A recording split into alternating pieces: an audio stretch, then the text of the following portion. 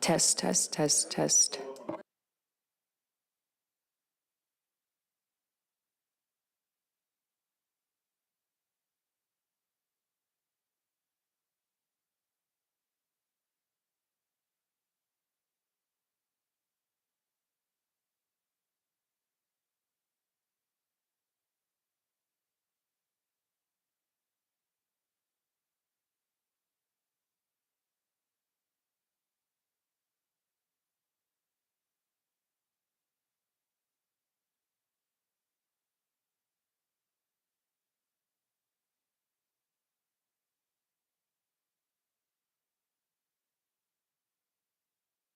Test, test, test, test.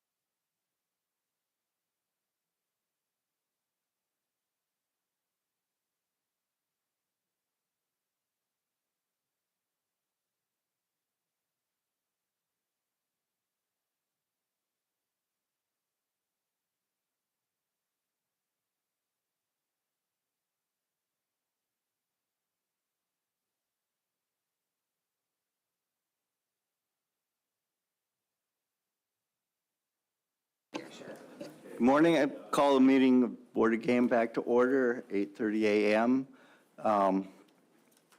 Thank everyone for being here. I notice all 7 members are present. Before we start, is there anything that the department has for us? Any new information, messages, Department of Law, troopers? I would like to remind the members that it's possible to reconsider any of our votes on previous proposals as long as it was done before the end of the meeting. Any member who voted with the majority on a proposal can bring it back before us under reconsideration. So I know that one of our RCs was a request to bring up something on reconsideration. So just to remind the members, if you weren't on the prevailing side, you can't ask for reconsideration. If you were, you can. So at this time, we'll be ready to move on with proposals. Looks like the department's ready now. So, Stosh. 33, right? Yep. Mr. Chair, I move to adopt Proposal 33, increase the brown bear bag limit in that portion of Unit 1 Charlie of the Chilkat Peninsula mainland north of Point Corverden,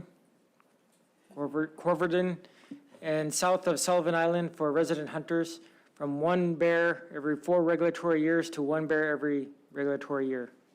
Second. Proposal 33 has been moved and seconded. The department's comments, please.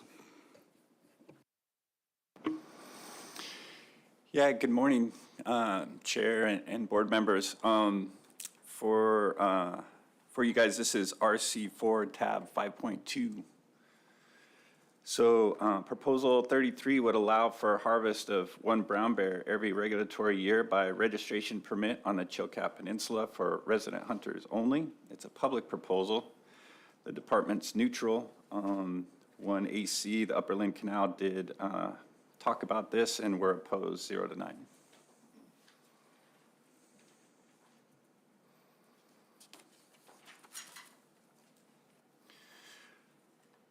Harvest of a brown bear every 4 years has been in place for over 50 years and has allowed for a sustainable harvest over that period.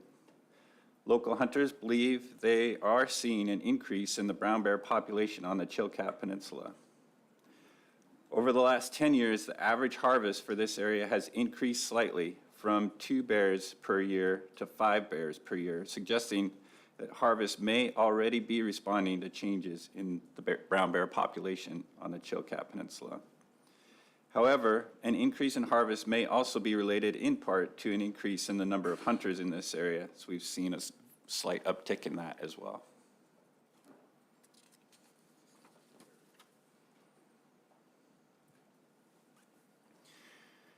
The area this increase in harvest would apply to includes the mainland portion of Unit 1C on the west side of the Lynn Canal and around Point Couverton on the south to the Glacier Bay National Park boundary in the back of Excursion Inlet.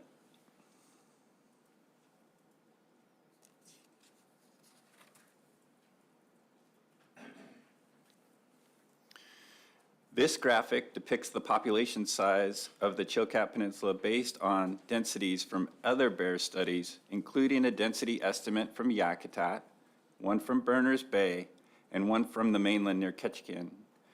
Using these densities, they can be applied to the amount of bear habitat on the Chilkat Peninsula, providing an estimated population of 68 to 133 bears is what we think might be there.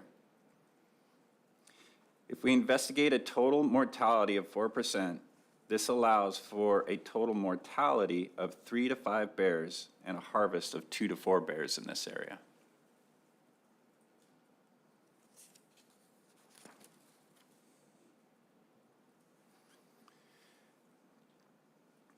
Harvest over the last 5 years has averaged 5 bears, and with a range of 2 to 8 bears on the Chilkat. Female harvest has averaged 31%. Looking at these data, you can see that there has been a slight increase in harvest over the last 5 years compared to the previous 5 years to that.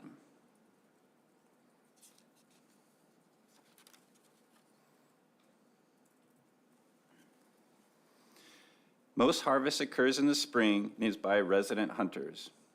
There is currently a cap of 2 guided hunts because of the limited Forest Service guide use permits in this area. Additional hunters would, if there are additional hunters, they'd be second degree of kindred hunters for non-resident hunters. Averaged over the last 10 years, hunter success in this area has been 24% for brown bear hunters.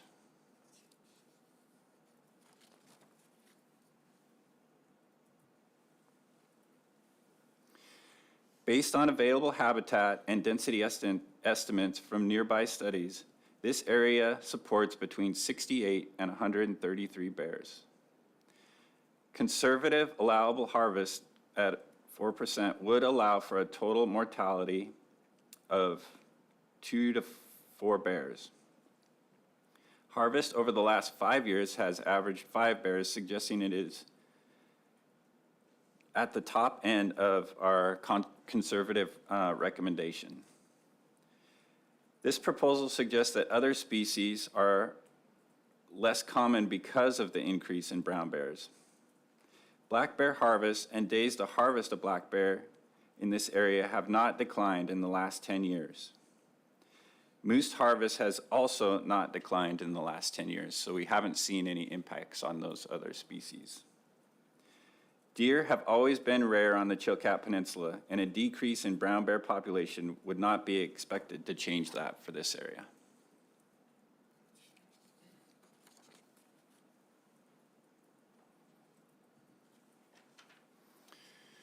So once again, this is Proposal 33 that it will allow for a harvest of 1 brown bear every regulatory year by registration permit on the Chilkat Peninsula for resident hunters.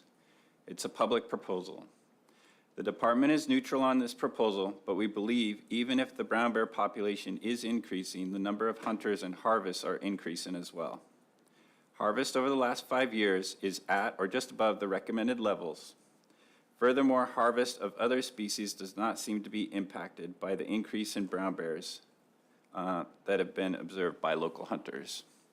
That concludes my remarks for Proposal 33. Thank you. Questions from board members?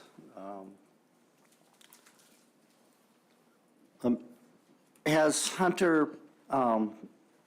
hunting activity increased or decreased in this area, do you know, over the past several years? You notice there's been an increased harvest, but is it with the same level of effort or different levels of effort, do you know? Yeah, through the chair, to the chair. The hunter effort has increased slightly. I think I had those numbers at the beginning. I think it went from like 14 to 16 hunters in the area. So just a slight uptick. Al? Yeah, thank you, Mr. Chairman. I'm curious on what your confidence level of your density estimation of 68 to 133 bears is? Yeah, through the chair, it's our best way of getting an estimate at this time, so taking good estimates from other areas and applying to them to the amount of bear habitat that's in there. I do feel like it is probably pretty close to the average number of bears that can occupy that habitat. But obviously populations do go up and down a little bit, and it probably doesn't represent that as much. But over long periods of time, I think that number does reflect the number of bears that can be in that area quite well. Lynn? Thank you, Mr. Chair. Question, so Glacier Bay National Park backs up this area. Is there any bear hunting going on in Glacier Bay? Is there any concessions in there, or is that all hard park and closed? Yeah, through the chair, Member Keogh, Glacier Bay does not have any harvest of bears in that area. As you might remember, though, this area is mostly spring hunted, or most of the bears are harvested in the spring. Bears come out of their den and go straight down to the coastline. And so bears are probably not going to come out of Glacier Bay and come into this area. They're going to come out of their den and go down to the coastline in Glacier Bay. So those Glacier Bay bears are probably not going to be harvested, at least not in the spring along the Chilkat Peninsula. Lynn? So just as a follow-up to that, do you look at Glacier Bay as refugia that could possibly be feeding this area new bears? Through the chair to Member Keough, I personally don't think that there are a lot of bears coming over from Glacier Bay. I think if the population was depleted in this area, that some bears would come over in that case. But I think if you have an area with full bear territories, that there aren't going to be a lot more bears coming in. Al? Yeah, thank you, Mr. Chairman. I'm curious if you kept any data on how many residents have been harvesting one bear every 4 years?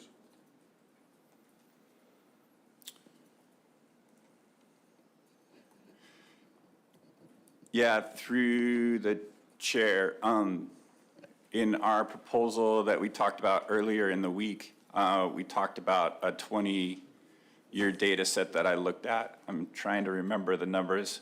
I think there were like over 250 bear harvesters in that, at least, and there were like 18 folks that had gotten more than one bear, and 2 people that had gotten 3 bears in that 20 years.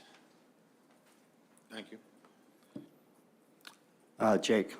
Hey, thank you, Mr. Chair. Just to elaborate a little bit on Member Keough's question there, talking about harvest statistics from spring to fall, there's a lot more spring participation than fall participation, and generally speaking, in the spring, it's easier to determine taking a boar over a sow, if that's what you're targeting, and there's quite a bit of sow take.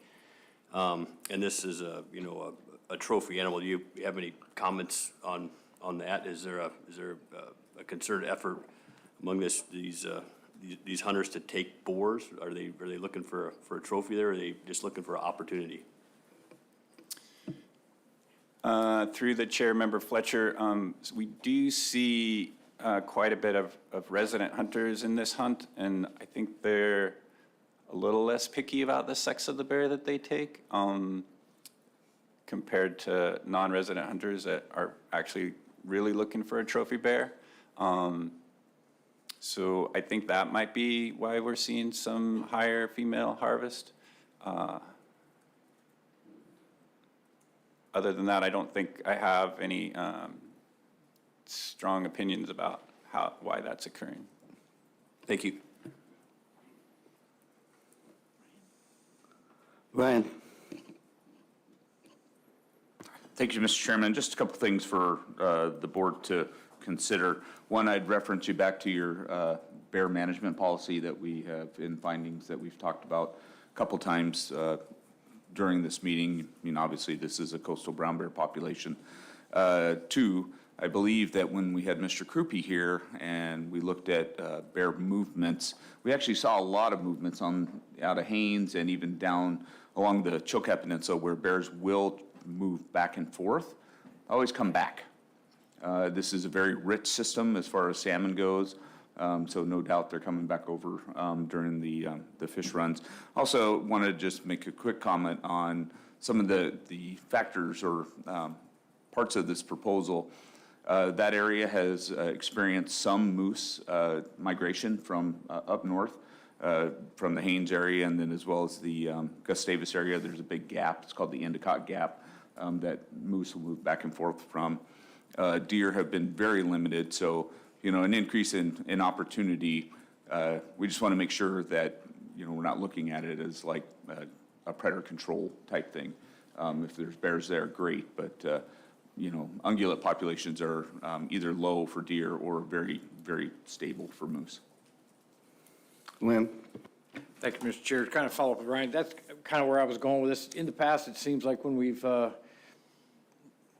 taken the one bear every 4 year into the one bear annually, it's kind of, we were trying to accomplish a couple goals there. One was to provide additional opportunity, but also maybe to relieve some pressure on prey species in the area. I don't see that here.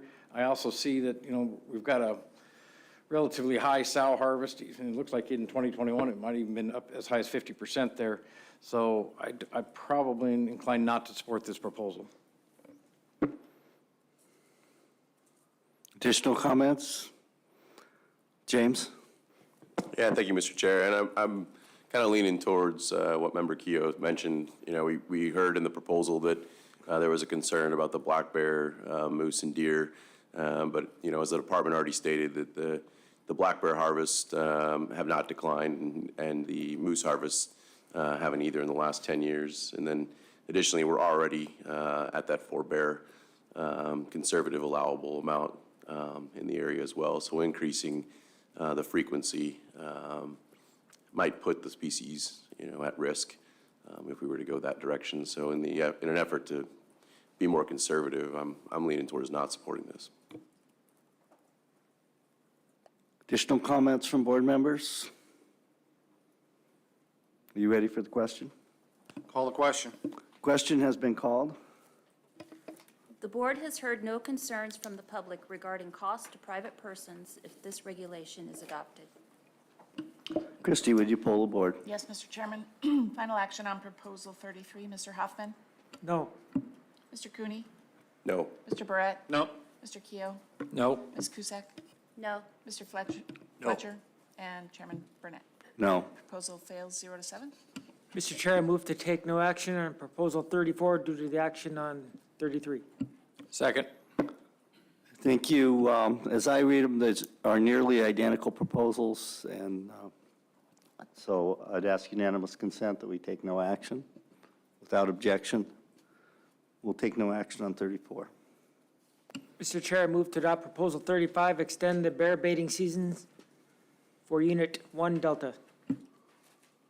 Second. Proposal 35 has been moved and seconded. Department comments, please. Good morning, Mr. Chairman, members of the board, and members of the public. For the record, again, my name is Carl Koch. I'm the Assistant Area Biologist for Fish and Game in Douglas, Alaska. Proposal 35 is to extend the black bear baiting season in Unit 1D by 2 weeks. The author is trying to align it with the current black bear hunting season. The department is neutral because there are no biological concerns, and the Upperland Canal Advisory Committee is opposed.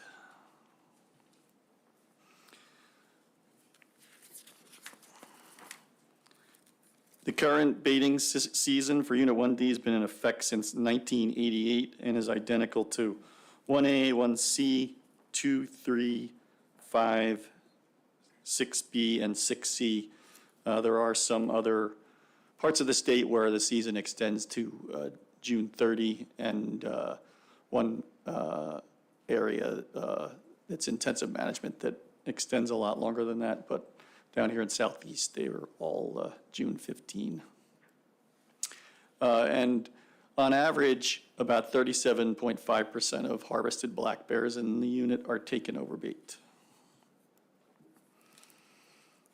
From reg year 2012 through 2021, 81% of the harvest occurred in the spring. Remember, they're hunting the bears in Unit 1D for meat. There's really no trophy hunting going on, or very little.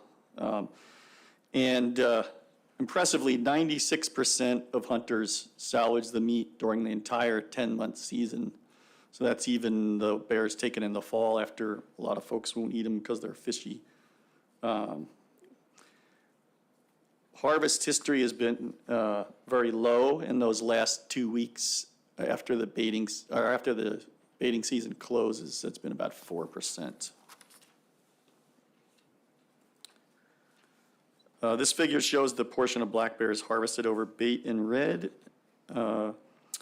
And black bears harvested without bait in green, and it's averaged about 8 bears a year. So in summary, harvest is minimal. About 4% are taken in that 2-week period. Other units in southeast end baiting June 15th. On average, about 8 bears taken over bait per year, and no population impact would be expected from this proposal. It would extend the season by 2 weeks to align with the hunting season. The department is neutral, and the Upper Lynn Canal AC is opposed. And I'll be happy to take any questions. Questions from board members? James? Yeah, thank you, Mr. Chair. It's more of a question for AWT regarding the proposer's comments on more fluid and consistent dates make abiding by the law easier. Are you guys seeing any issues with the last 2 weeks of folks not taking down their bear baiting there between June 15th and the 30th by any chance? Or? Through the chair, Member Cooney, I wouldn't say we have a huge concern with that up there. People are either going to leave their stuff out or not. If you put a date, it's going to get extended by people that are not, well, they're lazy. Yeah, thank you. Lynn? Thank you, Mr. Chair. I'm kind of curious why, since primarily these bears are taken for food, why the Office of Subsistence Management was opposed to this proposal.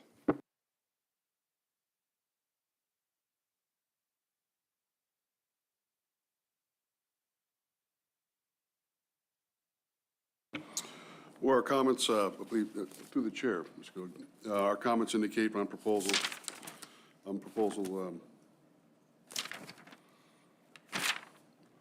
35, which, sorry, got me here. The limited ability to collect population data due to habitat and terrain, most of the harvest taking place over bait by residents, extending the bait season could lead to conservation concerns with this species. With no surveys conducted with the potential decrease in population, may not be known until the population crashes. So the concern that the wildlife team expressed here is the potential for overharvest, I would assume, and a potential population crash, possibly due to limited ability to collect population data. Brian? And then. Thank you, Mr. Chairman. Just to follow up with Member Kehoe and some of the comments from Mr. Pappas. It's a hodgepodge of land management. In Haines and Unit 1D, it's largely all state land, small slivers of BLM land. And then when we move up into Skagway or on the east side of Lynn Canal, Forest Service is involved there as well. Bear baiting is a controversial thing all over the state. This is Unit 1D is no different. I do think the one thing that stands out for 1D, though, is the use of black bears for food. And just as anecdotally, I don't know why people don't hunt black bears more in the fall. Some of the best black bears I've had have been from the Haines area in the fall on top of mountains. So blueberry bears. Yes. Okay, Ruth? I see that the salvage requirements for black bear goes through from January 1st through May 31st. And I'm wondering, after May 31st, do you have any statistics on how many people don't take their meat after that time? I didn't look at it specifically in that time frame, but overall, throughout the entire year, 96% of them are reporting taking the meat. So they pretty much all do that. I think that date was because some people think they get fishy, but like Ryan said, people can find some pretty tasty bears up there in Unit 1D, and they pretty much all taken at least some of the meat. Thank you. Do you have statistics on whether residents or non-residents take bears over bait at this time of year in June? I think it's majority of the harvest is residents in general, but I don't have stats on the non-residents up there. There's no no guided black bear hunting. So if it's a non-resident, they're going down there without a guide. Okay, thank you. Jake? Hey, thank you, Mr. Chair. If my memory serves me right, these are those folks that do extremely good job of taking boars over sows. Do you have any statistics or if not, just kind of what are your general thoughts on the boar to sow take over bait and the boar to sow take not over bait? Yeah, overall, the average is 23%, only 23% females throughout the entire season. And during the baiting season, only 15% are female. They do an excellent job, whether it's intentional or not, of taking males over bait. Thank you. Additional comments, intent? Go ahead. Thank you, Mr. Chairman. I'm leaning towards supporting this proposal. I think even with OSM's comments, in their comments, they said it's an additional opportunity for federally qualified people, and they have been taking advantage of taking bears over bait. And it seems like there'll be little impact, and if hunters are being able to pick between females and male bears, the data's been able to show that, so I can support this proposal. Additional comments, Lynn? Thank you, Mr. Chair. Just one more question. Extending it 2 weeks, I mean, 2 weeks is, but we're extending it later into June.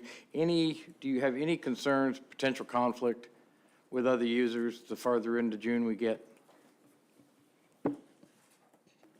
I know the AC expressed some concern of overlapping with tourism. I think if I recall correctly from the meeting, the couple of folks that were concerned about that were thinking of riverboat tours and things like that.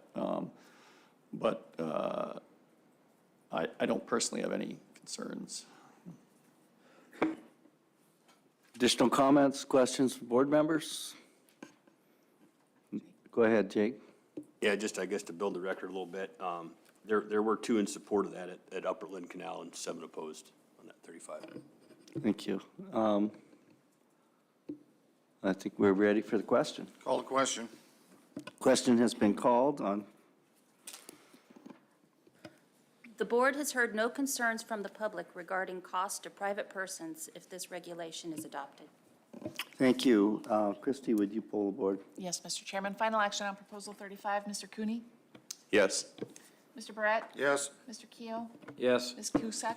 Yes. Mr. Fletcher? Yes. Chairman Burnett? Yes. And Mr. Hoffman? Yes. Proposal carries 7-0. Mr. Chair, I move to adopt Proposal 36, reduce the bag limit for grouse for drainages that cross the Juneau Douglas Road System in Units 1, Charlie. Second. Proposal 36 has been moved and seconded. Let's hear the department's comments. Through the chair, for the record, I've taken the place of my coworker, Roy Churchwell, area biologist from Douglas.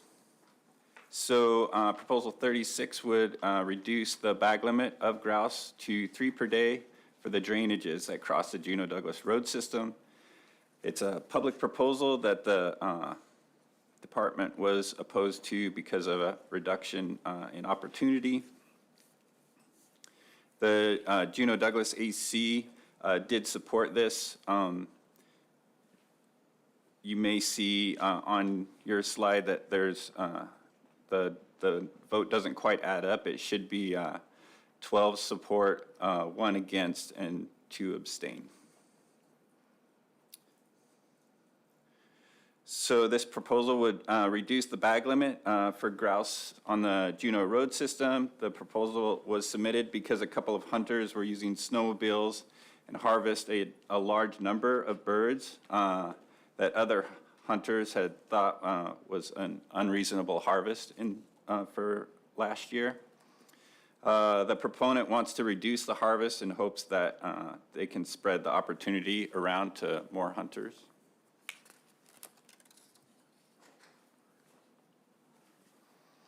Grouse are a commonly hunted species in the spring where they hoot from tree branches.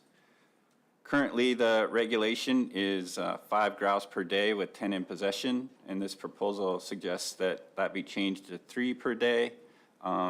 They didn't suggest a number for the number in possession, so if the board did support this, they need to figure that out as well. Surveys suggest that grouse numbers may have declined the last 2 years. However, whether the 2 to 3 weeks around chick hatch is thought to have the greatest impact on the grouse population and the numbers of grouse in an area. It is unknown what impact spring harvests have on grouse numbers, though.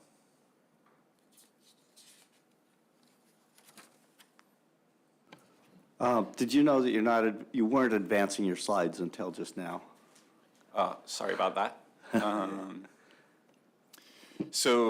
Real quickly then, let me just point out a few things on this slide, since you guys weren't able to see that. We see that the previous regulation was 5 per day with 10 in possession, and the proposal wants to change that to 3 per day. And as I mentioned, they didn't suggest a number for the number in possession, so that would need to be addressed.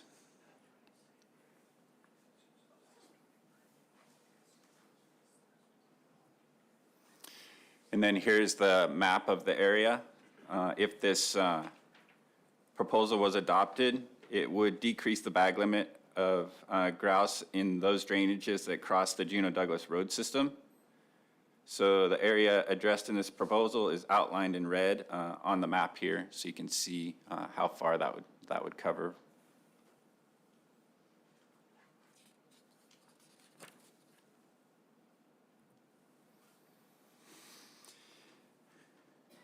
Here's the number of hooting grouse counted per stop used as an index of the population. This is decreased, especially over the last 2 years of the survey.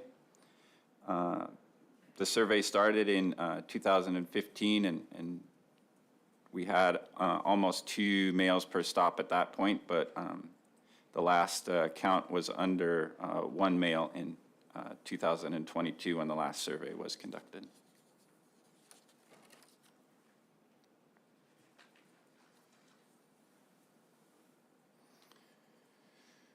Harvest is probably most impacted by spring snow conditions, as heavy snow allows hunters to use snowmobiles and skis in their pursuit of birds.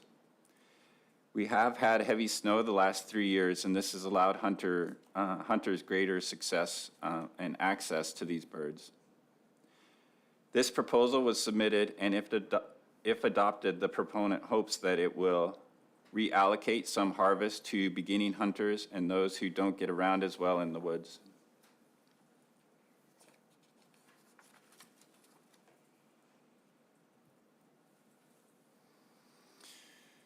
So proposal 36 is to reduce the bag limit of grouse to 3 per day for drainages that cross the Juneau Douglas road system. It was a public proposal, and the department is opposed because of the reduction in the bag limit and thus opportunity for a bird population that is probably not limited by hunting pressure. The Juneau Douglas AC did support a 12-to-1 vote with 2 abstaining. That concludes my comments for proposal 36. Thank you. Questions from board members? Go ahead, Al. Yeah, thank you, Mr. Chairman. Thank you, Roy. That was very informational. Looking at the chart for stops on counting grouse, I don't see a real distinct pattern of a cycle for the population like I would see in some other areas around the state. And I'm wondering if it's just so slight that we just don't notice it, or they don't cycle as much as other grouse do in different areas. Yeah, through the chair.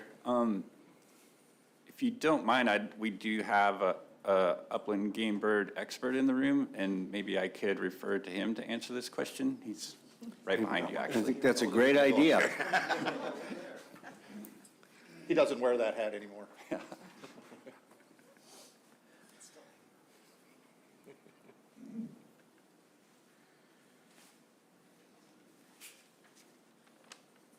Yeah, please put your name on the record before you answer the question. Thank you, Mr. Chairman, members of the board. My name is Rick Marzon, and I am the former statewide small game program coordinator, and was involved with the creation of these surveys back in 2015. So sooty grouse are an interesting critter. We don't have any evidence to suggest in Alaska that they cycle much like rough grouse do more traditionally. Al? Yes, as long as I have the assistant director up there. My other question is, I noticed the most southern part of our state has the longest season on grouse. And I'm wondering why we go in clear into May, you know, potentially into that breeding season, it would appear to me. What the justification is or history is on that. Thank you. Through the chair, Member Barrett, that's a great question. So, yeah, as you noticed, sooty grouse have a very long season. I was looking at the data this morning, so just for reference, we have a statewide wing collection program that we encourage. It's a voluntary program for hunters to participate in, and we use those data for multiple reasons, but one of them is a good indicator, and sort of an index of relative harvest trends. So what I looked at this morning was in Unit 1,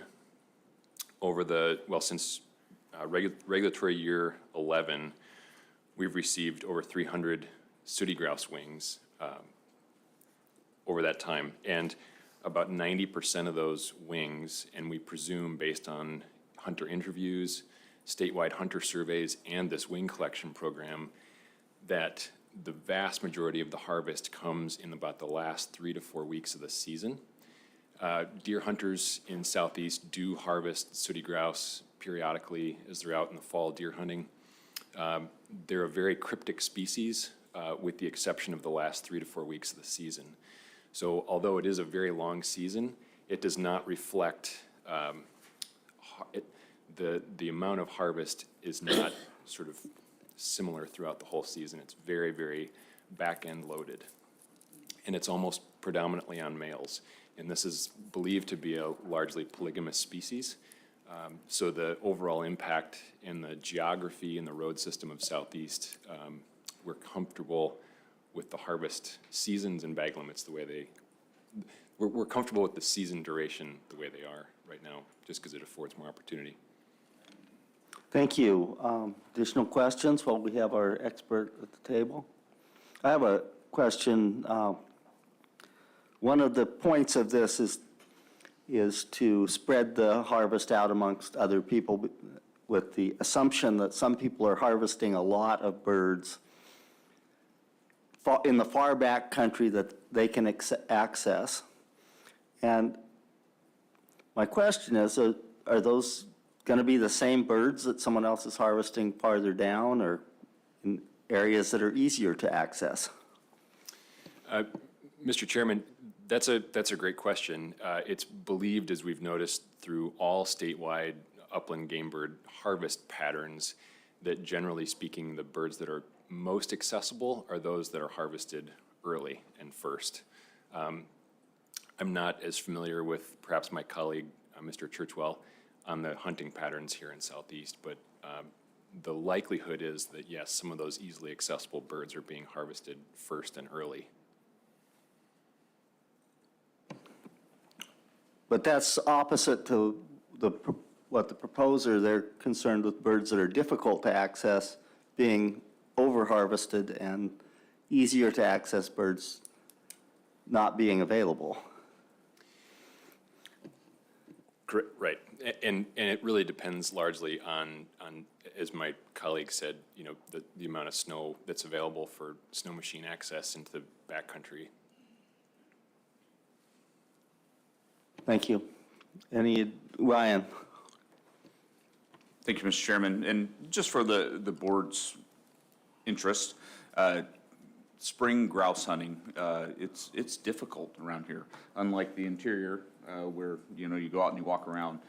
When we go spring grouse hunting, we're climbing, and we sit around a big giant spruce tree for hours trying to find a bird.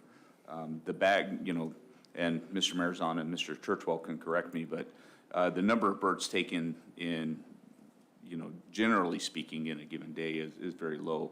1, 2, it's a good day if you get 3, something like that. Stosh? Okay, thank you. Where does this put us with the other units? Does it take us out of alignment? Probably does. Through the chair, Member Hoffman, yes, this would, the bag limit would be specific to the Juneau Douglas road system of 3 per day. Go ahead. Okay, thank you. And so some of the comments in the proposers' comments was that high take with snow machine use, and you said there's high snow years in the last 3 years, but how common is that, high snow years? Through the chair, Member Hoffman, I would actually have to refer to my colleague on that one, or someone else perhaps in the audience. I actually live in Palmer, and although I spend time down here in the spring, I'm not as familiar with the snow patterns. Someone, go ahead. Yeah, I can talk about snow patterns. Snow seems to cycle in this region. We'll get a period of a few years where we get a lot of snow, and then we'll have periods where we don't get a lot of snow, followed by periods where we do get more snow. We're just seem to be just coming out of one where we've had the last 2 or 3 years where we've had a good deal of snow, at least by the end of the winter. And look around this year, we really don't have any snow at sea level. So snow is cyclic. Thank you, Mr. Chair. So would you agree that the population variations is more dependent on survivability of chicks in the springtime, depending on what kind of weather patterns we get during the hatch and stuff, more so than the actual harvest? Through the chair, Member Kehoe, based on a lot of other research that we've done throughout the state, looking at ptarmigan and other grouse species, that does seem typically to be the driving pattern in many of our upland bird populations. Yeah, thank you, Mr. Chairman. And so from the wing study, volunteer wing study program that you got, and I participate in that, so are the people that are turning in wings, do you see that they're going in higher elevations in that latter season with the snow machines? Or is it predominantly down low?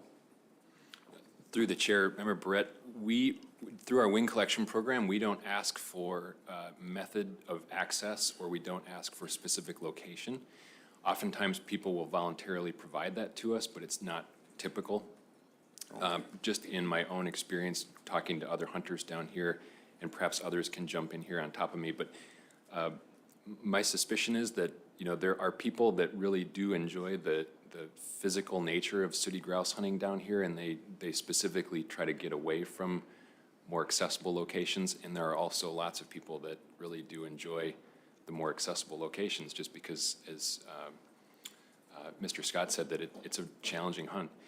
So I think it's spread out. I think there's probably slightly more effort in the more accessible locations, however. Are your wing collection envelopes different from the interior? Because on the interior, they ask for a place, harvested location. They do ask for harvest location. They're the same across the state, but typically hunters, just because of the nature of hunters, don't want to divulge their premier hunting location. So they may say, for example, in the Juneau Douglas area, nearest community Juneau, and hunting location, they might say Dan Moeller, which could be 100 yards from the parking lot. It could be way up at the end of the trail. It's hard to know exactly where they harvested those birds. Guess I'm too honest. Okay. Any other questions for the department? Any board discussion? I intend to not support this proposal. I think the department's science is good, and I'm familiar with these birds being kind of on a cycle, and I don't see, very few people harvest harvest to the limit. So I don't think this is probably going to have a whole lot of effect on total take. So I'm good with going with the department on this one. Go ahead, Lynn. Thank you, Mr. Chair. I have a tendency to agree with you on that.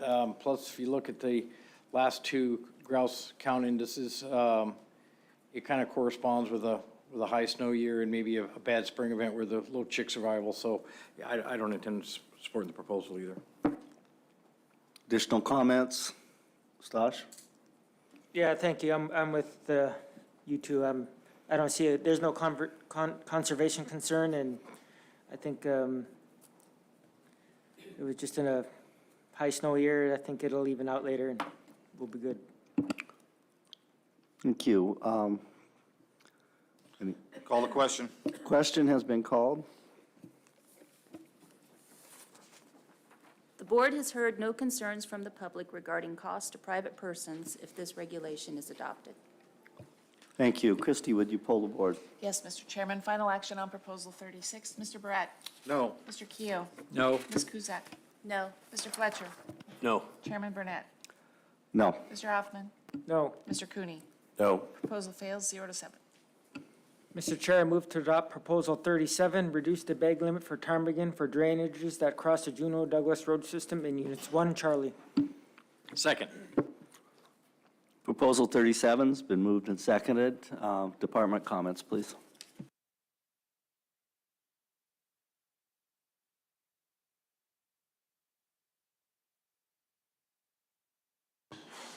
Through the chair and for the record, I'm Roy Churchwell, area biologist in Douglas, back at the mic again.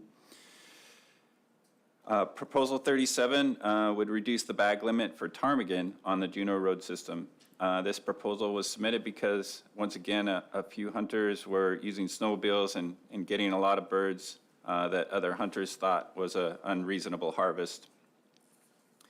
And once again, similar to the previous proposal, the proponent wants to reduce the harvest for an individual hunter in hopes of spreading the opportunity around to more hunters.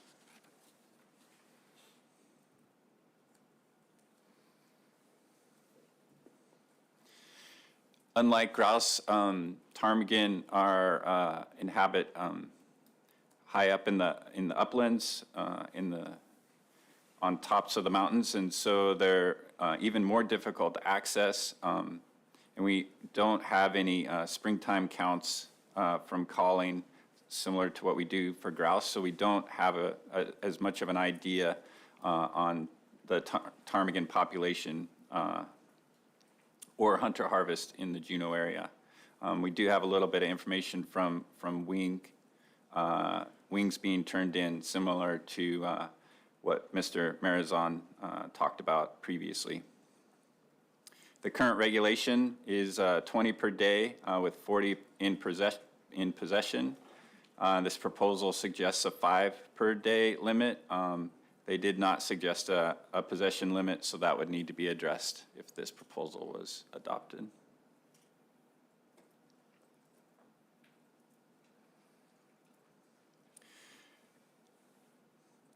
As I mentioned, these birds are difficult to hunt. Anecdotal evidence suggests that harvesting more than 5 birds per day is pretty difficult in this area, and so taking a lot of birds at any one time seems to be quite the feat.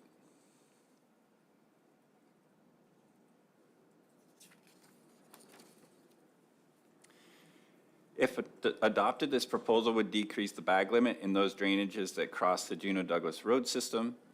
The area addressed in this proposal is outlined in red on the map and is similar to the previous proposal.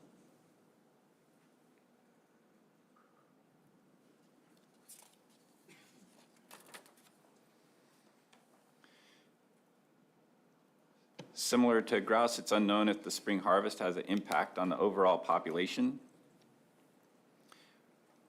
Harvest itself is probably impacted by spring snow conditions, as heavy snows once again allow hunters to use snowmobiles and skis in pursuit of these birds and allows them to more easily access the upland habitat. We have had heavy snows the last 3 years, and that has allowed hunters greater access to these birds.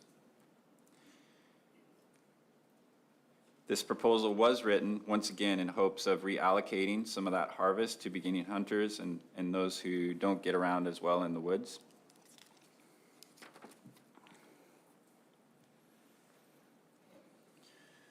So this is Proposal 37 to reduce the bag limit of ptarmigan to 5 per day for the drainages across the Juneau Douglas road system. It is a public proposal that the department was opposed to because of the reduction in bag limit and thus opportunity for a bird population that is probably not limited by hunting pressure, but more so by weather during spring hatch of chicks.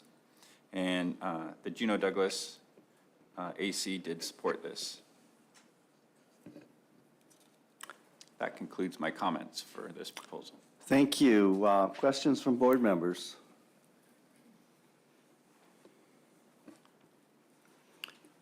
The proposal for ptarmigan and the proposal for grouse are very similar, but hunting grouse and hunting ptarmigan quite different.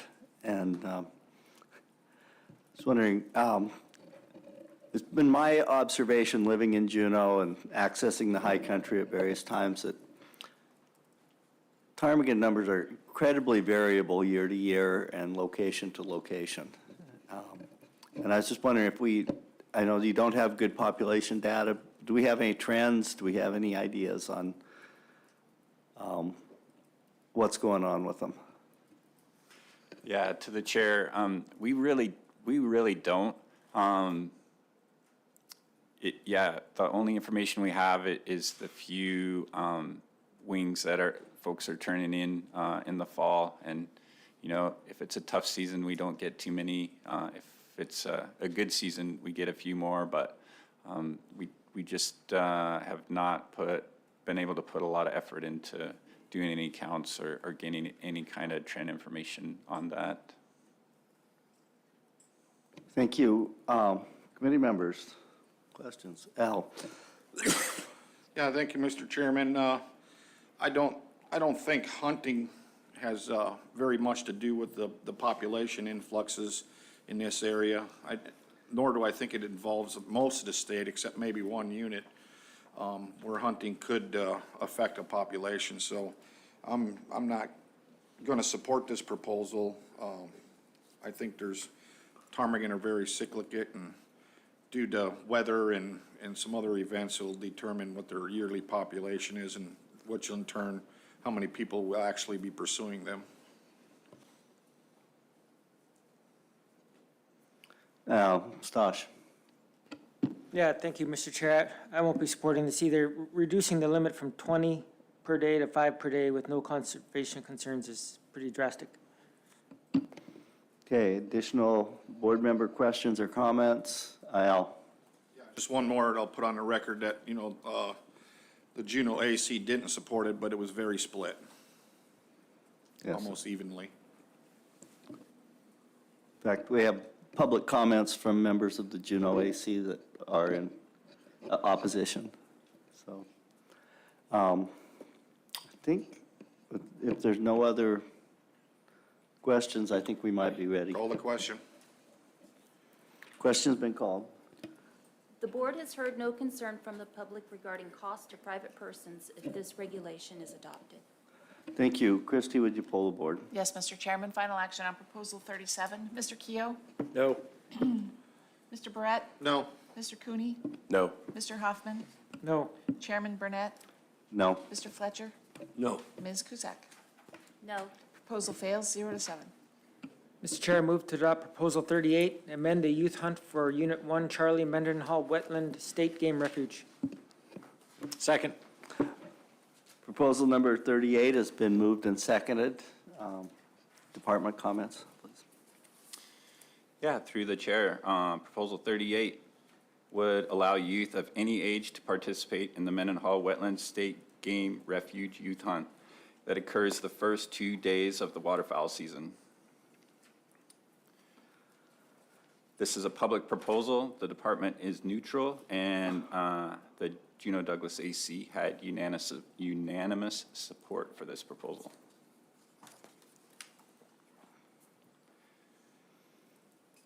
The youth hunt regulation on the Mendenhall wetlands was passed during the previous Board of Game cycle in 2019. When written, it was structured using similar language to the big game youth hunts that the proponent was familiar with that have a low age limit of 10 years old. Other small game youth hunts in the state in units 14 and 15 don't have a lower age limit, and youth of any age can participate. Just prior to the initiation of the youth hunt and since the passage of that regulation, participation in hunting on the wetlands by youth has been about 10% of hunt registrants.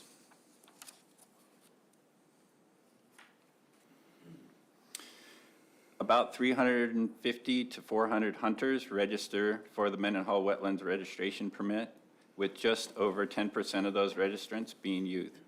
The youth hunt was adopted in 2019. This is just after the numbers of youth participating in the hunt had increased. So around 2018 is when we first started seeing about 10% of the hunt being youth hunters.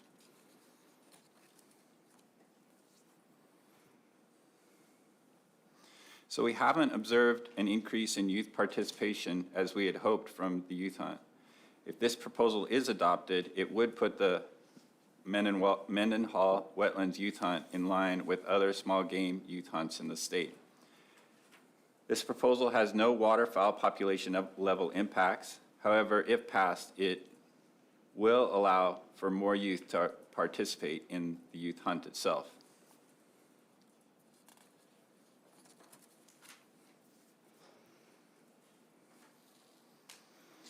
So Proposal 38 would allow youth of any age younger than 17 years old to participate in the first 2 days of the waterfowl season youth hunt on the Mendenhall Wetlands State Game Refuge. It's a public proposal that the department is neutral on.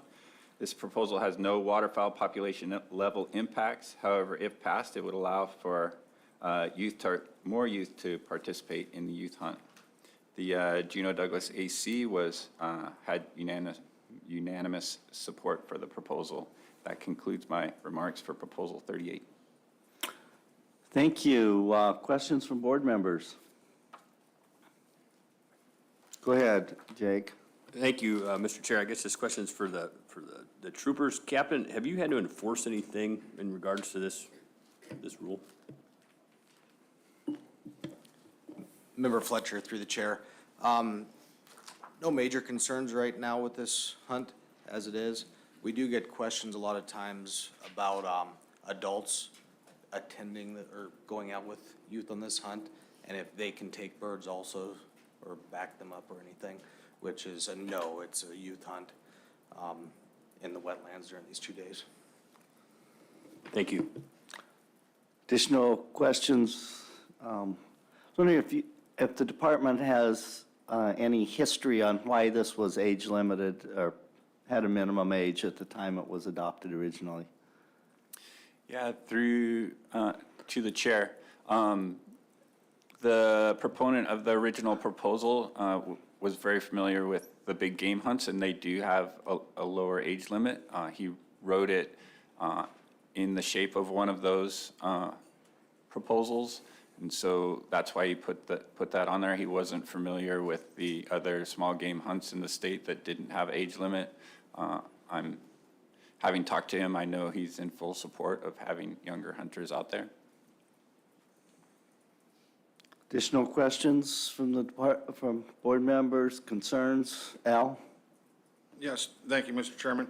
I was just trying to look that up. So the youth hunts that we have in regulation, the age is restricted for big game only and not small game? Okay, thank you. Yeah, I think having a higher age requirement in this area for this opportunity is a little high. I think people can start at a lot younger age and get them involved at a lot younger age. So I would support amending that youth hunt in 1C, Proposal 38. Go ahead, Lynn. Thank you, Mr. Chair. I intend to support this proposal. I never really felt like it was the board's job or anybody's job to tell a parent when their child was old enough to participate in a hunt with them. So I like the direction this was going, so I'll support it. Thank you. Any additional comments? I'd follow on Lynn's. We had 3 kids, and I can tell you, much different ages when each of them were ready. My mother taught me how to shoot when I was 6, and I started going hunting with my dad when I was 8. on a regular basis, so. But other children, we had one kid, I would never wanted to let him hunt when he was 12, so. But it's a parental thing, and it's very different for children. There's 8-year-olds that are perfectly capable, and there's 10-year-olds that aren't, and so, and my experience. You may have different experiences, but I'm ready for the question. Call the question. The board has heard no concern from the public regarding cost to private persons if this regulation is adopted. Thank you. Christie, would you poll the board? Yes, Mr. Chairman, final action on proposal 38. Mr. Fletcher? Yes. Ms. Cusack? Yes. Mr. Keough? Yes. Mr. Barrett? Yes. Mr. Cooney? Yes. Mr. Hoffman? Yes. Chairman Burnett? Yes. That proposal carries 7-0.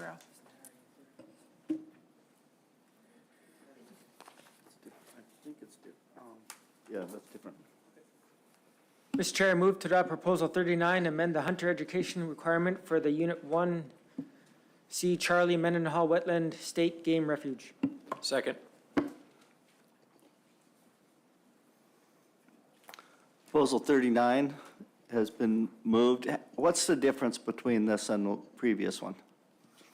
Yeah, through the chair, real quickly, this one applies to, so there is a requirement that actually all hunters, let me rephrase that.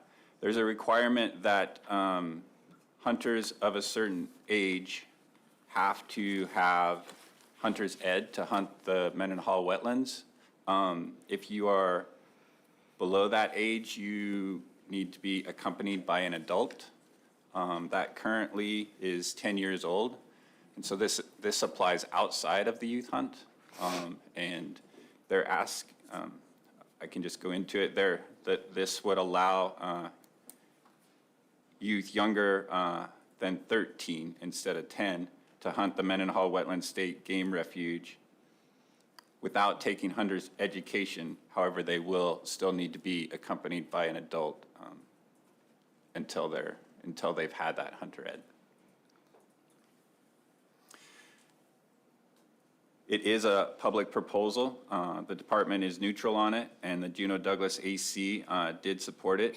The vote is now 13-0. 2 members had to leave at that point, so you'll see that the number who voted on it is a little bit less, but it was unanimous.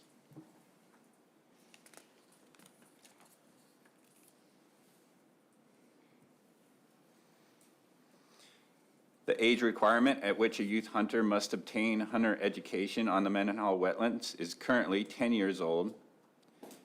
Similarly, for any youth hunter, the department recommends that they wait until 10 to take hunter's education. For young hunters in Juneau, the school district teaches hunter education to students during the 6th grade. A lot of these students are 11 to 12, but could be 13 years old. And this proposal would raise the age at which hunter education is required to hunt on the wetlands to the same age that hunter education is taught at the school.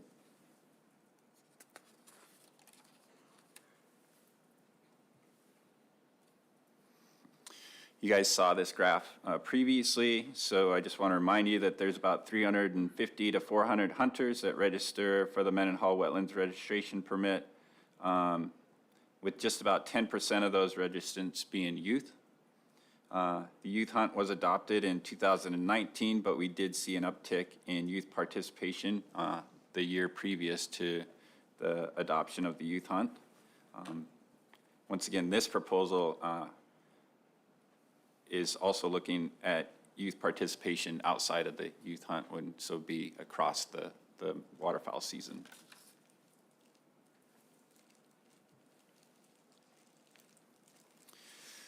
Hunter education is readily available to youth in Juneau, so they can take it outside of the school system. Because of safety issues on the refuge, hunter safety is a priority for the department. But if this proposal is adopted, those values could still be passed along to youth by an adult up until a hunter is 13 years old, when they can take the hunter's education with other students at school. If adopted, this would change this hunt to an age greater than what the department recommends around the state for when youth can take the hunter's education, but there are no population level concerns for wildlife in this proposal.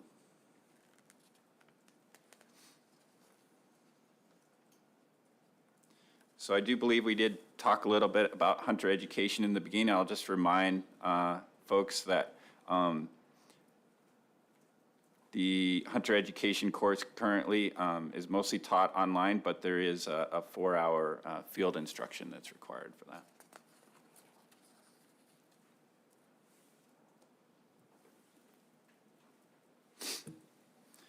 So Proposal 39 would allow youth younger than 13 to hunt on the Mendenhall Wetlands State Game Refuge without having to take hunter education if they are accompanied by an adult. It is a public proposal.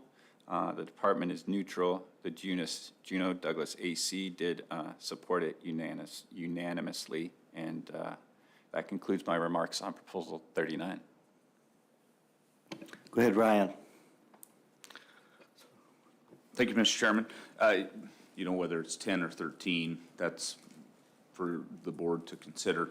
I just want to give you a little bit of background as a person who was heavily involved in this many years ago. In 2006, we faced the real possibility of losing waterfowl hunting access on the Mendenhall wetlands. And one of the agreements that we came to with residents living around the perimeter of the refuge and the city and borough of Juneau was to require hunter education. And at that time, you know, kids could be 9, 10, whatever it might be that they go.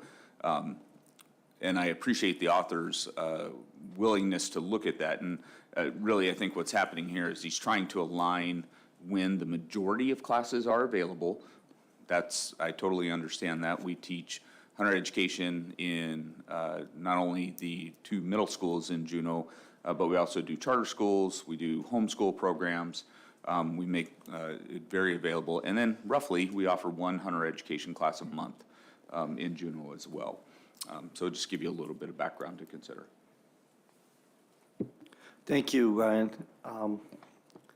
So as I understand it right now, you have to be accompanied by an adult, and that adult has to have had the hunter education class in order to hunt on the refuge. Is that correct?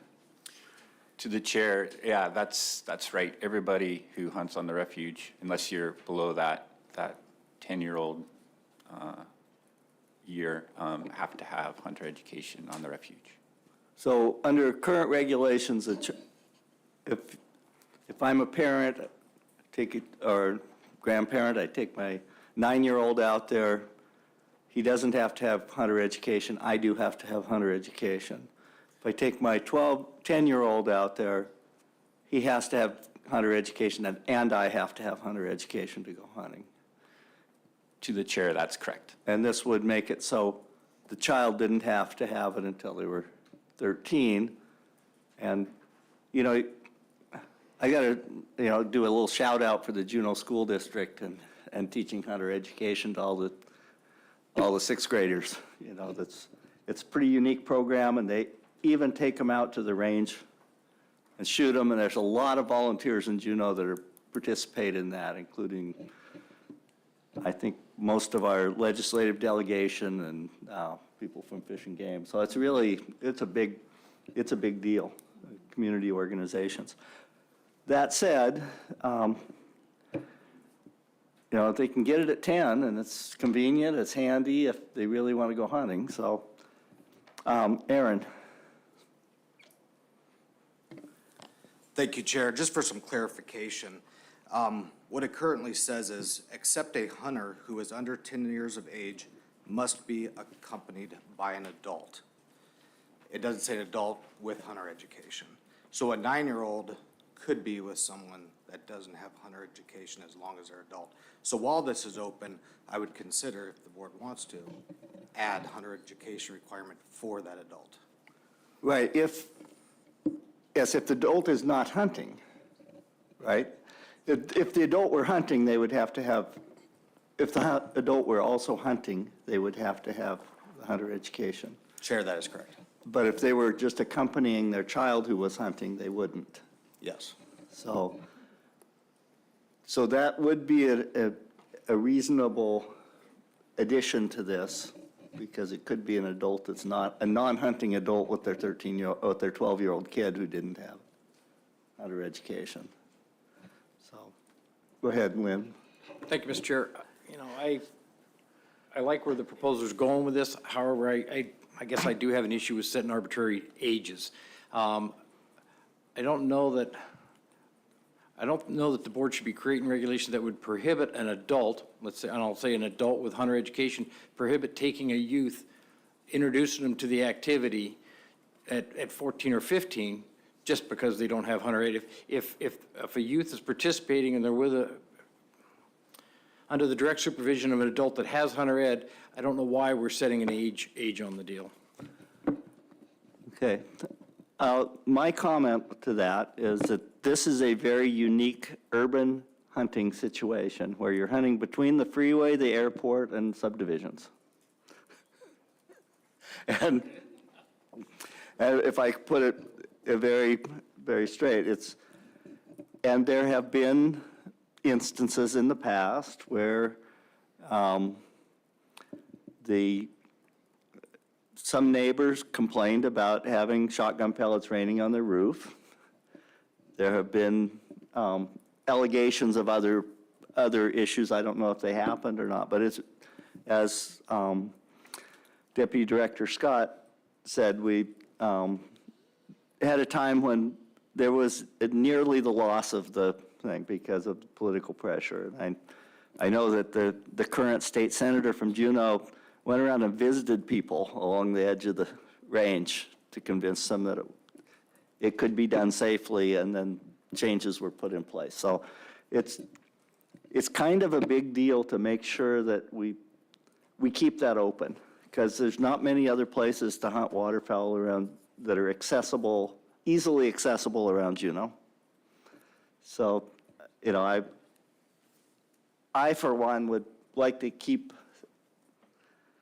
something in there, even though I'm not going to speak to what age I like, but go ahead. Thank you, Mr. Chair. So with that said, I'll back off the age thing a little bit here. But I guess I would like to amend it to a hunter who is under 13 must be accompanied by an adult that has hunter education. Second. Amendment's been moved and seconded, and I'm not sure how that fits into the language exactly, but I think we could rely on Natalie to put it in correct, and Department of Law to put it in correctly before the regulation were. Yeah, would you restate your amendment? Actually, maybe I can read it, so maybe it'll make sense here. A hunter for waterfowl in Menda Hall State Game Refuge must have successfully completed a certified hunter education course, except a hunter who is under 13 years of age must be accompanied by an adult who has hunter education. Or who has successfully completed a hunter education course. Hunter education. Before hunting before hunting in the refuge. Does that make sense? Nope, she's got it. If they're hunting, but not if they're accompanying the kid, yeah, so. Okay. The amendment's been moved, your second concurs with that? Second concurs. Okay, so discussion on the amendment. I think it's probably important to add this amendment, maybe even if we didn't change the thing, that might be a valuable thing to do. But it is kind of strange that whoever wrote the regulation in the past didn't consider that. Unfortunately, you know, it's a technical oversight, I think. So, anyway, question on the amendment? Question. Christie, would you poll the board on the amendment? Yes, Mr. Chairman, on the amendment. Mr. Hoffman. Yes. Mr. Cooney. Yes. Mr. Barrett. Yes. Mr. Keough. Yes. Ms. Cusack. Yes. Mr. Fletcher. Yes. Chairman Burnett. Yes. Amendment carries 7-0. Okay, so the main motion as amended is back before us. Discussion on the motion as amended. Go ahead, Al. Yeah, thank you, Mr. Chairman. You made the comment that, prior to or during, that pellets would fall from the air and hit people's tin roofs or shingled roofs, and it was close to a urban population. Does that still continue? I've not heard any complaints about that for years. Ryan, have you? No. Through the chair, Member Brett, no, it's been really quiet. I mean, we do get goofy things, but not related to this topic. It appears to have been very successful. Okay, thank you. Any additional comments? Lynn? Thank you, Mr. Chair. So I intend to support this proposal as amended. With this and the previous proposal we just passed, I think we've made it a little bit easier for youth to participate in this hunt. And anytime we can get more youth involved, I think it's a good thing. Okay. Any additional comments? Call the question. Question's been called on proposal 39 as amended. The board has heard no concern from the public regarding cost to private persons if this regulation is adopted. Christie, would you pull the board? Yes, Mr. Chairman, may I ask for clarification first? Yes. So the hunter ed is required of the accompanying adult? Yes. No matter what, or just if that adult is hunting? No matter what. No Okay. matter what. Okay, That was the point, because if they are hunting, it's already required. Okay, thank you. So final action on proposal 39 as amended, Mr. Cooney? Yes. Mr. Barrett? Yes. Mr. Keough? Yes. Ms. Cusack? Yes. Mr. Fletcher? Yes. Chairman Burnett? Yes. And Mr. Hoffman? Yes. Proposal carries 7-0. Mr. Chair, I move to adopt Proposal 40, allow the take of deleterious exotic wildlife in the Mendenhall Wetlands State Game Refuge. Second. Proposal 40 has been moved and seconded. Department comments. Yes, through the chair, Proposal 40. This proposal would allow for hunting of deleterious wildlife on the Mendenhall wetlands with shotgun or pellet gun with the year-round season. It's a public proposal. The department is opposed. The Juneau Douglas AC was in support after amending it to the hunting only during the waterfowl season.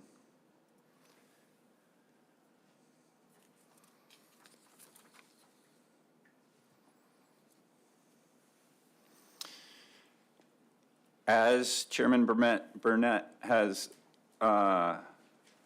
indicated, the refuge is a natural area gem in the middle of Juneau that is used by a number of user groups, including hunters, hikers, bird watchers, dog walkers, and horseback riders. With so many different groups, we often get complaints about user conflicts and get calls specifically about hunters shooting in an unsafe manner. The refuge is surrounded by roads, houses, and private land that requires hunters to be extra vigilant and cautious when hunting out on the wetlands. One misplaced shot can endanger the use of the refuge by hunters, and the department believes that this proposal increases the potential for unsafe firearm use in a relatively crowded area. In the early 1990s, there were several near-miss safety issues that required several years of discussion with the city to continue hunting use of the refuge. And since then, we have made a handshake agreement to do all that we can to guarantee safety is the highest priority when hunters use the refuge.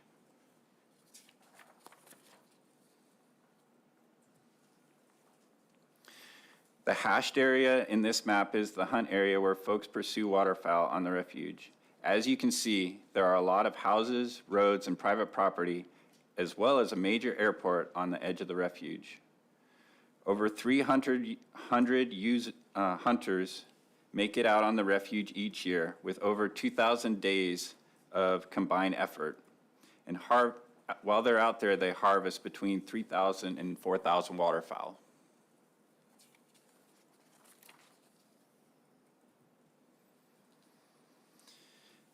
Fish and Game supports the harvest of deleterious species, but the department is opposed to this regulation due to safety and hunt quality concerns.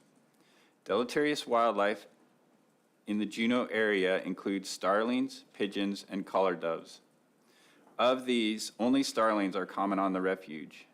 However, because of the small size of the refuge, hunting starlings will not have a negative impact on the Juneau starling population, meaning that they're not going to control the population in any way. Furthermore, starlings are not having a negative impact on waterfowl or other birds on the refuge itself.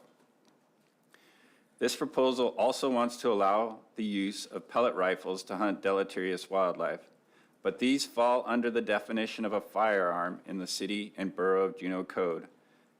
And so the code itself would not allow for their use on the refuge.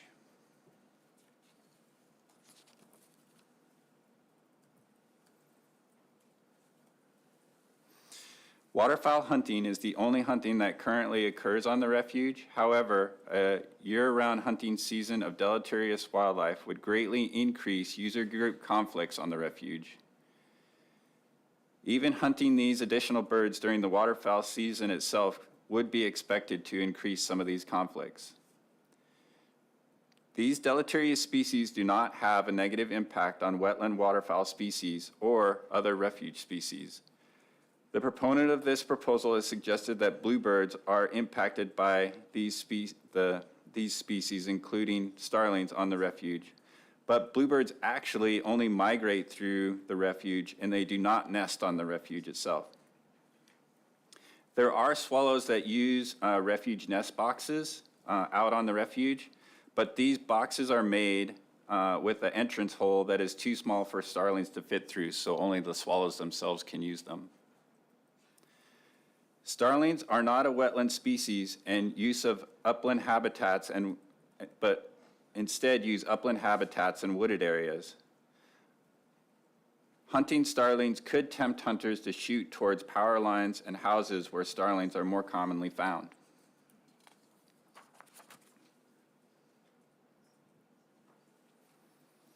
So Proposal 40 would allow for hunting of deleterious wildlife on the Mendenhall wetlands with a shotgun or pellet gun with a year-round season. It's a public proposal. The department is opposed to this proposal because it would increase user conflicts and safety issues on the refuge. Hunting waterfowl on the refuge is a gem of an opportunity, and we don't feel like this hunting of an exotic species and the opportunity provided is justified for a species that we aren't even going to eat. Furthermore, this is not going to cause a decrease in the population of starlings, and starlings are not impacting other species on the refuge.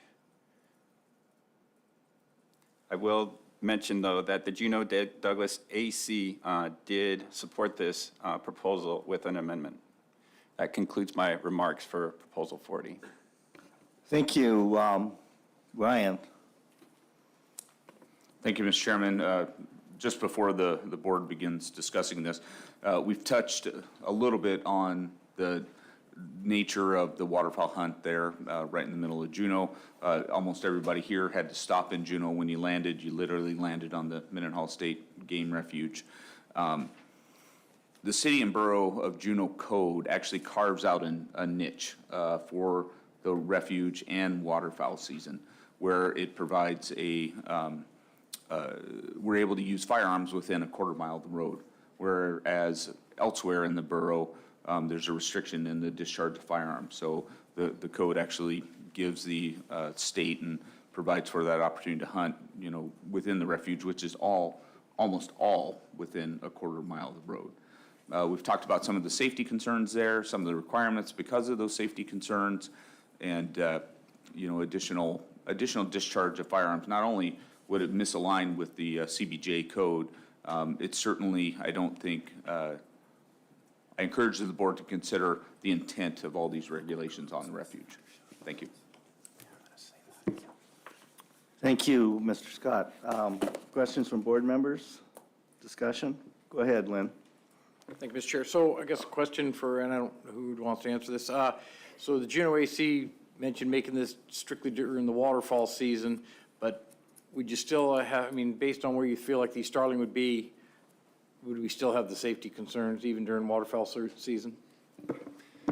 Yeah, through the chair, Member Keough, if I could just back up 1 second too, I want to comment on what Ryan said, and he suggested that the code allowed for the use of firearms. They actually only allow for the use of shotguns only, so I just want to point that out. Member Keough, to your comment, I'm sorry, it kind of slipped from my mind as I was saying that. Could you please repeat? Just that, I mean, Juneau AC wants to amend this to make it during waterfowl season only with shotguns, but would you still have the same safety concerns based on where you said the starlings would be, or more prevalent, I guess? Yeah, through the chair, thank you for reminding me of what you asked.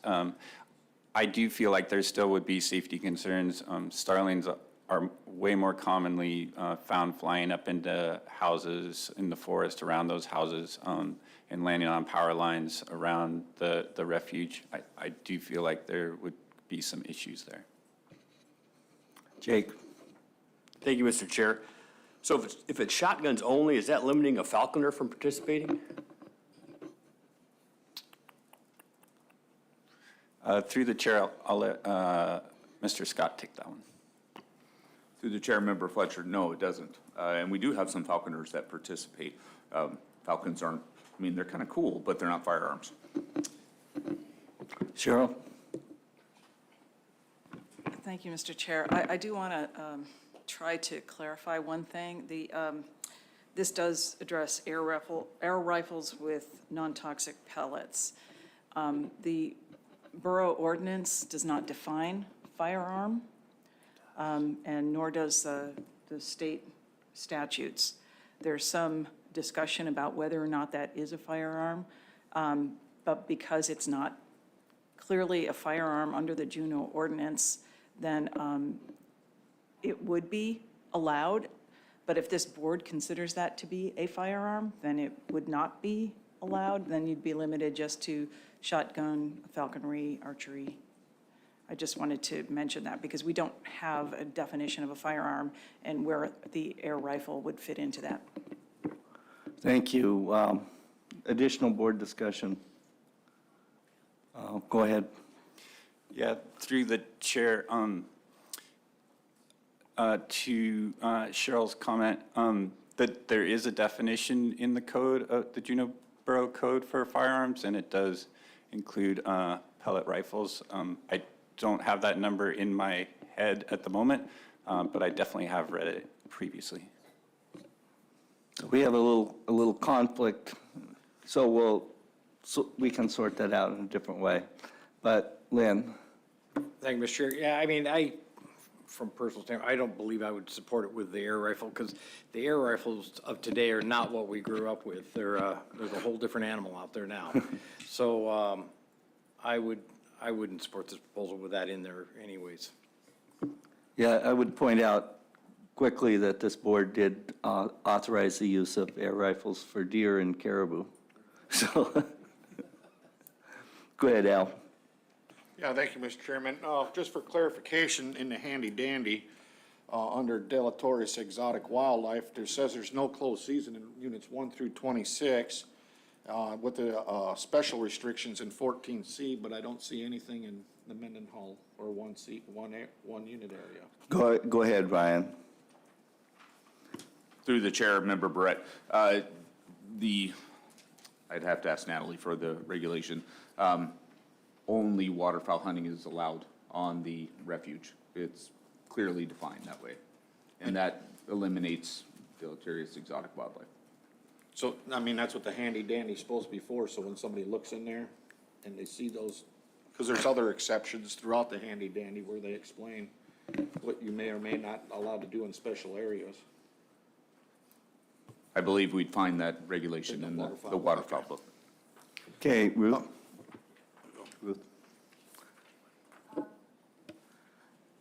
So when you're hunting the Mendenhall Refuge, how close together are the hunters? I mean, is somebody shooting over here, and then another person shooting over here?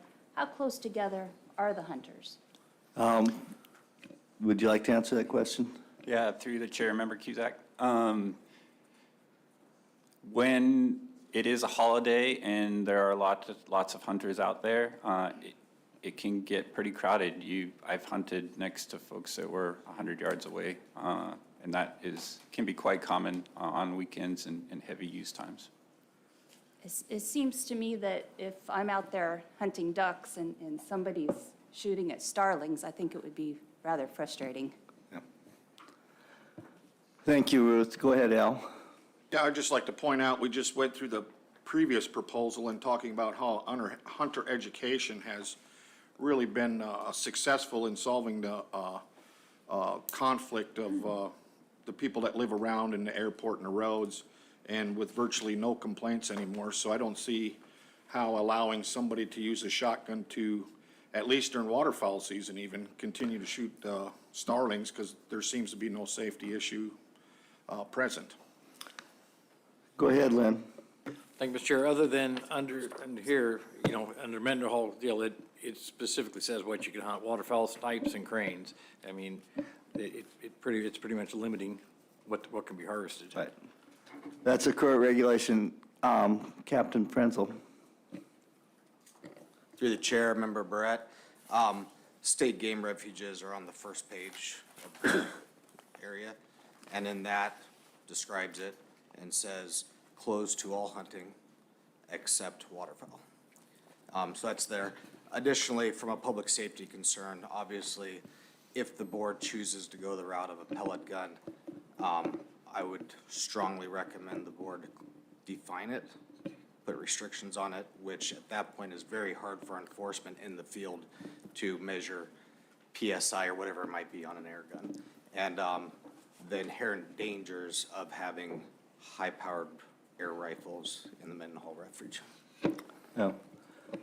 I don't know about other board members, based on the different behaviors of deleterious wildlife and where they're going to be shot at along the, shooting ducks toward the middle of the wetlands or shooting birds off to the side are two different things.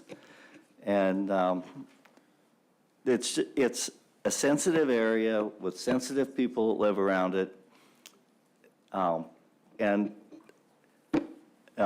I have no problem at all with people shooting deleterious wildlife, but expanding this I don't think it's in our best interest or in the best interest of the public. Go ahead, Ryan. Thank you, Mr. Chairman, and I'll follow up with Mr. Barrett's comment on just about the last page of the handy dandy. I mean, you can go and shoot all the deleterious wildlife you want to outside of some of these places. So it's, if you really want to go out and shoot some starlings, lots of opportunity. Mm-hmm. Okay, thank you. Any additional comment, questions? Call the question. Question has been called. The board has heard no concern from the public regarding cost to private persons if this regulation is adopted.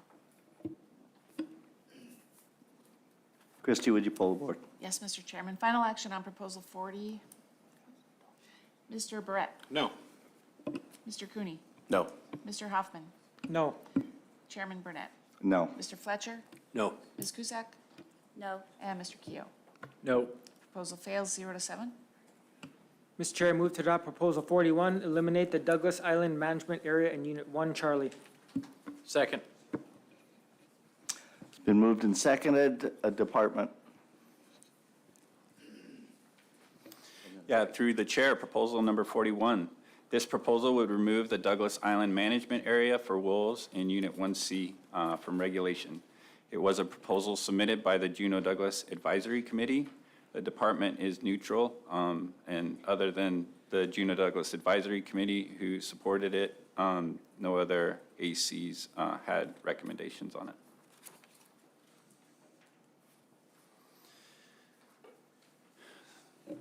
The Douglas Island Management Area has a pretty long history. It limits the take of wolves on Douglas Island. which was initiated after 7 wolves were harvested at one time on the island in 2001. With a public outcry, it was understood that many Douglas Island users wanted wolves to be present on the island. The Board of Games settled on a 3-wolf annual harvest limit on the island to ensure that both wolves and deer were managed sustainably on the Douglas Island. The Douglas Island itself is about 77 square miles, but the average wolf pack territory size is about 125 square miles, suggesting that a wolf pack could outgrow the island and have negative impacts on the deer population. To help regulate this, the Board of Game set deer harvest metrics to monitor, and if these triggers were met, the limits on wolf harvest would be relaxed. These metrics were compared to the base average, which is referred to in these metrics several times, which in this case is an average of the data from 1983 to 2003. And here on this slide, you can see the metrics that are supposed to be monitored for the deer population itself. It includes that more than 1,100 days were expected per deer harvested on Douglas Island during the most recent hunting season. The second one is that the average deer harvest per deer day during the 3 most recent hunting seasons was lower than the base average, with at least 95% statistical confidence. And then the third is that the deer population is below the base average, but is likely to increase to near the base average within 2 years if deer conservation provisions are implemented.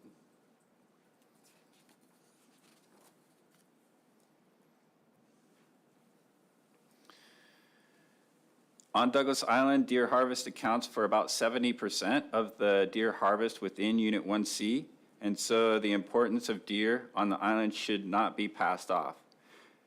It is especially important for local hunters who do not have access to a boat. It's one of the few road access areas where hunters can hunt deer around Juneau. Wolves are known to travel on and off the island, and common places where wolves pass include the crossing at North Douglas across the Mendenhall wetlands and swimming across to the south part of the island from near the Thane Road south of downtown of Juneau. At the 2019 Board of Game meeting, there was a proposal to remove the Douglas Island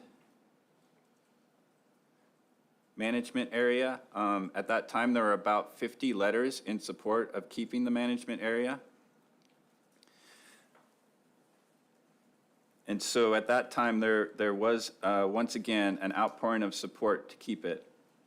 During the 2019 meeting, the total annual harvest of wolves was increased from a 3-wolf harvest to a 5-wolf harvest.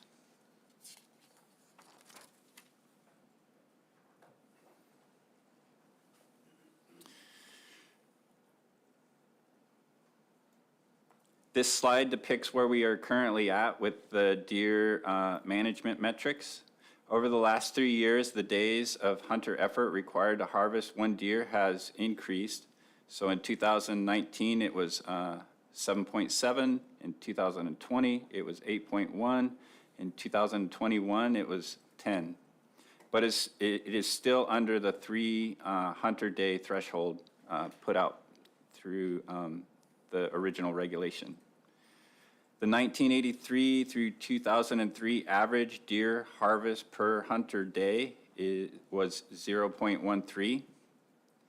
The averages for the last 3 hunting seasons for 2019 were 0.13 in 2019, in 2020, 0.12, and in 2021, it was 0.10 deer harvest per hunter day. If you average those 3, you get 0.12.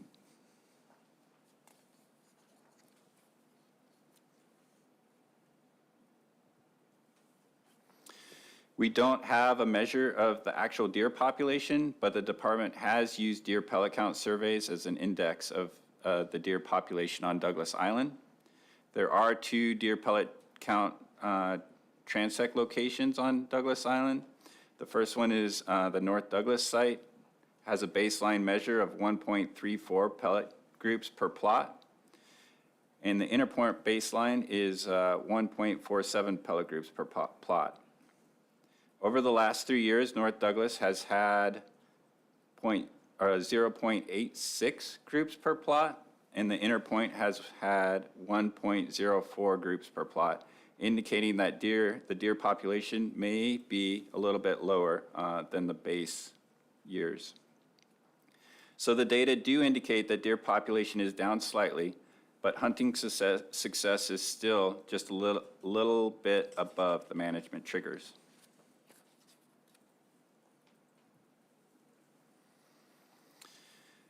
We have also observed a pretty dramatic decline in hunter participation over the last 4 years. That's 2018 through 2021 on Douglas Island.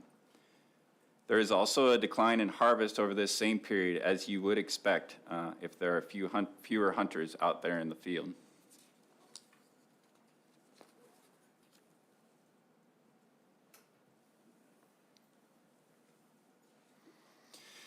Fish and Game does not currently have an estimate of the number of wolves on Douglas Island, although based on reports from hunters, it seems that the number of wolves on the island may be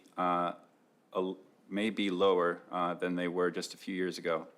Wolf harvest has certainly been low, although that could equally be blamed on the poor weather conditions for trapping the last few years. The number of deer seems to have declined slightly over the last 4 or 5 years. Reports from hunters in 2021 were pretty dreary, but we have mostly received positive reports during the previous 2022 hunting season, so the one that just concluded.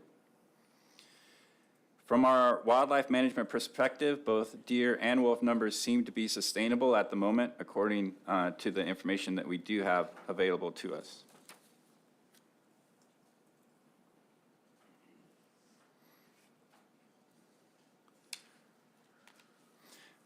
I didn't see this in my slides. I see that I've kind of forgotten one little piece of information you guys might find useful.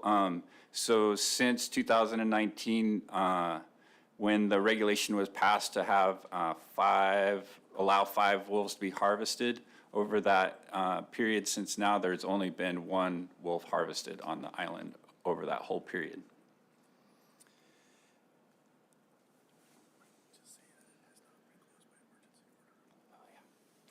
And one other last piece of information, we haven't closed the area by emergency order for wolves since 2016 when they had the 3-wolf limit.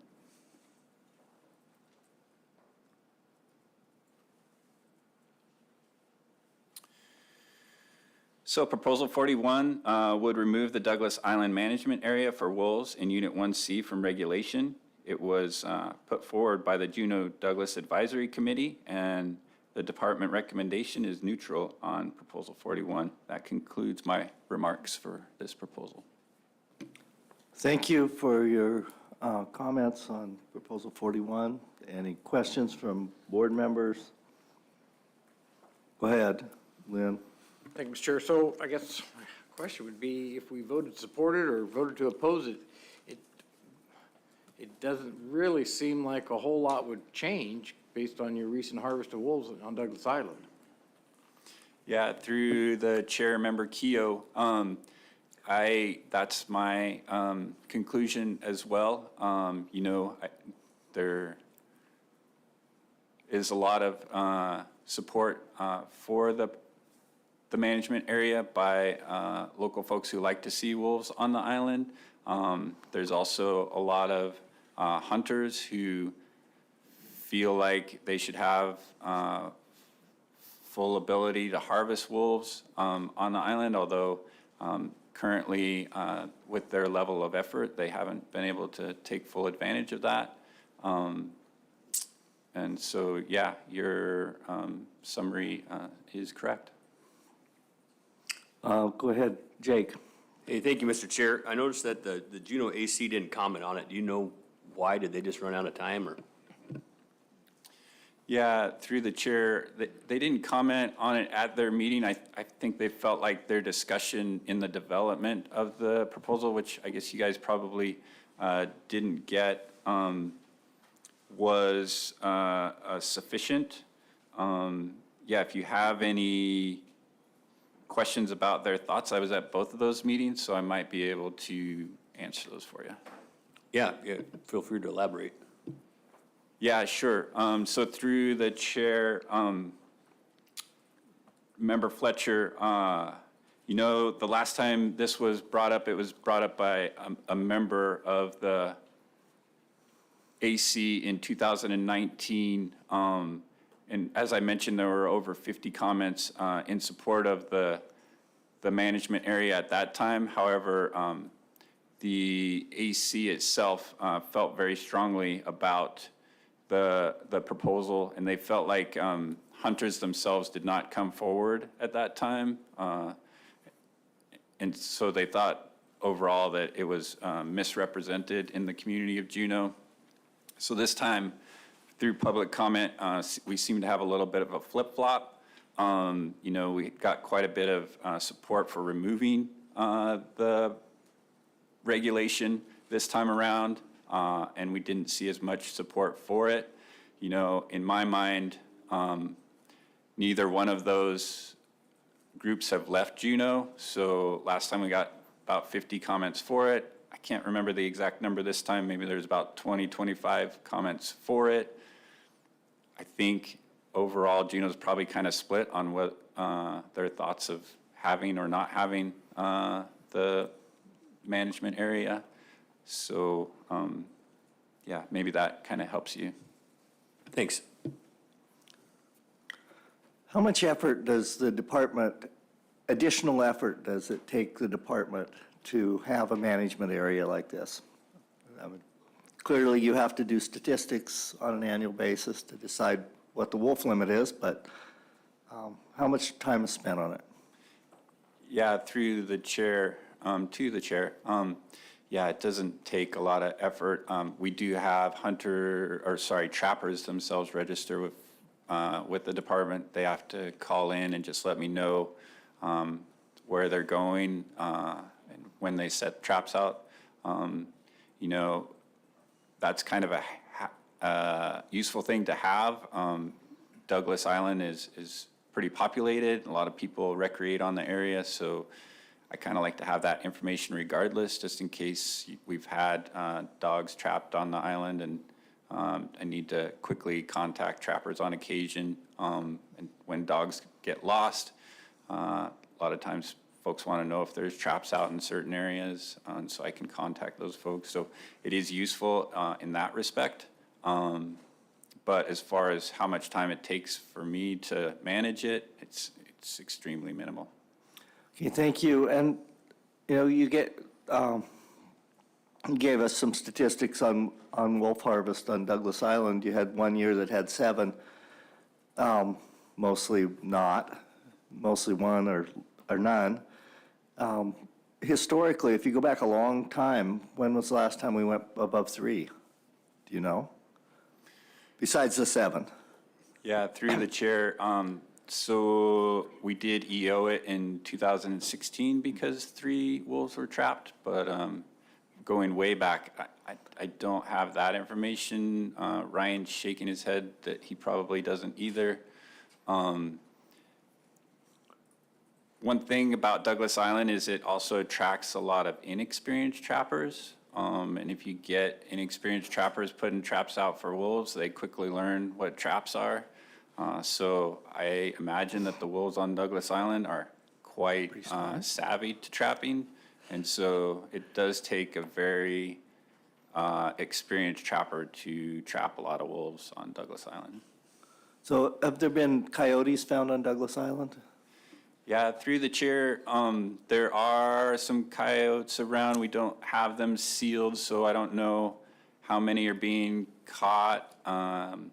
They were seen quite regularly on the refuge for a while. To be honest, I've been here 4 years. I think I've only heard of one coyote being seen. I've never heard of any being caught in the area. I think the population is quite low if they still exist at all in the area. Okay, thank you. Any other questions for the department on the proposal? Discussion from board members? Al? Yeah, thank you, Mr. Chairman. I'm leaning to support this. I think that overall, the interest in taking wolves is not there. I do tend to like that the department knows who's on the or who's in the management area trapping. That seems to be beneficial in a somewhat populated area. But overall, I think it's a lot of effort, and we can monitor the harvest through sealing records.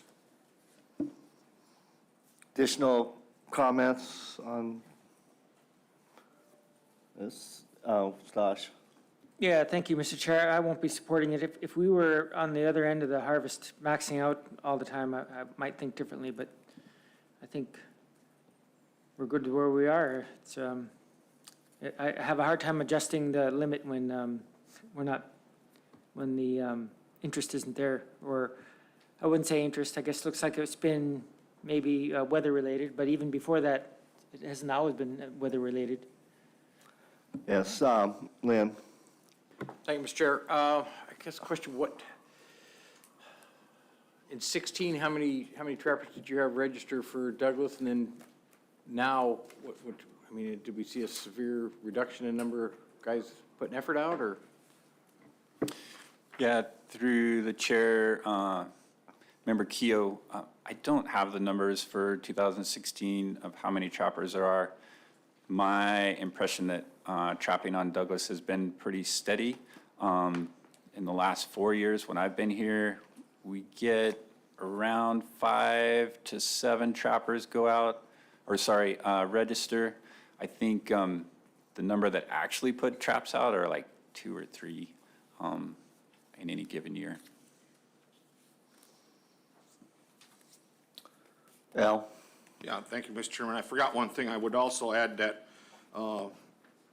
eliminating this management area doesn't affect the people's ability to view wolves or have the opportunity to go see wolves. Thank you, Al. Any, Ruth? Yeah, if this proposal's adopted, do you expect more trappers to go out there and trap? Yeah, through the chair, Member Cusack, I think it's going to stay the same. Okay. Thank you. Lynn?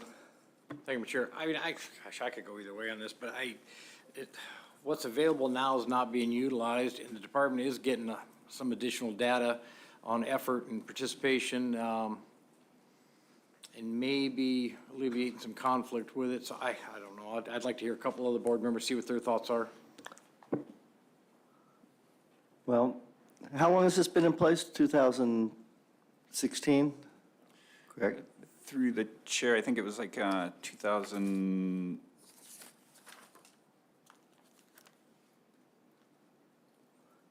2001, and so since 2001, it hasn't had any effect on anything. There's still, it's hard to find a deer out there. It's not impossible, but it's hard to find a deer. It's hard to find a wolf. Trappers aren't catching any. And so it doesn't matter is the question here. Does it matter whether we have this management area or not? Do we need to have things that don't matter? That's just a thought. I haven't decided how to vote yet. Go ahead, James. Yeah, thank you, Mr. Chair.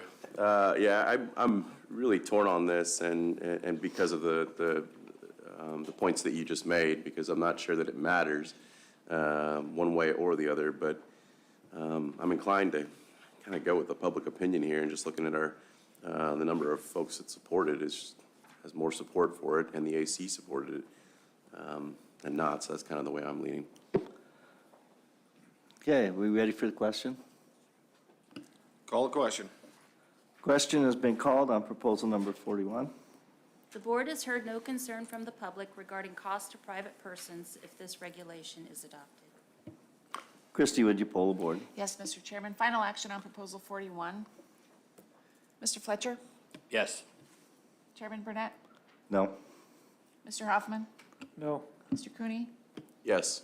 Mr. Barrett? Yes. Mr. Keo? Yes. And Ms. Cusack? No. Proposal carries by vote of 4 yeas to 3 nays. Thank you. At this time, we'll take a break for 15 minutes or thereabouts, and we'll switch to the Ketchikan area Prince of Wales Island units. Thank you.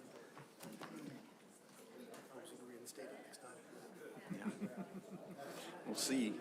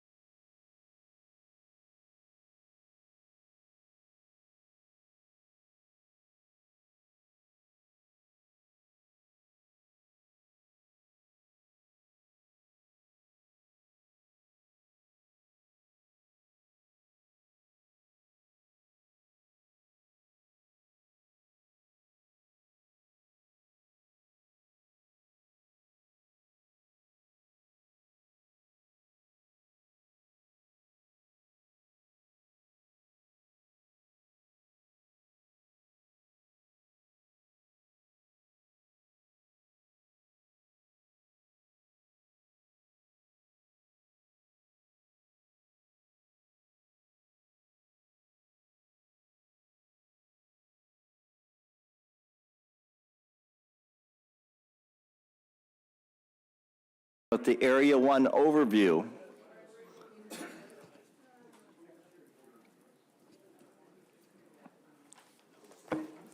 Thank you, Mr. Chair, members of the board. For the record, my name is Ross Dorndorf. I'm the Ketchikan area biologist, and I'll be presenting today on subunit 1A, and then we'll move over to Tessa Hasbrook, the assistant area biologist, who will be talking a little bit about unit 2 today. So just a little reference on the map here. We have Southeast Alaska and all of our game management units and the major communities. Ketchikan in subunit 1A is located in the far southeastern portion of Southeast. And Unit 1A is about 5,300 square miles, and to the east along the Canadian border to about the Yunuk, we have the Misty Fjords National Monument, which is 2,400 square miles. That also includes eastern portion of Revillagigedo Island, the island that we are on right now. Major communities we have, Ketchikan and the village of Saxman have approximately 14,000 people. We have Metlakatla to the south, which is on Annette Island, which has about 1,600. And then we have some smaller communities that are outlying. We have Hyder, which is connected by the road system, and that has a seasonal population. It fluctuates between about 20 and 80 residents, given my last phone call with the folks up there. And then over in Myers-Chuck, about 2 permanently and then 20 seasonally. And some of the major industry in the area, tourism is huge in Ketchikan. It's very important for the economy. Similar to Juneau and what my colleague Roy talked about 1 million or more passengers each year pass through just on cruises. That's not including folks that fly in and visit and access the area that way. Then we also have fishing charters and hunting guides and some logging and mining in the area. We have one AC, the Ketchikan AC, which some of the members are here today in the audience. I'd like to recognize them and thank them for their service.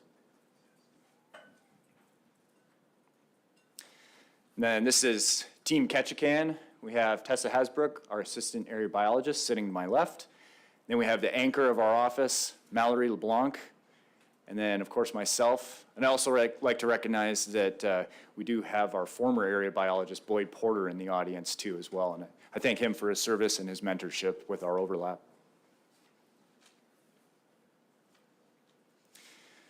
Dive into the critters. We have deer. They are, without a doubt, our most important species for hunting in Unit 1A. It's the main source of meat for everyone, and they're really good, I will say that. I was born and raised in Minnesota, and when I first came to Alaska, everyone told me that sick black-tailed deer was better than corn-fed whitetail, and I said, no way. But on Kodiak Island, I took a deer and had some of the meat, and I said, you're right.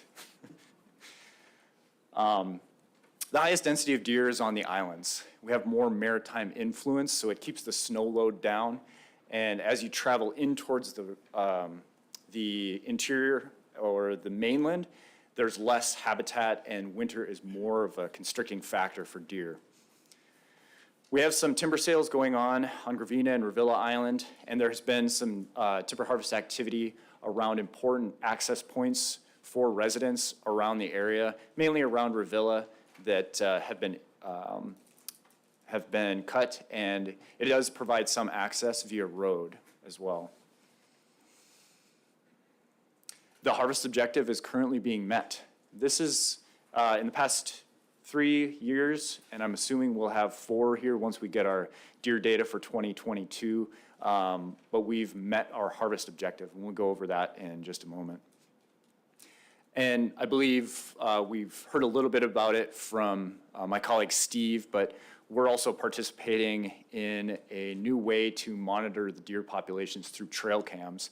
And we have our trail cams set up on Gravina Island, and as Frank also mentioned, they're on Mitkoff, and then Steve's got them and just going to get up some more in the his area around Sitka, and then also on Douglas Island. Roy's got some. And we're hoping that that's going to provide us some good data, not only on trends in deer abundance, but also things like buck-to-fawn ratios, and some of the other things that Dan Eckert mentioned during his presentation. So we're pretty excited about that.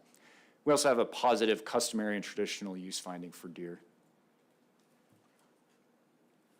So this graph depicts harvest, and you can see since 2019, we've been exceeding our intensive management objective. So deer hunting is really good in Unit 1A right now. People are happy seeing a lot of deer and getting the fresh wild game meat that they need to feed their families.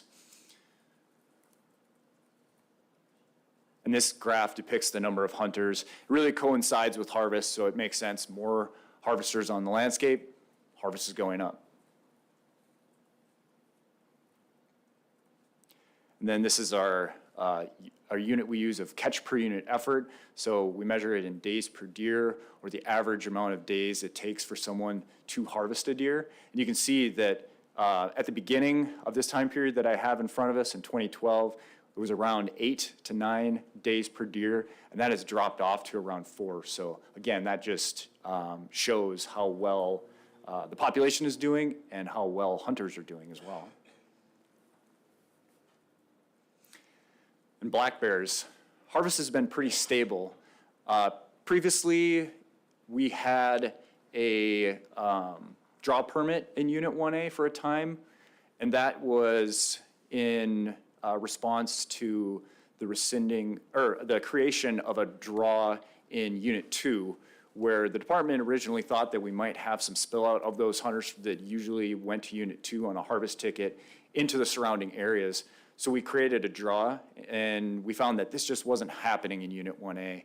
So we were happy to, during our 2019 Board of Game meeting, return this to a harvest ticket. So people are able to come up. It's really popular with folks from the lower 48 and outside the country to come in and hunt bears in Unit 1A. And most of that hunting activity is focused in the spring, and it's accessed by boat or by road. In the spring, we have that initial green up, that flush of vegetation in the estuaries that we have, and those are very popular areas where you can go out, boat around, and see multiple bears in a day and really pick and choose. We also have a positive customary and traditional use finding for black bears in Unit 1A. This is harvest. I'll break this down a little bit. We got a few things going on. The line at the top there, that is total harvest, to give you a sense of the animals taken annually. And then we have it broken out by sex, so males are in the black bars, females are in the open bars. And you can see overall, folks are doing a pretty good job, and I believe they are selecting for those male bears in this area. And we also try to keep a tab on how much harvest is happening in the fall, and we have that broken out in Unit 2, and Tessa will talk a little bit more about that, and the number of permits have been working well there. And then it is of note that in 2021, we have a little bit of a dip. I think everyone has talked a little bit about the weather in 2021 and how that affected hunting, and it's no different with bears in Unit 1A. Difficult to get out, poor conditions, less harvest. In Ketchikan each year, we do work with Ketchikan Police Department, the Alaska Wildlife Troopers, and with the landfill managers to try to combat issues with nuisance bears. And really, we focus on educating people because there's some steps that can be taken to minimize that, and they work. And to help with that, we have loaner programs, we have hazing devices, and we have electric fences that when people come here, we say, hey, you're having a problem, we can loan these out to those people for a given amount of time, and if they're working for them, they can purchase those and put those to use for themselves. We also record all of our wildlife calls to get a sense of how many calls do we get each year regarding bears. And it really helps us track those issues through time. And just for an example, we get an average average of about 162 calls, and it's ranged from 108 to 223. And this data was just we just started to collect this data in 2018, and this is a great way to kind of gauge what's going on. And as we know, if there is a shortage of those natural food sources like berries and salmon, that we get an influx of those calls because bears are looking for any food they can find and they'll enter communities.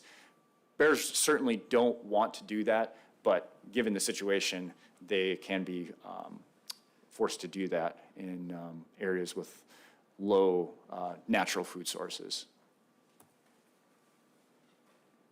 Moving on to brown bear.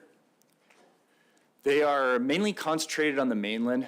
Every once in a while, I'll get a phone call or a picture in my email of a bear found on Revilla, but we just don't see a large population here. They're mainly on the mainland where you have those large river drainages cutting into Canada and just better overall habitat.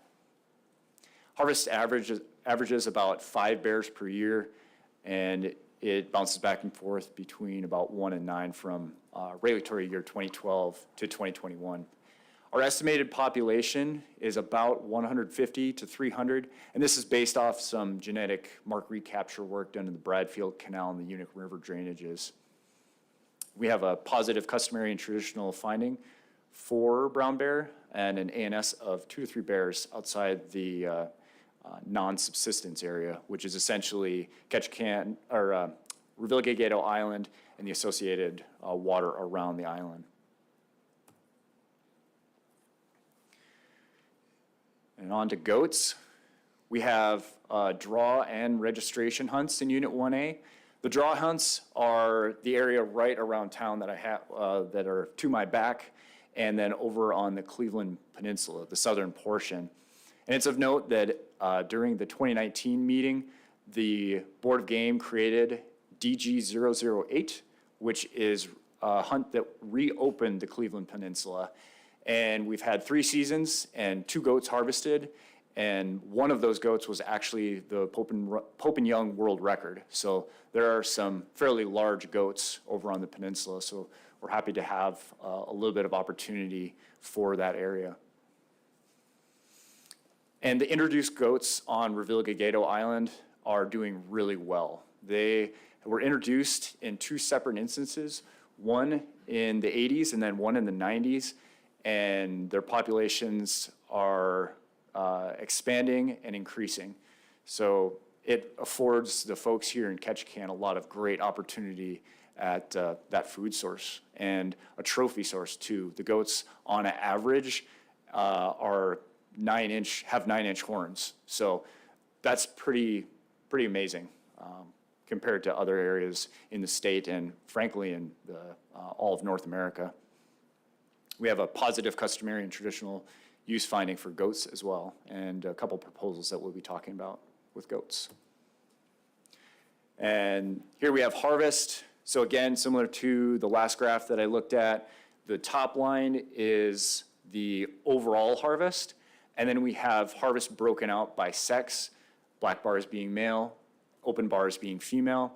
And again, you can see that quite a few more males are harvested on an annual basis than females, showing that hunters are being selective and really taking the department's advice to heart when looking for a goat in the field. And similar to the slide that I showed you with deer, this is our catch per unit effort metric for goats, so days per goat, the average number of days it takes to harvest a goat. From 2012 to 2021, that averaged at about 6.5, and this includes all hunters, successful and non-successful.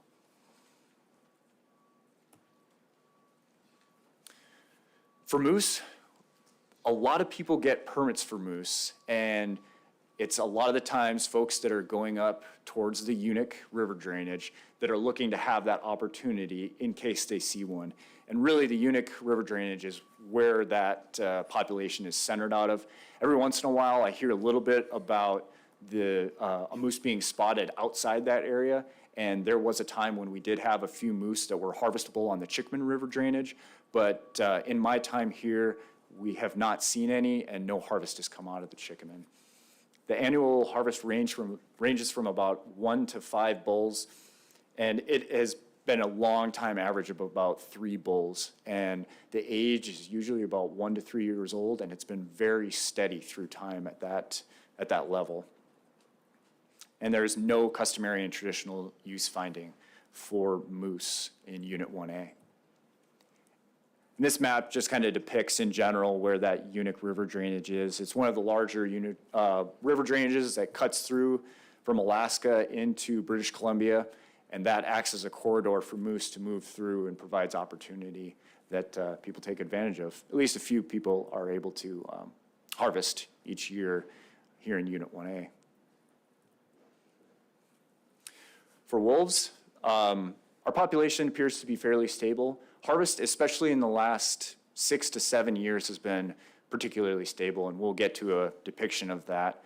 And then I thought it was important to just remind folks that when we're talking about what's going on with our the ESA petition, that this is for all of Southeast Alaska, and it's important to think of it on that basis. A lot of our information centers around Unit 2, but it's important to take all of Southeast Alaska into account when thinking about this. And this does exclude Unit 4 since there's believed to be few or no wolves. We have a positive customary and traditional use finding. The ANS is 90% of the harvestable portion of the population. Here's our graph of wolf harvest, and it's broken out by month, and this data is for regulatory years 2012 to 2021. This represents the harvest of 272 wolves, and you can see that our peak harvest is January, February, March, and then it kind of drops off on the other side of that. The hunting season is from August 1st to May 31st, and the trapping season is from November 1st to April 30th.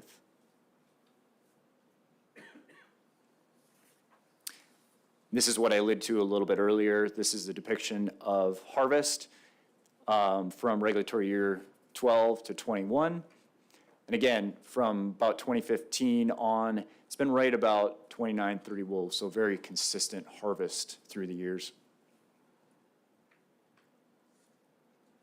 And for fur bearers, this is an average harvest of each species with a range, and overall harvest is down when you look back in time. Again, we talked about that a little bit in the earlier fur bearer proposals, that the fur prices are down, so trapping effort does certainly trend with that. We have a positive customary and traditional use finding and an ANS of 90% of the harvestable portion of the population. We also have small game, including sooty grouse, ptarmigan, waterfowl, and red squirrels. And we have customary and traditional use findings for all of those, but the ANS does vary in that I don't believe we have an ANS for red squirrels.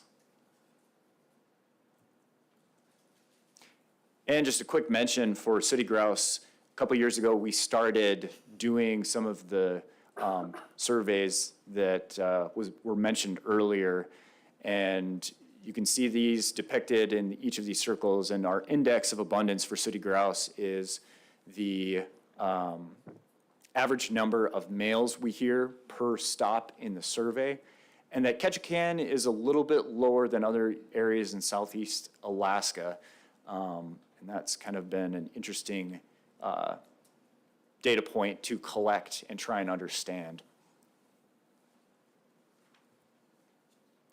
So that's it for Unit 1A, and I guess I would ask the chair, would you like to take questions now or wait till the end? I think so. 1A and 2 are somewhat different. Any questions from board members on 1A? Go ahead, Al. Yeah, thank you, Mr. Chairman. Thank you, Ross. That was really good and enjoyed the pictures. I'm curious why you have a hunting season going into May, all the way to May 31st. When is the denning season for wolves? Through the chair, Member Barrett, the hunting season for wolves extends into May. That's been there for quite some time. I think it was looked at as a possible trophy opportunity for non-resident hunters that are out bear hunting. Affords some opportunity for them, yeah. When is the denning season? Denning season is around, well, let me back up. I can give you a little bit more history. So the mating season occurs in January to February, and then the wolves start looking for like den prepping in March or so, and then by April to May, they're really diving into their dens. I think Gretchen mentioned earlier that the mean den entrance date in this area is May, so yeah. All right, thank you. Stash? Yeah, thank you, Mr. Chair. Thank you, Ross. Thank you for that report. Question regarding the DG-008, the Cleveland Peninsula goat hunt. How many permits were issued for that hunt? Through the chair, Member Stosh. Yeah, that has been 2 permits per year. And the reason we've kept it at about 2 is we're hovering right at the line where we would allow harvest. And according to our management plan, we do not allow harvest in Unit 1A below 50 adult goats, and that is to preserve that opportunity. We've had conservation concern in the past with the Cleveland Peninsula, and the board responded by closing the season for quite a number of years. And then just in our 2019 meeting, we brought that hunt back because numbers were up, but we're right on the line of having that harvest available. All right, thank you. Just curious, how old was that goat that was harvested that made the Pope and Young? Through the chair, Member Hoffman, my memory serves me right, it was probably around 9 or 10, but I would have to look that up. I do know the age of the most recent one that was taken was around 5.5 to 6.5. So hunters are being selective. And it's important to note too that that is a billy-only hunt. We really try to preserve that opportunity by limiting it to males only. Thank you. Any additional questions? If not, we can go on to Unit 2.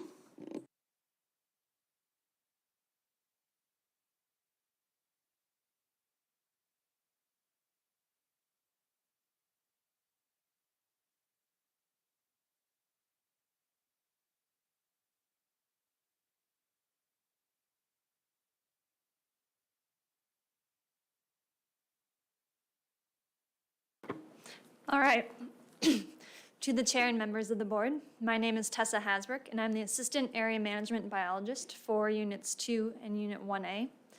I've been in this position since 2019, but I was born and raised in Petersburg. My family owned the fishing vessel St. Joe, and there are gillnetters, crabbers, and longliners. Unit 2 is approximately 3,600 square miles and has 12 communities. Some of these communities are accessible on the road system, but some of them are only accessible by float plane or by boat. The major employment for this area comes from commercial fisheries, government positions, tourism, primarily in the form of fishing and hunting guides, as well as logging. Logging is not as important to the industry as it used to be. However, Prince of Wales has Viking Lumber, which is the last large-scale mill in Southeast. Unit 2 has 3 advisory committees. These are Craig, Klawock, and East POW. I believe we still have representatives from all 3 in the room here today. I'd like to begin by talking about timber harvest on Unit 2, in Unit 2. Thankfully, Tom gave you a pretty good overview of this on the first day. In this figure, you can see Unit 2. Green lands represent federal lands, and federal lands are about 80% of Unit 2. Non-federal lands are represented in the blue polygons, and the brown areas show logged areas just on federal lands. Logging has occurred as well on the non-federal lands at relatively high rates, but I didn't have the data to include on this map. Unit 2 has received the highest rate of timber harvest in Region 1, and unfortunately, the areas of highest logging have also heavily overlapped with the areas of preferred wintering deer habitat. This means that wintering deer habitat has been degraded since logging has been occurring. On the northern side of Prince of Wales, and by northern I mean just adjacent to Heidelberg, you can see Sulcer Portage. Sulcer Portage North is what I'm talking about for the northern area. This area, Sulcer Portage and up, has had its Prince of Wales deer habitat reduced by 46% since the 50s. And then southern side of this, the Prince of Wales deer habitat has been reduced by 18%. Logging is currently ongoing. The state has multiple old growth timber sales, and the Forest Service is working on some young growth timber sale proposals. And on this slide, I explicitly mentioned deer habitat. However, I'd like to also mention that this logging has removed habitat for species that have similar needs to that of deer, as well as species that rely on deer. For the remainder of this presentation, I'm going to begin by talking about deer briefly before I dive into wolves, followed by black bear, and then I'll have a few quick slides on fur bears and small game. The only Unit 2 specific proposals are in regard to wolves. Sitka black-tailed deer are the most important big game species on Prince of Wales. Historically, we use deer pellet surveys and aerial alpine surveys to monitor the populations. However, we're currently in the process of testing some camera methods, and we rely heavily on deer harvest reports to monitor the deer population. I'd like to begin by comparing deer harvest across Region 1, excluding GMU 5. In this figure, you can see deer harvest by game management unit for the past 10 years, from 2012 to 2021, and GMU 2 is shown in purple. The only area that exceeds Unit 2 is GMU 4, our ABC Islands. Zooming in just on GMU 2, this figure shows deer harvest and the number of hunters for the past 10 regulatory years. In the black bars, you can see that's the number of deer harvested by each year. The blue dashed line shows you the number of hunters that are trying to harvest deer. You can see the gray dashed line shows the harvest objective. The gray polygon shows you the ANS. And I highlighted 2018 to 2021 in the red polygon because those are the years that federal regulations limited the number of deer that non-federally qualified hunters could harvest in Unit 2. They changed the bag limit from $4 to $2 for non-federally qualified hunters. And so this figure shows you how the number of deer harvested and the number of hunters have changed for the past 10 years, with a peak in 2015. This figure is similar. However, in addition to harvest, I'm showing effort. So harvest again is shown in the black bars for the past 10 regulatory years, and the blue dashed line shows the number of days it's taken to harvest a deer in Unit 2. In 2012, the average hunter took 3.5 days to get a deer, and in 2021, the average hunter took 4.9 days, just about 5 days to harvest a deer. Again, this figure is similar, but looking at effort slightly differently. The blue line in this figure represents the number of deer harvested per hunter. The black lines again still show the number of deer harvested by year. And so in 2012, on average, it took hunters 1.5 days to harvest a deer. And in let me back that up. In 2012, the average hunter harvested 1.5 deer. And in 2021, the average hunter harvested just over 1 deer. Local hunters are concerned about deer harvest and how it has changed since that peak in 2015. Explicitly, locals have discussed changes in habitat changes in habitat due to logging legacies. They have expressed concerns over how the habitat has changed the number of deer as well as access to those deer. They've also been concerned about bear and wolf predation on deer, and there's also been concerns about non-locals harvesting deer, non-locals coming from other areas to harvest deer in Unit 2. Due to these concerns, in October of 2022, there was a deer summit held in Unit 2. This was well attended by agencies such as the Forest Service, Fish and Game, the Nature Conservancy, among others, but it was really an effort led by locals to bring all these groups together to talk about what's going on with the deer populations in Unit 2. And I was very thankful to have been a part of that process. It took several years. It was delayed by COVID, and it had a good turnout with a lot of really good conversations. I'd like to move on to talk about wolf. And I'd like to begin by saying that our management is guided by our constitutional mandate for sustainability for all species, as well as the importance of deer to Unit 2 hunters. Tom and I will follow up this presentation with a wolf-specific presentation. And so to sum up our management history, I'm just going to say that from 1997 to 2018, the department used a quota system to manage wolves in Unit 2. Beginning in 2019, we changed this system to season length system. So instead of managing on a quota system, we alter the annual management by season length.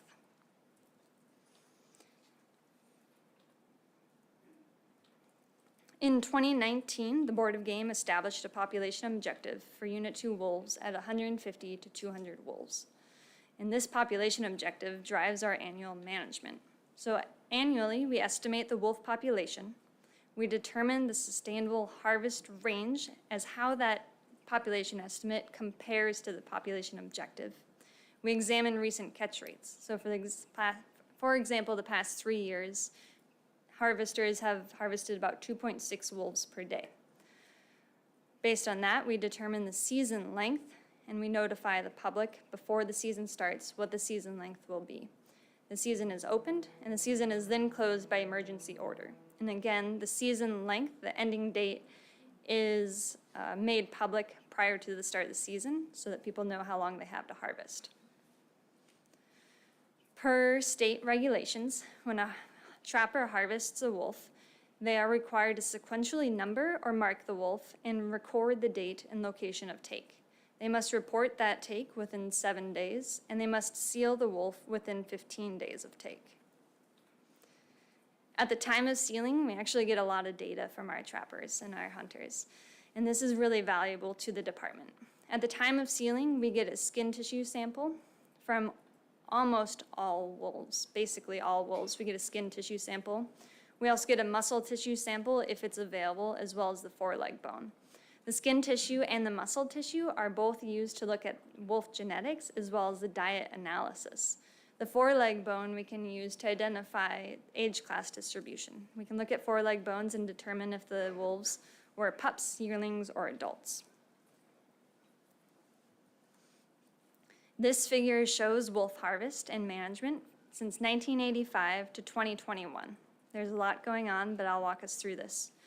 The black bars show the number of wolves that are harvested each regulatory year. The blue bars show our wolf population estimates with a 95% confidence interval. The gray polygon shows what the wolf quota was for that year based on the harvest guideline level. The asterisks show years that the season was closed by emergency order. So this figure shows the number of wolves that are harvested in comparison to our wolf population estimates. What's not shown here, and I'll just mention briefly, is for about the past 10 years, on average, there's been about 19 to 22 trappers per year, successful trappers, and there is a high of 34 trappers in 2019. On average, trappers usually get about 2 to 3 wolves each, but in 2019, that was raised to 5. They averaged 5 wolves per trapper. We've been using the same method to estimate wolves since 2013, but a different method was used in 1994 and 2003. This figure shows the harvest chronology, or when wolves are harvested by month in Unit 2. The blue bars show the number of wolves that are harvested, and for the past, from regulatory year 17 to 21, 391 wolves were harvested in those 5 years. The bulk of harvest occurs in December, The percents in blue show the proportion of harvest by month. And the state hunting season begins December 1st, and the state trapping season begins November 15th, and both seasons are closed by emergency order. And really, the harvest chronology is a result of hunt structure and not necessarily when wolves are available to be harvested. Switching to black bear regulations differ for residency. Unit 2 is a really popular do-it-yourself hunt for non-resident hunters. Residents are allowed 2 black bears, non-residents are allowed 1, and non-residents with a guide just need a harvest ticket, but unguided non-residents need to receive one of the drawing permits, and we can control the number of permits given to non-residents each year. We provide more tags in the spring than we do in the fall, and for the past handful of years, we've been slowly increasing the number of permits that we have been giving out. Overall, there's relatively low local hunter participation, and the number of guided hunts is controlled by the Forest Service. From 2012 to 2021, this figure shows the number of black bears harvested by non-residents and residents in Unit 2. The blue line shows the total number of bears harvested each year. In general, non-residents exceed resident harvest, aside from that weird year that was 2019. In addition to that, non-residents for the past 5 years have been about 60% of the harvest. Non-local Alaskan residents, so people not from Unit 2, made up about 25% of the harvest. And then the remaining 15% of the harvest was from local hunters. So again, local participation in black bear harvest is relatively low. This figure shows fur bear harvest for the past 10 regulatory years. Marten are represented by the gray bars, otter by the black bars, and beavers by the striped bars. The number of successful trappers who harvested marten, otter, and/or beaver are shown in the blue dashed line. So you can see that the number of marten, otter, and beaver has decreased over time, as well as the number of trappers. In 2013, we had 71 successful trappers harvest one of those 3 animals, and in 2021, we had approximately 19. And again, that's just trappers who harvested marten, otter, and/or beaver. We have some small game opportunities in Unit 2, and that includes the Franklin spruce grouse, willow ptarmigan, and waterfowl. And with that, I can take any questions, but I will remind you that Tom Schumacher and I will be following up this presentation with a wolf-centric presentation. Thank you. Questions on the presentation? I have a question on the black bears. Notice it's a high non-resident take, fairly low take by local residents. Are they utilized much for food here, or are they don't taste good? Because some areas, black bears are an important food source, some places they're not. So what's the use here? To the chair. I talked to some local residents who adore the taste of black bear and they know how to cook it. And I talked to a lot of people who don't have a history of cooking it. Their families didn't eat it, and so they don't. So there's definitely division between or among people and how they view black bear meat. And it's just not as popular as deer. Okay, thank you. Additional questions from board members? If not, you gonna go ahead with another presentation here, or? Yeah, go ahead.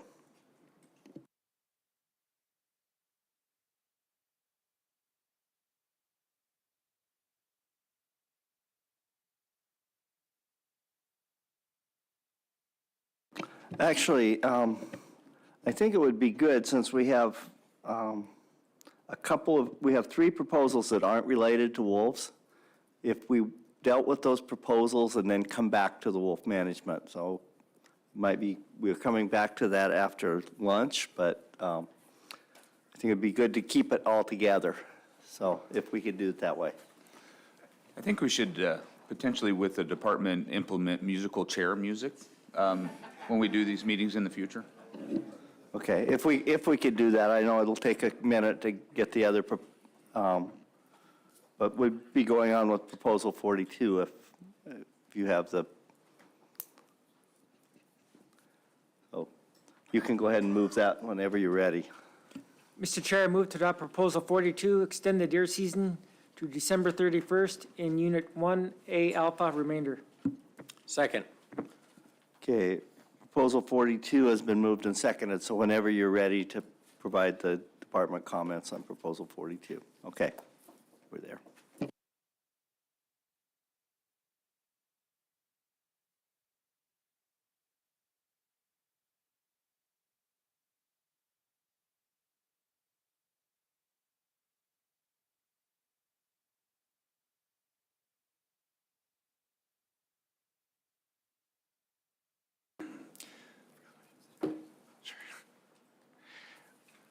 Thank you, Mr. Chair. We have Proposal 42 here, and this is on RC4 tab 6.3. And this proposal would extend the Unit 1A sick black-tailed deer hunting season. This was proposed by the public. Recommendations are the department is in support. East POW AC supports. Ketchikan AC is opposed. This proposal seeks to increase the Unit 1A deer season by 1 month. So the current season is August 1st through November 30th. The proposed season would be August 1st through December 31st. Season length has changed between 4 and 5 months since statehood. Most recently, it's been from August 1st to November 30th since 2011. A series of harsh winters in the late 90s reduced deer populations. These winters were from about 95 to 98. When you have a succession of harsh winters, it can do quite a bit of damage to the deer population, and that's what we saw with harvest. Went down quite a bit for quite a long period of time. And now you can see from the information that I showed earlier that harvest has really come back, and we're at a 25-year high right now. And we're currently exceeding the intensive management objective of a 700 deer harvest. And it's also of note that federally qualified users can hunt the month of December currently. And again, those communities are the village of Saxman and a little bit outside the, on the outskirts of the road system in Ketchikan, and then our outlying communities as well. This is, again, looking at harvest.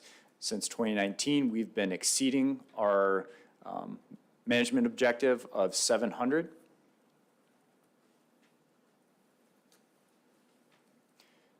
Number of hunters is up, as I showed before. And then the average number of days it takes to harvest deer have come far down compared to the past. So hunting is good. And this graph kind of depicts when harvest occurs currently. This is information for Unit 1A from regulatory years 2012 to 2021.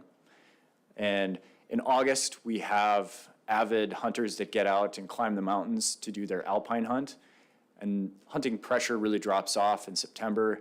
Some say the deer really disappear. I'm a believer.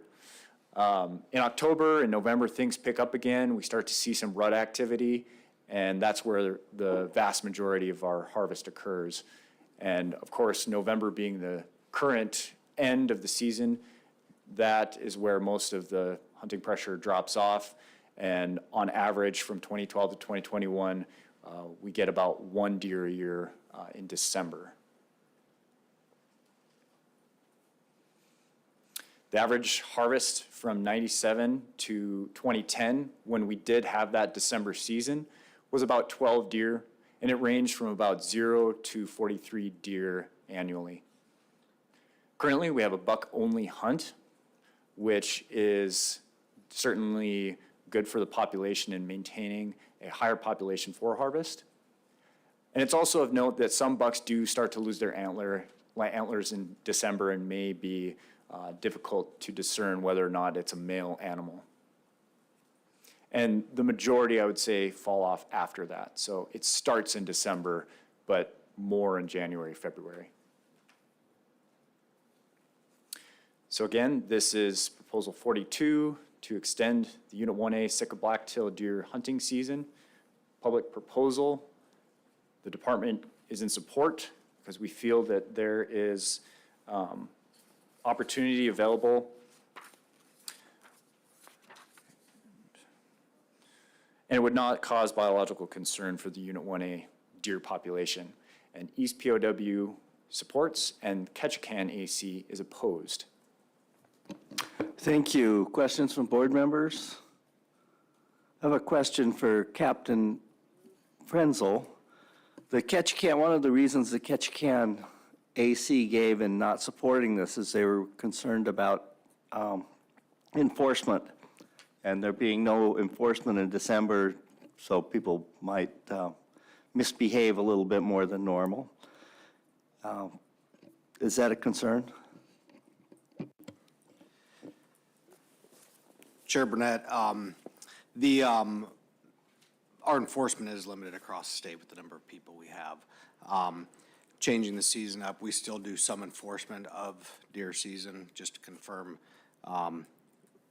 that we have adequate coverage, deer being taken on the right land, stuff like that. So any changes in dates or anything does put an extra burden on enforcement, but we'll set our priorities as needed during that time. Thank you. Another question for the department. Given that this population has been increasing rapidly, rather than lengthening the season, have you would you consider a short either sex season at one end or the other of the hunt? To the chair, that could be a possibility. My interactions with locals are that they would likely not be in favor of an either sex hunt. Based on how you would set it up, it's certainly possible, but those are my interactions with local AC members. Okay, thank you. Board members, go ahead, Al. Yeah, just on that same line of thought is, do we have any kind of doe-buck ratio out there? Through the chair, Member Barrett, not currently, but as I mentioned before, with our camera work, we are working on getting that information. So I'm pretty excited that in the future, we probably will have more information to go off in that regard.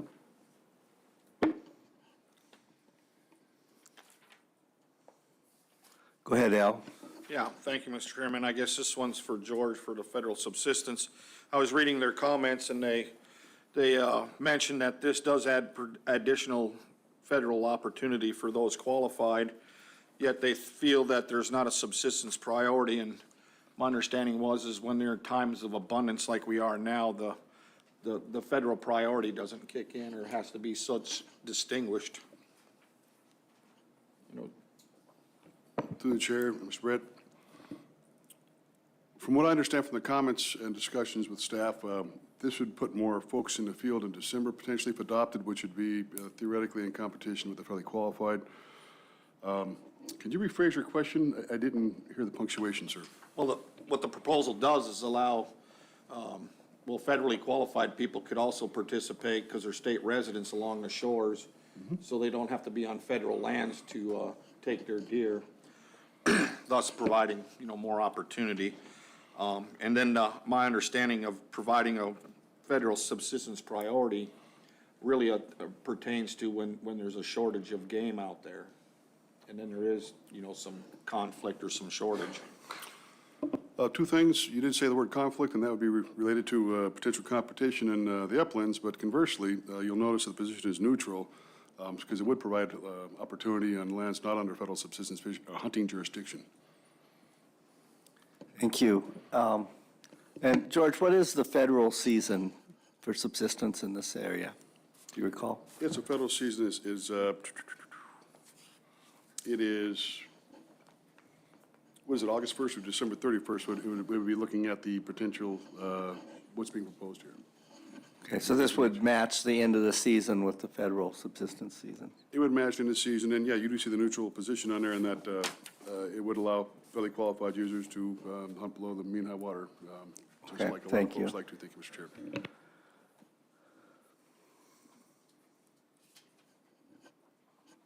Additional discussion. I'm always a little uncomfortable when the local AC is not in support of something, but the other local ACs are. So go ahead, Al. Yeah, thank you, Mr. Chairman. Yes, I've been talking with several of the local AC members, and so I'm curious, is there any downside to the local community, or what they perceive as a downside to extending the season to the end of December? Through the chair, Member Barrett, sitting on the AC meetings, I heard a lot of talk about meat quality. This is after the rut, and bucks certainly lose a lot of their fat layer. There was concerns over that, and they thought that the season that we currently have is adequate for their needs.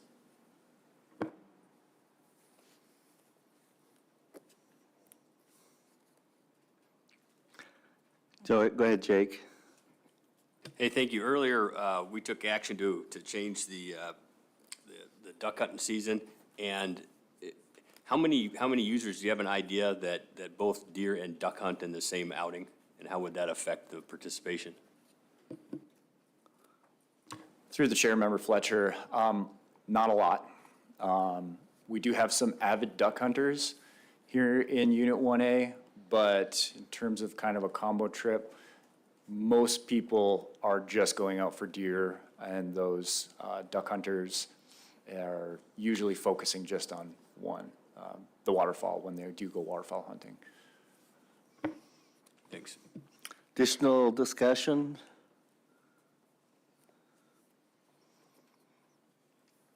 Does give opportunity for additional opportunity when an opportunity is available. I don't know how much participation there would be from local hunters based on Ketchikan AC's comments about meat quality. So, and the federal season's open at this time for federally qualified hunters. Just a few things to think about while we're making our decision here. Go ahead, Al. Yeah, thank you, Mr. Chairman. I really respect the local AC, and we really have good numbers here to justify more opportunity. Maybe I hope it goes well like I think it will be. And the local people get the benefit from that too. I'm sure there'll be some people that'll, I think deer after December, I've shot them after December or late December, and they were fine. So my intent is to support this proposal. Question, would you consider closing this by emergency order early if there were low numbers?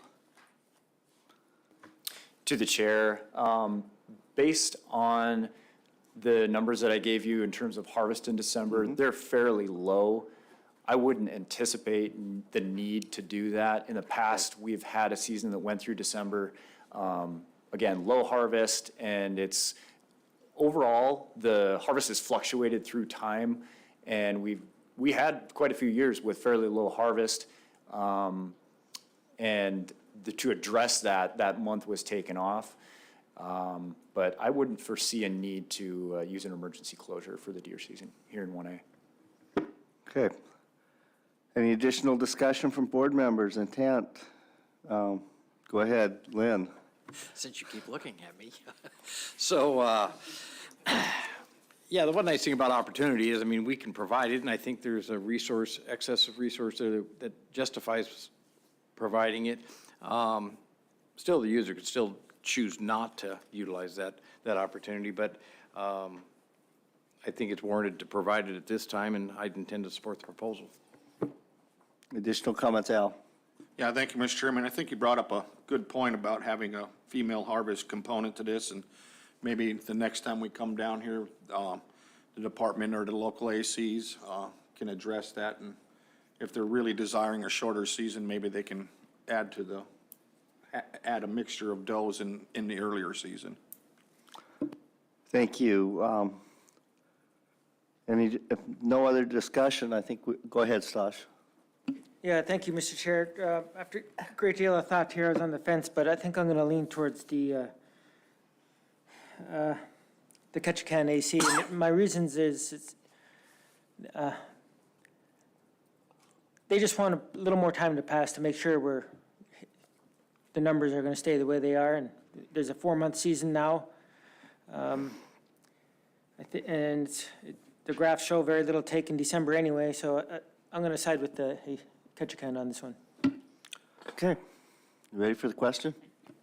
Call the question. Question's been called. The board has heard no concern from the public regarding costs to private persons if this regulation is adopted. Christie, would you poll the board? Yes, Mr. Chairman, final action on Proposal 42. Mr. Cooney? Yes. Mr. Barrett? Yes. Mr. Keo? Yes. Ms. Cusack? Yes. Mr. Fletcher? Yes. Chairman Burnett? No. And Mr. Hoffman? No. That proposal carries by a vote of 5 yeas to 2 nays. Mr. Chair, I move to adopt Proposal 44, extend the goat season in Unit 1A Alpha remainder. Second.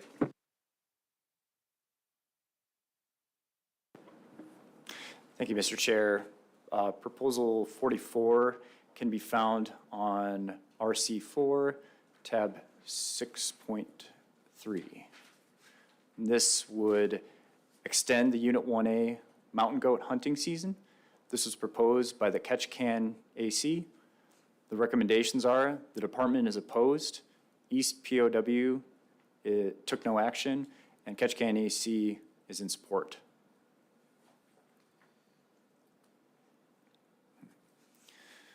This proposal would lengthen the Unit 1A registration goat season by 1 month. The current season is August 1st to December 31st, and the proposed season is August 1st through January 31st.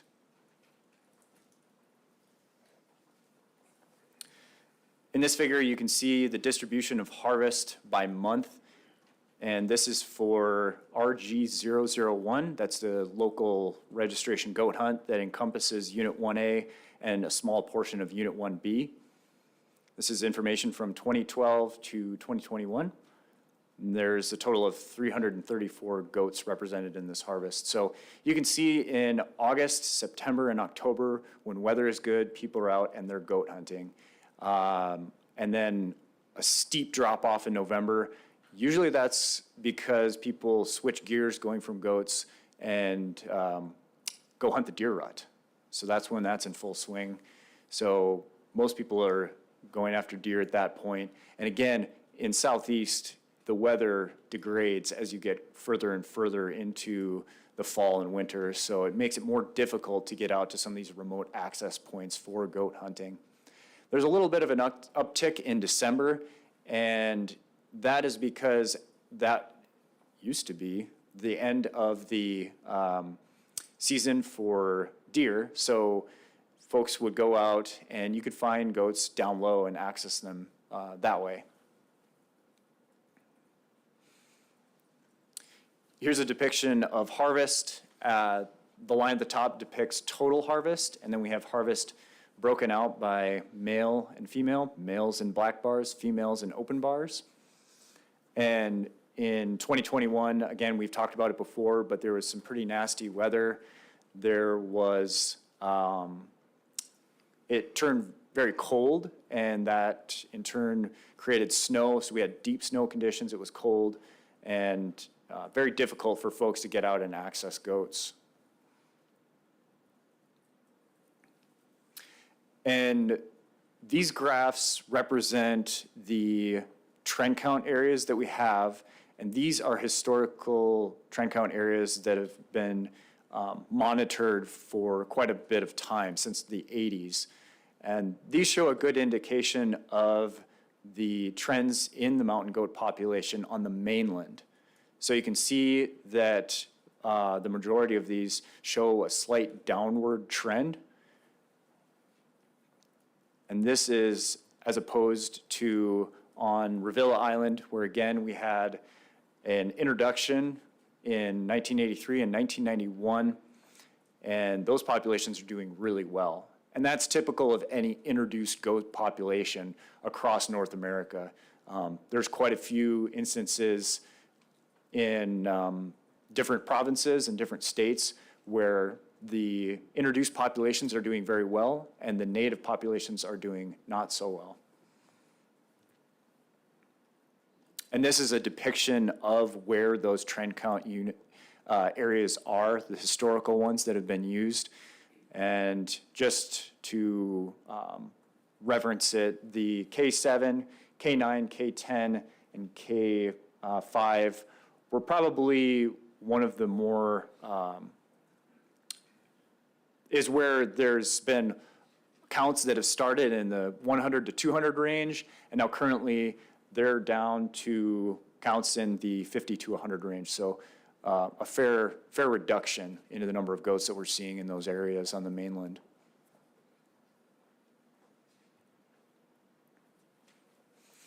It's suggested by the Northern Wild Sheep and Goat Council that mountain goats should not be disturbed on their wintering grounds between November 1st and April 30th.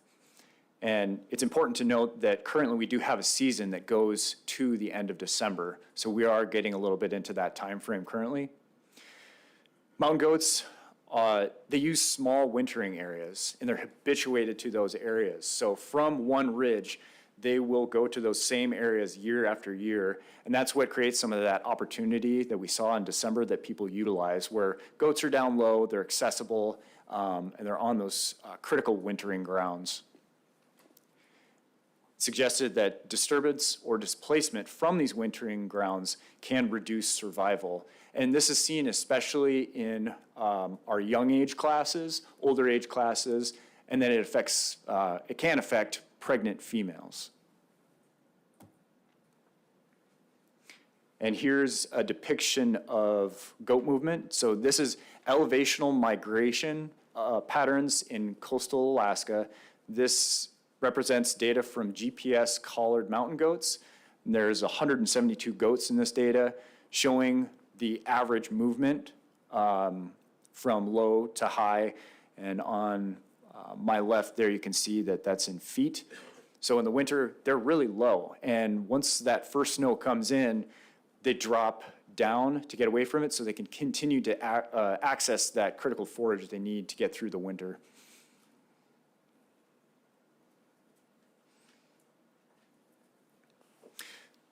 I looked a little bit at other places in North America that have a season that extends into January, and I found 3. So we have Unit 6 that has a season that extends into January currently, and I talked with the area biologist there, and she said it was there before her time, and that previously there was a few people that would access mountain goats in that January timeframe with snow machines and would do that. But now harvest has really limited down. It's about 0 to 1 per year since 2012 in that area. And then also we have a season that extends actually past January in Kodiak, and also a 2-goat bag limit and a requirement that at least one animal that is harvested be a female. So that's for reasons of trying to control burgeoning goat population. They were introduced in 1952, and we've seen a ripple effect from that initial drop-off point where they were let go. And really, there's limited natural predation. Brown bears don't take a lot of the goats. It's not like in systems where we have brown bears and wolves where there would be an increased pressure from those animals. So a little bit different story than here. And then I also had a good conversation with the manager in British Columbia. There's a small subsection of Management Unit 6-14 in the Ski-Non Management Unit in British Columbia. And she described harvest again as about 0 to 1, and there's just a few people that like that opportunity for late season, but it doesn't create conservation concern for that small area. But outside those areas, there really isn't a season that extends into January outside of just those few. And if adopted, January harvest in Unit 1A could be about 2 to 3 goats. That's kind of an estimate of how much pressure there is. But the concern isn't really the amount of harvest, it's the effects of disturbing animals on their wintering grounds. And we can continue to provide sustained harvest opportunity in the areas that are critical access points for goats as is, and this may have some effect on those areas. So again, this is proposal 44 to extend the Unit 1A mountain goat hunting season, and the department is opposed. And let's see, Thank you. Questions from board members? Go ahead, Jake. Hey, thank you, Mr. Chair. Just to put some stuff on the record here. The AC did propose it and support it, but it was a split decision. There were 3 members that were opposed to it.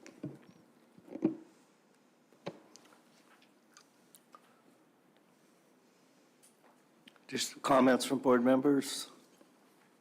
Lynn? Thank you, Mr. Chair. Actually, a question. So I assume you might have been at the AC meeting when you were discussing this. What was, the people that were supporting this, what the justification was? It, did they think there was a harvestable surplus going to waste, or, I mean, it seems like there's lots of opportunity there already. So I guess I'm just wondering what the need for the extra 30 days there. Through the chair, Member Keough, the conversation started out as looking for late season opportunity. And there was original discussions about having a broken off month season like in March or some much later time period, but they eventually settled on January. The thought process, I believe it's in the comments on the proposal, but the comments were somewhere to the tune of allowing trappers that are back in areas with goats to allow for some harvest opportunity if they were to see a goat in the areas that they normally trap. What elevation do you think these goats likely to be in at this time? To the chair, it depends. Depends on snow line. Sometimes if we get a really good snowpack, they will push down, and it depends on where you are in the unit. So the further in towards the mainland you go, the more snow you're going to get into, so the goats are going to be down lower. And there are some areas that are well known amongst locals to know that, yeah, these things are at this spot. I can consistently go there and access those goats. So compared to other areas where, like on Revilla, our snow line is a bit higher. It came down a little bit last night, but they might be a little bit higher. And so typically it's more of a beach hunt. Right. So you can access the goat from the beach and you can recover it from the beach without having to climb a mountain. So that would be very attractive if you were getting a goat. George? Yes, Mr. Chair, don't chortle here, but we have, and if you look at PC 114, it's almost a neutral with modification. Discuss the reporting requirements, the possibility of the animals being accessible and the possibility of exceeding the quota could be quick with a 3-day reporting requirement. It's extremely rare you're going to see too many comments from OSM about shortening the reporting requirement, but I have not heard discussions, I don't believe, on that subject matter. Thank you, Mr. Chair. Thank you, George.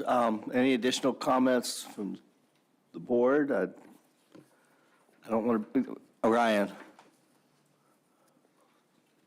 Thank you, Mr. Chairman. Just a few comments on mountain goat management and research activities. You know, in the last 8, 9, 10 years, we have come so far in our knowledge of mountain goat behavior, habitat selection, and things like that. It's a little bit different, right? We recognize that locally, there's a lot of goats. Things are doing very well, and certainly that would fluctuate in different places. Similar to your previous action in the proposal just before this, we don't look to stockpile animals. We try to, take advantage of what's going on. But what we have learned is goats are really sensitive. They are something, hence our efforts to really focus on taking males. We do an enormous amount of commenting and recommendations on timing windows around different development projects, whether it be mining or whatever it might be. And they're slow to reproduce, and their survival is fairly low. They live in a really tough place. So it is a little bit different as we talk about mountain goats from the department, that we're not really looking to stockpile animals, and we want to provide that opportunity when it's there. But we have come to recognize that we have to be really careful with mountain goats. Additional comments from board members? Go ahead, Jake. Hey, thanks. I don't think I'm going to support this proposal, unless you have a superabundance of animals and you're wanting to actually reduce that population. They're eating themselves out of house and home or something like that. I don't think extending the season late so the hunters have access to their wintering grounds is smart. Go ahead, James. Hey, thank you, Mr. Chairman. Yeah, and I agree with Member Fletcher as well. On Kodiak, where we see the season going all the way through the springtime there, they are trying to bring those down.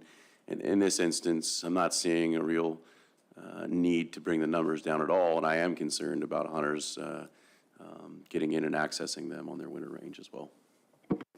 Okay, any additional comments? If not, we could probably ready for the question. Call the question. The board has heard no concerns from the public regarding cost to private persons if this regulation is adopted. Okay, Christie, would you poll the board? Final action on Proposal 44. Mr. Fletcher. No. Chairman Burnett. No. Mr. Hoffman. No. Mr. Cooney. No. Mr. Barrett. No. Mr. Keo. No. Ms. Cusack. No. Proposal fails 0-7. Mr. Chair, I move to adopt Proposal 43, increase the resident bag limit to 2 goats in Unit 1A Alpha. Second. Proposal's been moved and seconded. Department comments, please. Thank you, Mr. Chair. Proposal 43 can be found on RC tab 4, RC4 tab 6.3. And this would increase the resident Unit 1A mountain goat bag limit for RG001 to 2 goats.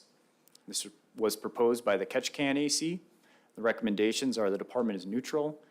East POW took no action. Ketchikan AC is in support. So a little background. This would allow for the harvest of 2 goats in Game Management Unit 1A by Alaska residents with restrictions. The first mountain goat harvested must be a billy. The first goat must be reported and sealed with ADF&G before a second permit is issued.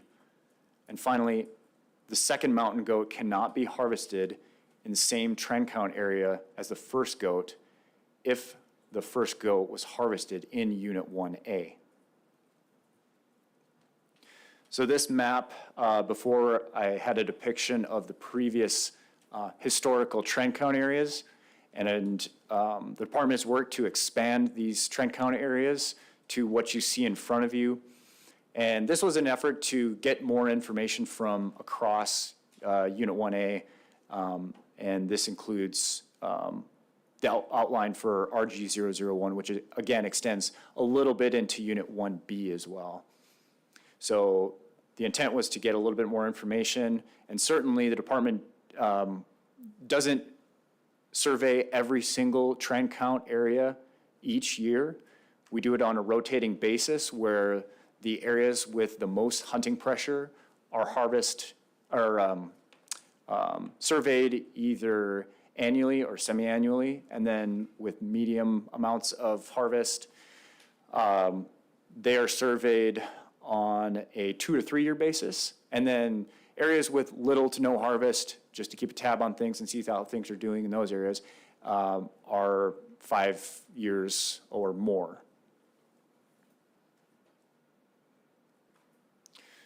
So the 2 mountain goat bag limit has been in place from statehood to 2002.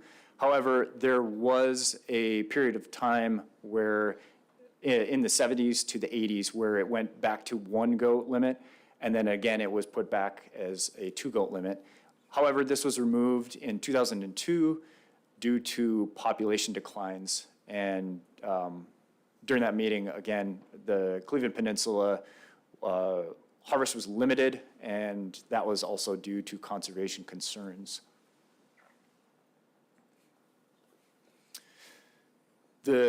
Again, the introduced population on Revillagigedo Island, which we're on now, is healthy, and there's really been a regime shift in access to goats in Unit 1A, where before we had goats on Revilla, everyone went to the mainland for goats because that's where they were, and accessed them via float plane and boat. Now we are seeing 77% of current mountain goat harvest coming from Revilla alone. So it's really providing a lot of opportunity and opportunity close to home for hunters. And again, here's mountain goat harvest, which we looked at previously. Averages about 34 goats per year from regulatory year 2012 to 2021. And the harvest of males is certainly increasing, and harvest of females is decreasing as the public really spends time looking at those goats before they harvest. And again, looking at the graphs, the trend in the mainland have been down in quite a few of the areas. Of particular note are some of those areas where we used to have minimum counts in the 150 to 200 goat range, which are now more or less in the 50 to 100 range, as compared to Revilla, which has been doing quite well with our minimum count. And again, just a reminder of where those trend count areas are. So just for a quick orientation again, case 7, 9, 10, and 5 are the areas that are have seen some of the greatest reduction on the mainland.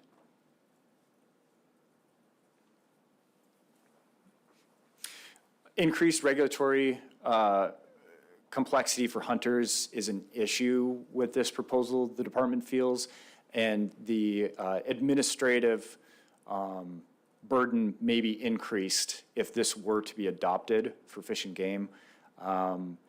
It's complex in that there's multiple steps needed to be taken before another permit can be issued, and several hoops for the hunter to jump through to get that opportunity. And the hunt would be available to all Alaska residents too. So when we're talking about getting an RG001 permit and hunting one trend count area that we looked at before on the map, and then having to move to a different area for your second goat if you harvest a billy and get it sealed in the Fish and Game office, that differs for folks that are not hunting their first goat with RG001. So anywhere else in the state, they could harvest a goat.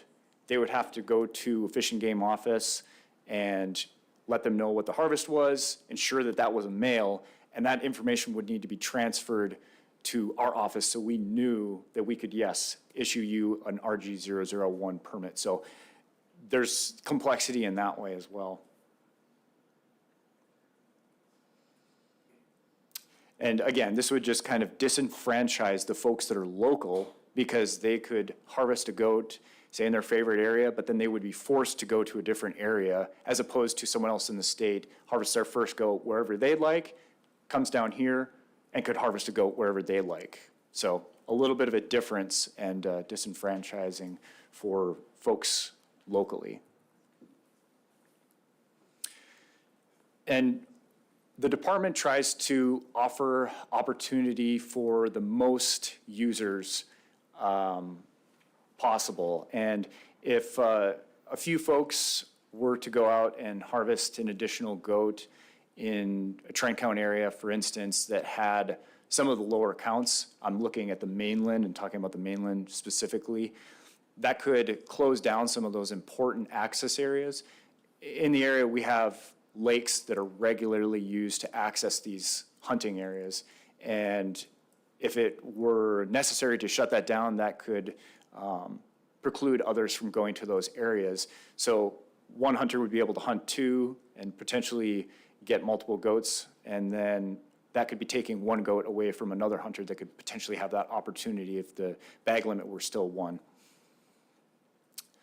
Guides could potentially have additional opportunity. Again, guide concessions are run through the U.S. Forest Service, so they would need to go through the process, but there's a potential for a little bit more opportunity for them.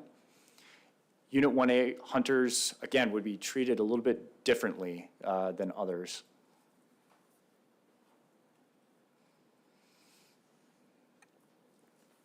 So again, this is proposal 43 to increase the resident Unit 1A mountain goat bag limit for RG001 to 2 goats. It was proposed by the Ketchikan EC.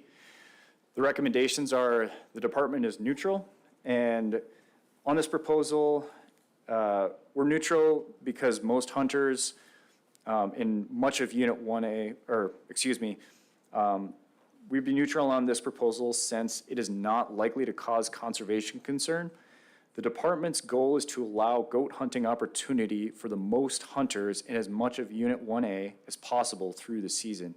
Increasing to a 2-goat bag limit may increase harvest, which could reduce harvest opportunity in areas of easy access. However, additional restrictions and caveats to issuing additional permits may result in minimal additional harvest.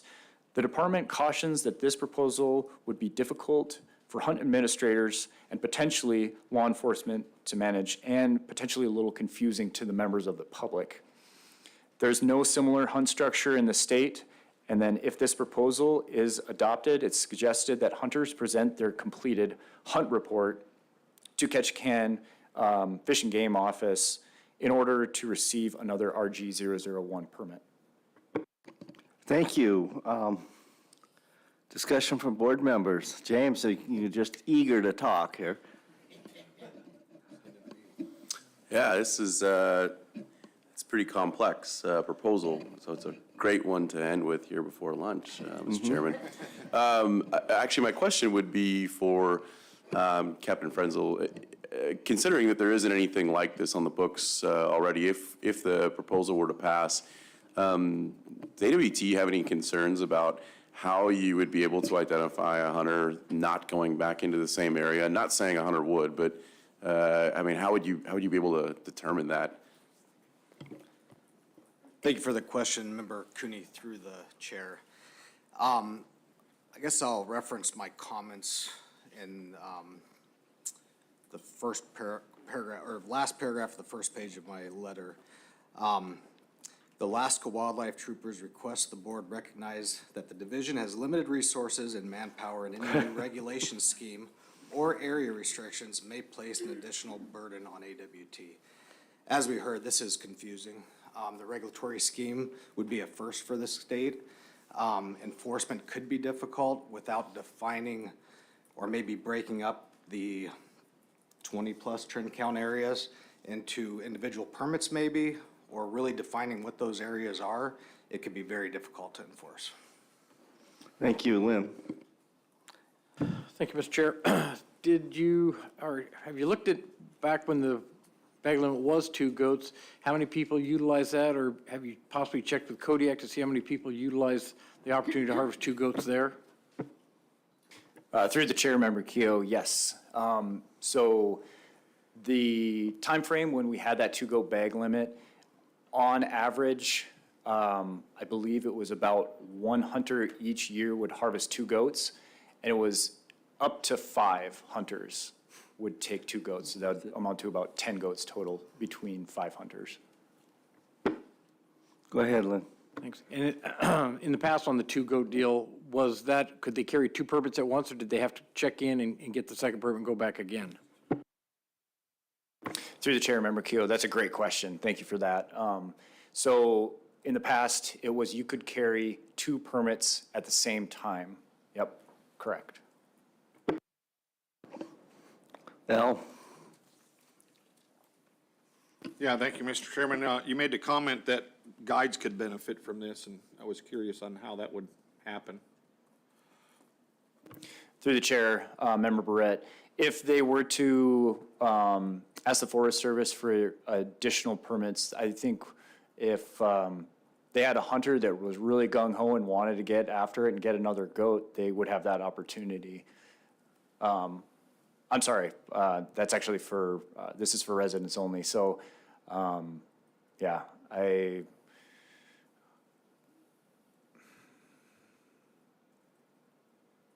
would retract that statement. Okay, thank you.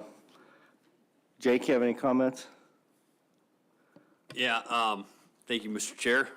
You know, I really, really like these new ideas. I like that people are coming up with ideas and talking and creating a conversation because, man, you know, change is good, especially when it's backed by backed by good sound judgment. But you know, at this particular time, I see a lot of problems with implementing this, and you know, I'm probably not going to support this.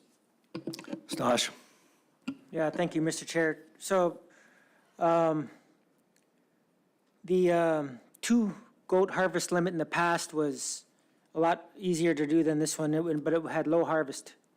This one has a lot of sideboards and caveats, and I think if it was low then, it's going to be even lower now, obviously. So I'm inclined to support this proposal. Thank you. Any additional board comments? George? Thank you, Mr. Chair. Some other information to make it even more complex. Under the federal subsistence regulations, you're allowed 2 goats, but the first one is a state permit. The second one would be the federal subsistence permit. And additionally, for the designated hunting, this is one of the only animals in the state where you can only be in possession of 1 animal at a time. The federal board, I think that about a decade ago, concerned about, you get 2 or 3 guys, or hunters, fully qualified, usually in a boat with 2 permits each, they can take the entire quota and off of 1 bench in 1 hour. So that was, you have to go back to town, get another permit to go back out. Thank you, Mr. Chair. Thank you, George. With that, And there's been Al? Yeah, thank you, Mr. Chairman. I'm not afraid of change. I think there's a lot of opportunity here. We have to get different permits in the interior at different times. And I think the department thought about this, or the AAC thought about this, that you go get your second goat in a different populated area, which helps distribute that harvest opportunity or that harvest of those goats. So I'm inclined to support this and give it a try. Okay, any additional comments? If not, I think we might be ready for the question. Call the question. Okay, Brian, did you have something?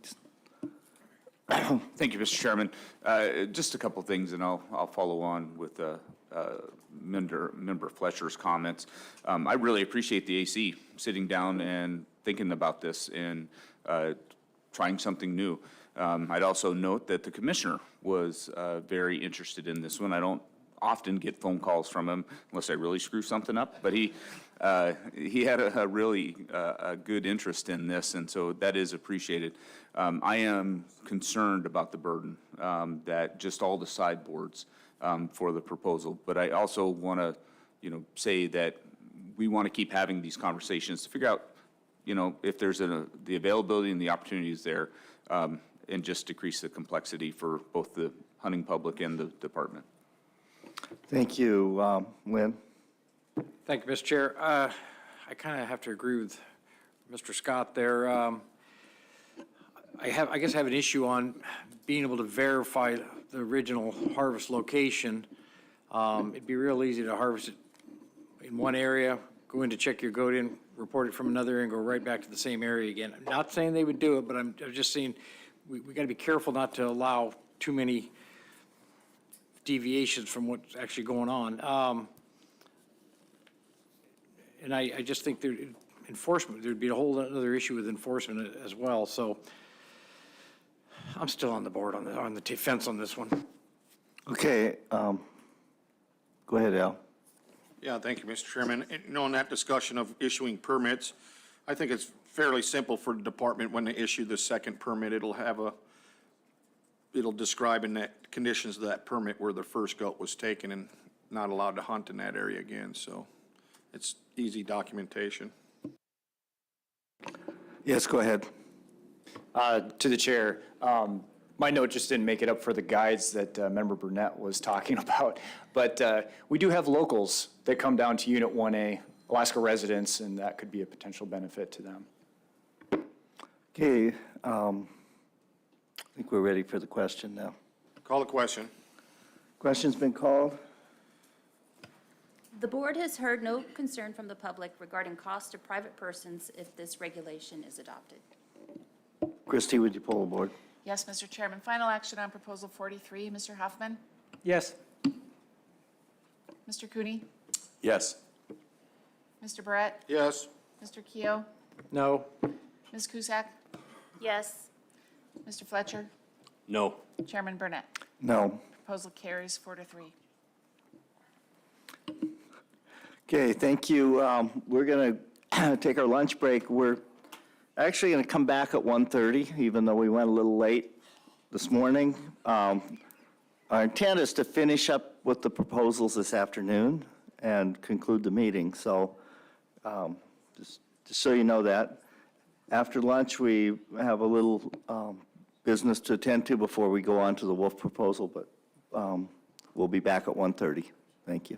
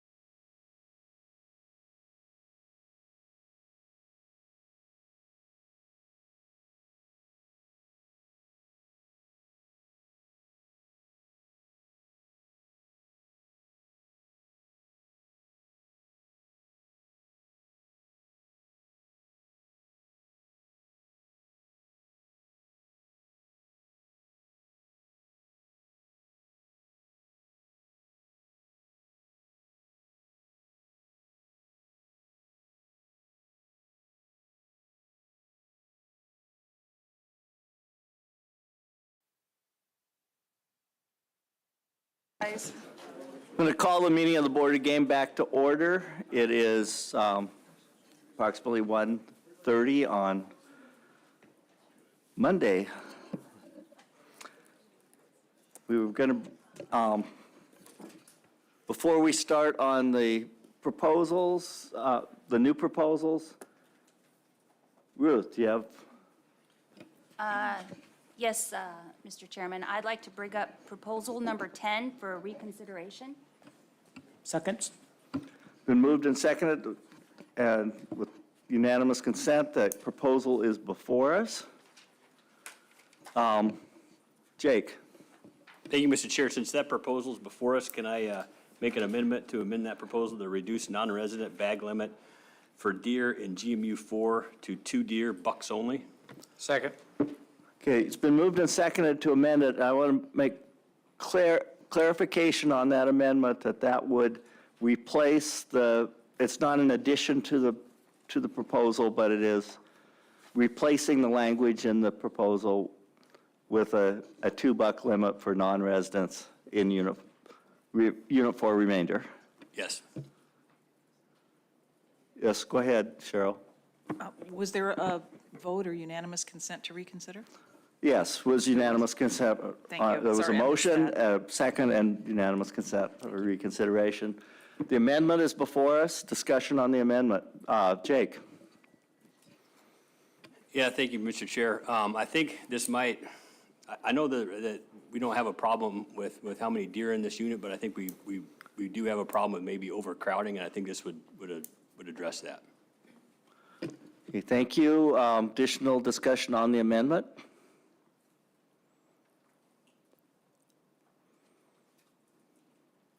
Al? Call the question. Question's been called on the amendment to proposal number 10. Christie, would you call the roll? Yes, Mr. Chairman, on the amendment to change the non-resident bag limit to $2 replaces the rest of the intent of the proposal. Mr. Cooney, Yes. Mr. Barrett, Yes. Mr. Keough, Yes. Ms. Cusack, Yes. Mr. Fletcher, Yes. Chairman Burnett, Yes. Mr. Hoffman. Yes. That amendment carries 7-0. Okay, the amended proposal is before us. Discussion on the amended proposal. Go ahead, Jake. Thank you, Mr. Chair. As the department stated earlier, there's not a biological concern on overharvest of this population, but I think that it's gonna reduce user conflict. I think that under certain weather conditions, certain bays get incredibly crowded. Maybe non-residents coming into conflict with residents, and I think that this really addresses that problem. Thank you. We had testimony from that, as I recall, that it's typical for guides to limit their customers to 2 deer, and non-residents typically are not hunting deer specifically for the food value, much more for the trophies or opportunities. So I think this is not inappropriate in an area where there have been concerns by subsistence users, in particular, about overcrowding. That's just made it difficult for them to find their food. Additional discussion? Al? Yeah, so just for clarity, the proposal is to decrease the bag limit to 4 in Unit 4 to remainder. And non-residents would be limited to a $2 limit. No. The $2 limit for non-residents replaced the language of reducing, the amendment replaced that language of the $4 limit. So it'd still be a $6 limit for residents and a $2 limit for non-residents. That makes it crystal clear for me, thank you. Okay. Go ahead, from the department.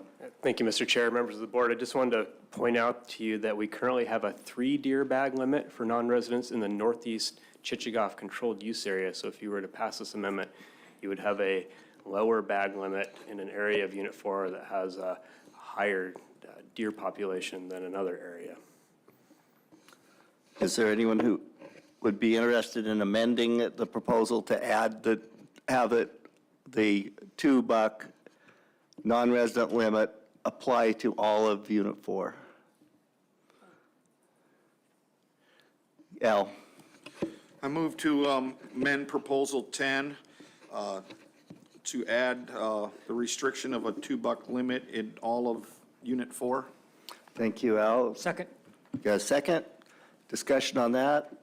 I think we heard from the department that this would make it uniform across the entire unit for the non-residents. Makes sense. There's a lower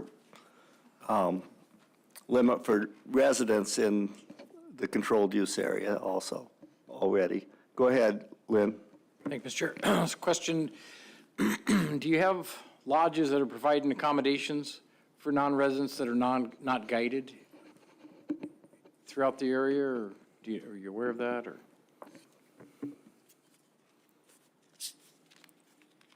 Through the chair, Member Keough, I'm not sure if I quite understand lodges for non-guided. Do you got non-guided non-residents staying at lodges or transporter places? Sure. I think the best way to answer that question is to recognize that there's not a whole lot of non-resident deer hunters in Unit 4, and very few that are guided. I would say there are very few guides that take deer hunters specifically. It's usually an add-on to a fall brown bear hunt. Certainly there are a few deer hunters, but generally it's an add-on. And I think we talked about earlier how most of the non-resident hunters in Unit 4 are friends and family of people who live in Unit 4 and are just coming up. So they're probably staying with their friends and family, or they're staying on, most of the guided hunts are large boat-based hunts, and so they're staying on those vessels. Any additional discussion on the proposal as amended? We still have that one amendment. Oh, that amendment's still before, on the amendment. Call To the question. Make it unit-wide. Question on the amendment? We'll call the roll. Yes, Mr. Chairman, on the amendment to apply that non-resident bag limit of $2 all to unit-wide, all of Unit 4. Mr. Barrett? Yes. Mr. Keough? Yes. Ms. Cusack? Yes. Mr. Fletcher? Yes. Chairman Burnett? Yes. Mr. Hoffman? Yes. Mr. Cooney? Yes. Amendment carries 7-0. The amendment, or the proposal as amended is now before us. Any further discussion on it? I think we may be ready for the question. Call the question. The board has heard no concerns from the public regarding cost to private persons if this regulation is adopted. Christie, would you pull the board? Yes, Mr. Chairman. Final action on Proposal 10 as amended. Mr. Keough? Yes. Ms. Cusack? Yes. Mr. Fletcher? Yes. Chairman Burnett? Yes. Mr. Hoffman? Yes. Mr. Cooney? Yes. Mr. Barrett? Yes. The proposal carries as amended 7-0. Thank you. Anything else this time? If not, I think we're ready to go on with proposals. Ryan. Thank you, Mr. Chairman. I thought this would be a good time. After the board's action on the mountain goat bag limit for Unit 1A, a significant number of questions and challenges, even beyond what we've already thought about, have come up. And I'm just give you a little heads up that we're going to hold on trying to do anything with the board on that, but we will be bringing those things to you in March in Soldotna. Thank you, Ryan. Now we'll go ahead with our proposals. So I think at this time we have a Wolf. Go ahead. Mr. Chair, I move to adopt Proposal 45, raise the population objective from 150 to 200 wolves to 250 to 350 wolves in Unit 2, and raise the threshold for closing the season from 100 to 200 wolves. Before we get to second, Department? The department was going to give a presentation on wolf management in Unit 2 before we got to these proposals, because the presentation was meant to inform the board's debate on them. Okay. We'll just hold on the second until after your presentation.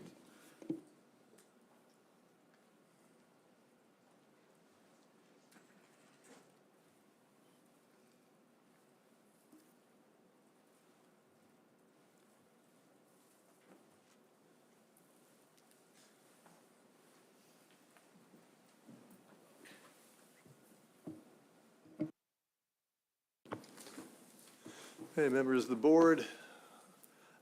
My name's Tom Schumacher. I'm the regional supervisor with the Division of Wildlife in Southeast. And before we get to Unit 2 wolf proposals, I wanted to give a presentation on the history of wolf management in Unit 2 so that everyone understands how we got to where we are and the reasons decisions were made, and then also a little bit about where we're going. Tessa is going to help me out with this presentation. I'm going to talk about history and go over how we got to where we are, and then Tessa's going to talk about how we do a population estimate, and then I'm going to come back with a few more thoughts on what we've learned since 2019 and our plans for ongoing and future research. So the first thing I want to point out about Unit 2 is that it's an island. Unit 2 is isolated.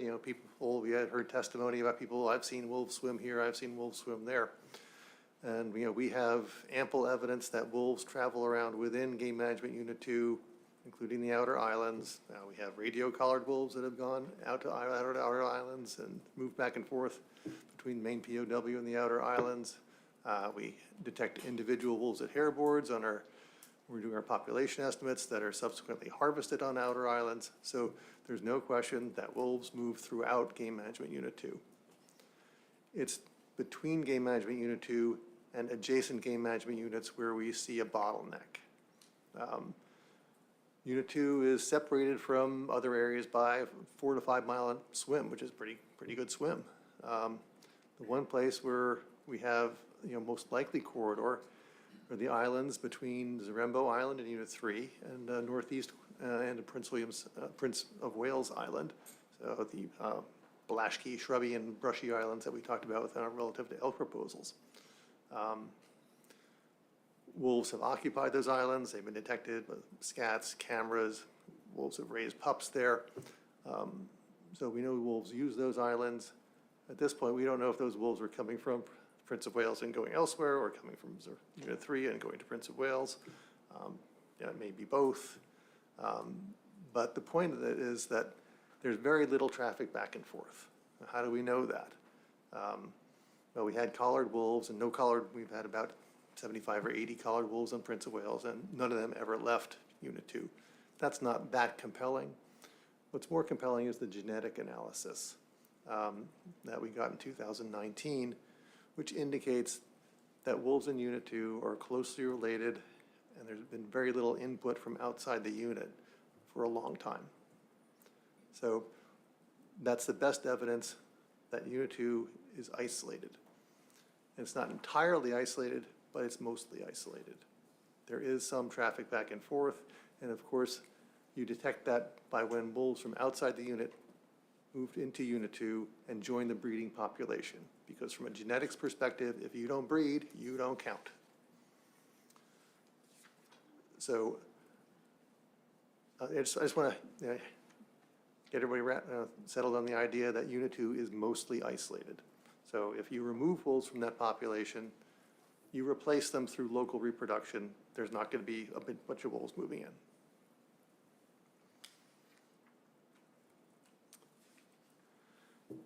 I want to talk about, we all know that wolf management is usually about more than wolves. In this case, it's mostly about deer. I want to point out some harvest trends on the three big game animals that are in Unit 2. And kind of point out some correlations anyway. Correlations don't imply causation, but it could. So on this graph, I want to point out that we have regulatory years along the bottom. Along the left-hand vertical axis, you have reported wolf and bear harvest. On the right-hand axis, we have estimated deer harvest. So let's start out with wolves, which is the blue line lower to the bottom. This graph begins in 1997 and goes up to 2021. In the 1990s, we had a decade of very high wolf harvest. I think the decade averaged about 93 wolves a year. That high harvest carried on into the early 2000s. And then although we did have one kind of bump up in 2004, the trend generally was downward from 2005 onward for 6 or 7 years. And we had fewer than 40 wolves harvested for a number of years. So one possible interpretation of that is that we had high harvest and then we had declining harvest because we had fewer wolves on the landscape and trappers were taking fewer wolves. At that time, there were full seasons, no emergency orders, closures. So trappers had 4 or 4.5 months, depending on the year. And the black line is black bear harvest. You can see the black bear harvest starts in 1997, a little below 300, and then goes to nearly 500. So we had a whole lot of black bear harvest. So if we have a whole lot of black bear harvest, that probably means the black bear population is declining. Fewer black bears on the landscape.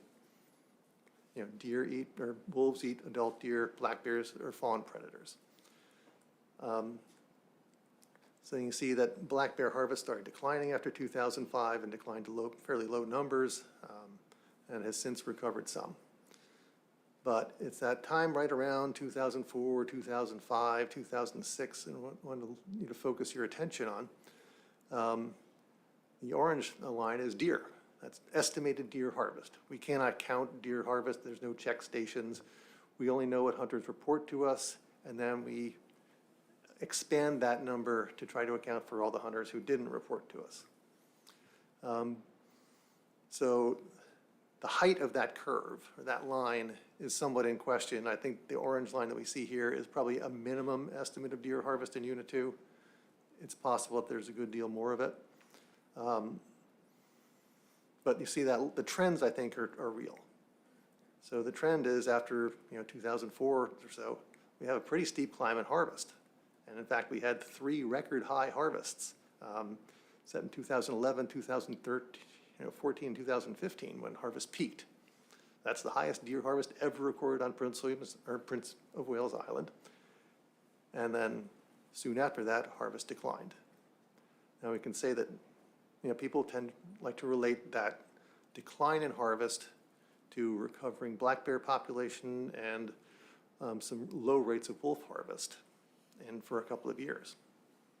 Now that could have something to do with it, but I think there is another aspect that we want to think about, and that's human harvest of deer.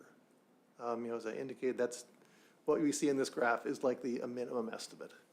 We don't have a whole lot of other ways of estimating deer harvest. However, in 1997, so a long time ago, the Office of our subsistence folks did household surveys on Prince of Wales Island. They surveyed the 3 largest communities, Craig, Klawock, and Heidelberg, and they visited about a third of the households in those communities to try to estimate deer harvest, and among other subsistence resources. So for that year, their estimate of deer harvest taken by those communities was double what our estimate was. So you can't say it's always going to be like that, but that's why I think it's likely there's a good deal more harvest than we can estimate using the harvest ticket reports that we get. And we make every effort to get at least 60% of the people to report. So we're trying to get good data on that, but we can only work with what hunters provide us. You've heard that there was a Unit 2 Deer Summit on Prince of Wales Island last fall. Some of the testimony there, well, first I want to point out that there is a doe harvest allowed on Prince of Wales Island under federal subsistence regulations. Generally, if you are seeing it, you want to build a deer population, you don't want to harvest does. Now, our harvest reports that we get, our expanded estimate of doe harvest, we have, even these days, we're estimating something just under 2,000 deer. The doe harvest in 2021 we estimate at 38. Now, it would be nice if that was all it was, but as you know, Tessa and others can tell you, there was testimony from people who live on Prince of Wales Island that suggests that the doe harvest is a lot higher than that. So I think, in addition to potential predation from wolves and bears, we also need to look at the role of human harvest here. If we have really high human harvest, and including a lot of does, that may be another reason for the trends we see in deer harvest. And now, get back to wolves. So this is kind of a long and busy slide, and I believe our deputy director referred to it as an abomination. But I don't want to spend a lot of time on this one. I'm just want to give you, this is a full 40 years of wolf management, and we're going to break this up into chunks and talk about each chunk. The different colors on here indicate different management schemes. We have regulatory years across the bottom. We have numbers of wolves on the left-hand vertical axis. We also have years indicated where we had endangered species petitions, and the little orange dots with error bars around them are population estimates. The horizontal red lines are harvest quotas based on harvest guideline levels in regulation. So that's the pink bars represent wolf harvest during those years where we were managed by a harvest guideline level. There are some blue bars that intersect with the red bars. Those are years when we had population estimates, recent population estimates to base the quotas on. And then the orange bars from 2019 onward indicate management by season length, by varying season length, rather than by trying to manage a quota. So I'd like to look at each of those sections individually and talk about how we got there and why we made changes. So we started in 1980 just because that seemed like a round number. You can look at the level of wolf harvest in 1980, and it's low. It's below 60 animals for the entire decade. The average was 37. This is with the full 4-month season, no emergency orders. It was just like wolf trapping everywhere else. You have a season, folks seal the wolves, you see how many you got. That continued on through the 1996 season, but in the 1990s, we see a big spike in harvest. It goes from 32 to 66 to 86 to 105 and up to 131 in 1996. Presumably that had something to do with that first ESA petition in 1994. I don't know why the harvest grew so much in that decade, but it did. There were a number of other changes going on there as well, with people being concerned, I'm thinking about the effects of logging long-term, both the department, NGOs, conservation groups. We had the Tongass Timber Reform Act of 1990 passed, which altered management on the Tongass National Forest. And then the years building up to 1997, when a new forest plan was implemented, we're really busy with research, trying to inform how harvest or forest management might influence various species, wolves included, deer included, of course. And the new 1997 forest plan was a giant departure from what had come before, with a lot more conservation provisions. So all that was going on in the background. We had this really high harvest. And in 1997, there was a proposal to change how wolf harvest was managed. So in 1997, the board adopted a harvest guideline level strategy where the board set a harvest guideline level of 25% of the most recent population estimate. At that time, the most recent population estimate was from 1994. Point estimate was 355 animals with a whole lot of error around it. We thought, well, that's about 360. 25% of 360 is 90, so we'll set the quota at 90. So we had a quota of 90. And the quota stayed at 90 through the 2009 season, so for 13 years.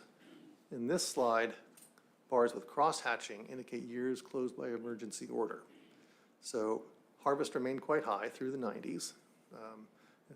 We exceeded the harvest guideline level in 1998, but just barely, so the season wasn't closed. In 1999, we exceeded by more, and the season was closed by emergency order, but pretty close to when it was going to close anyway. And then after that, there's the general downward trend that we talked about earlier. And we have, 6 years anyway, where harvest never exceeded 40 animals. And, well, we got another endangered species petition. I'll also point out that in 2000, at the board meeting in 2000, based on work the department did, the harvest guideline level was raised from 25 to 30% of the population. But you see, there was no change in the quota. So you may wonder about the value of doing that. And in 2003, we had another population estimate. It was about the same as the previous one. Decade before, it was 200 or 345 rather than 355, with a lot of error around it. So we marched forward. But then by 2010, the department was seeing that we're just not getting a lot of harvest here. We had some concerns. So we lowered the quota to 60. The harvest guideline level remained 30%, but the department lowered the quota to 60 because we had some concerns about the population. The ESA petition was in there. It lay dormant for several years until a court order forced the Fish and Wildlife Service to do something with it in 2015. So the quota remained 60 for a few years. Harvest approached the quota again in 2013. We EO'd the season. It was the middle of March, so it was only 2 weeks of the season left. And then in 2014, owing to concerns about wolf abundance, we dropped the quota to 25 again. Harvest guideline level remained at 30%. So think about that. The harvest guideline level set by the Board of Game went from 25 to 30%. The quota was 90 for years, then it got reduced to 60, then it got reduced to 25. So I encourage the board to think about the efficacy of managing that way. The department lowered things because we had concerns for the population, but we only have a Board of Game meeting every 3 years. So there's not a lot of flexibility there. And with this population, we often have a need to be more agile.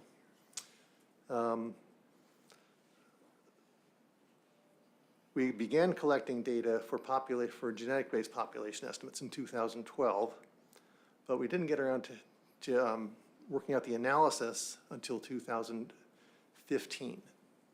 So the first year that we managed harvest under the harvest guideline level, based on a recent population estimate, was 2015.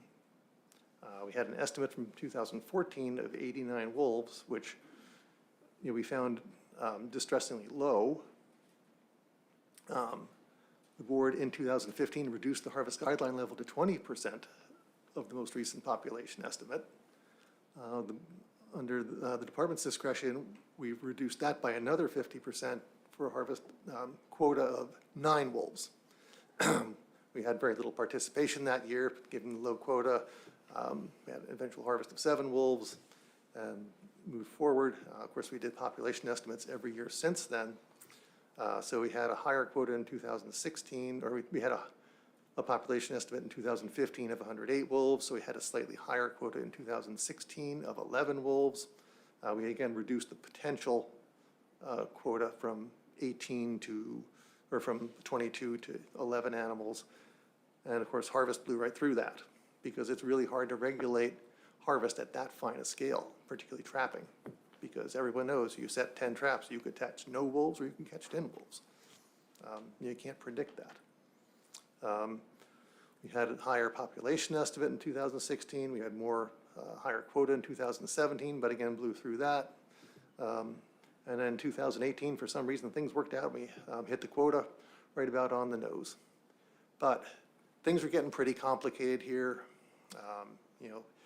It's a nervous way for the department to manage. Trappers had expressed some displeasure with what was going on. So we started thinking about, well, what would be better?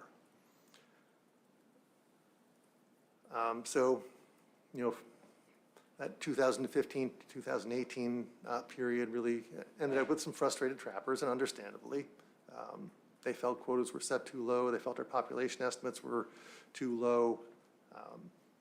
The season lengths were unpredictable, so they didn't, they say, well, we're going to have a season, we'll go out and, set a bunch of traps, but they didn't know how long the season would go. So they were unsure about how much effort to make, because then you have to pull all those traps. And of course, there were the problems with closure by emergency order, and on short notice, we might give, everybody 3 days to pull their traps. And of course, we've heard testimony here about weather making that difficult at times. From the department's perspective, we're just having difficulty managing that. There was a lot of rough feelings about how the management was going. Even with a 14-day sealing period, we really had difficulty managing quotas, particularly smaller quotas. And we lacked a clear goal for our management. All we had was harvest 20% or 30% of a population. But you can harvest 20 or 30% of 1,000 wolves, and everything's dandy. If you try to harvest 20 or 30% of 50 wolves, well, you have an entirely different outcome. So we needed a little more guidance on how to manage wolves. So we're thinking, what would be better than what we're doing now? Trappers wanted greater predictability, so they could plan their effort and say, well, do I want to even bother putting traps out this year? They wanted a longer notice on when the season would close. They wanted a voice in wolf management in Unit 2, in terms of how many should we have.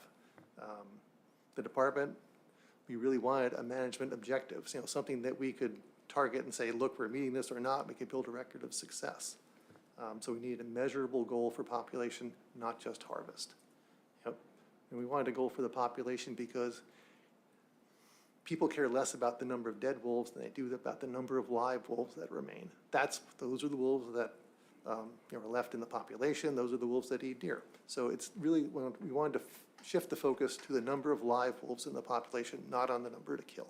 And it seems like the same, or two sides of the same coin, but it's not entirely. And, we really wanted to change management to turn down the heat in this area. It's been a highly controversial population for a long time, and it just becomes wearing trying to manage things that way and just never feeling like you're getting it right. So we, through a public process for 2 years, we worked with users in Unit 2 and our own staff and tried to develop a new management strategy. And we developed proposals for the 2019 board meeting where we eliminated the harvest guideline level and we adopted a population objective, and we developed a management plan where we managed harvest by altering season length annually and closing the season by EO, but announcing that season length before the season even opened, so trappers would have predictability. And then we would confirm how well we did with our management by doing regular population estimates to see how that met with the population objective. That was the whole scheme behind it. We want to build given the difficulty we've had with endangered species petitions here, we thought, well, if we can establish a good population objective and we can confirm over a course of years that we're meeting that objective through our management, it's very difficult to argue that management isn't sustainable. And we thought that was probably our best protection against that sort of thing and the best protection for the population. So we went from an area, we had a harvest guideline level, but we had no goal for the population, which seems like a risky strategy to me, to one where we have a goal for the population, which seems like a much more secure strategy. So key features of the new strategy that we developed is we have a population objective. So it's a measurable goal. We know how to measure it. We have regular population estimates. We're doing them every single year. Eventually, we'd like to move to doing them less frequently, but that doesn't seem to be in the cards for a while. We're managing harvest by varying opportunity relative to abundance. We had 1 year, and I'll point out that this is 1 year, 2019, the first year that we implemented the new strategy where we had more harvest than we expected. Now, we had looked at, we didn't know how much to expect because incentives for trapping had changed a little bit from previous years. We did look at previous participation and effort, but we didn't have good data or good feel for capture rate. So like how many wolves would be caught per day of open season. So we thought we'd start with a 2-month season, and we had far greater participation than we'd had in any recent year because we had looked back a decade, and it was always somewhere from the high teens to the low 20s, and we had 34 trappers participate that year. So we got a far higher harvest than we anticipated. But I would point out that that was 1 year. That fall, we also got a much higher population estimate than we'd ever had before. And if trappers are catching that many wolves, that means there are a lot of wolves on the landscape. So even though we were surprised by that harvest, it's hardly a disaster. And we've been able to compensate very well for the next 3 years because, when you hear about the management, the Center for Biological Diversity, which filed the endangered species petition with a couple of other groups, or Joel Bennett and the Alaska Wildlife Alliance in our court trial, really focused on that 1 year, but they have very little to say about the 3 successive years where harvest has been very moderate, eminently sustainable, and I think the strategy has worked out very well. We now have data on which we can base harvest rate. Harvest rate has varied, in case anyone is interested, from 1.9 wolves per day to 3.2 wolves per day, and is an averaging, as of inclusion of 2022 data, 2.5 wolves a day. So we can predict likely harvest in a year, along with what a low bound might be and what an upper bound might be. Trapping season dates announced before the season provides all the predictability anybody could want. And we do have, even with our current 15-day sealing requirement in state and federal regulation, and the 7-day call-in requirement only in state regulation, we do have some in-season monitoring capability. So how has this strategy worked? This graph shows the number of wolves on the left-hand axis and the days of open trapping season on the right-hand axis. The blue vertical line divides the old harvest guideline level management strategy from the new population objective and managing by season length strategy. We've already talked about the 2017 and 2018 seasons. In 2019, we had a long season. It was 62 days. We ended up with a very high harvest, but we also had a very high population estimate that year. Subsequently, we reduced the season to 3 weeks in 2020. We had an even higher population estimate. And in 2021, we had a month-long season, 32 days actually. We had a harvest of 66 wolves, and this year we had another 32-day season with a harvest of 62 wolves. So managing by season length is an effective way of limiting harvest. So we think this has gone pretty well. Now, Tessa is going to take over and talk about how we do a population estimate. Thank you, Tom. For the record, my name is Tessa Hasbrook, and I'm the Assistant Area Biologist for Game Management Unit 2. I just want to start with a slide that you've already seen. I showed this slide in my area overview, and I'm just going to talk about the very first step, which is how we estimate the wolf population. Unfortunately, we can't count every single wolf in Unit 2. However, and fortunately, there are sophisticated tools, statistical tools, and field methods that allow us to estimate the population of wolves. We use something called SEEKR, which stands for Spatially Explicit Capture Recapture. And this is essentially just a form of mark recapture, and it's similar to what Anthony Krupe talked about when he discussed brown bears earlier in this week. Mark recapture is a technique that is very commonly used for both wildlife and fish populations that are difficult, impossible, or impractical to count individuals. Mark recapture methods, traditional mark recapture methods, rely us to get an animal in hand, to mark it, to let it loose, and to see a portion of those again. Marking multiple animals on an annual basis, such as wolves in Unit 2, would be financially and logistically impractical to do on an annual basis. Thankfully, SEEKR acts the same way as mark recapture, but is non-invasive. Instead, SEEKR requires that animals are detected and identified at known locations and on known dates. And we detect wolves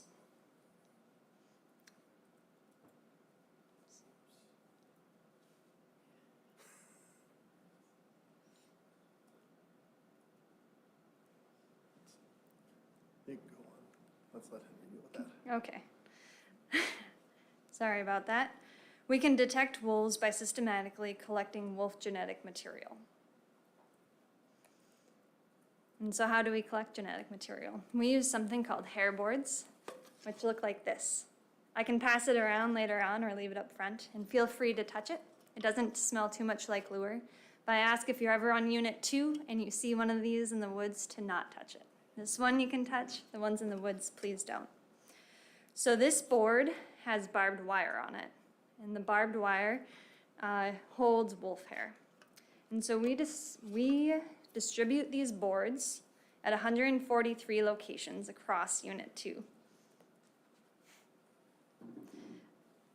These locations are also known as nodes, and the nodes are shown in red dots on this map.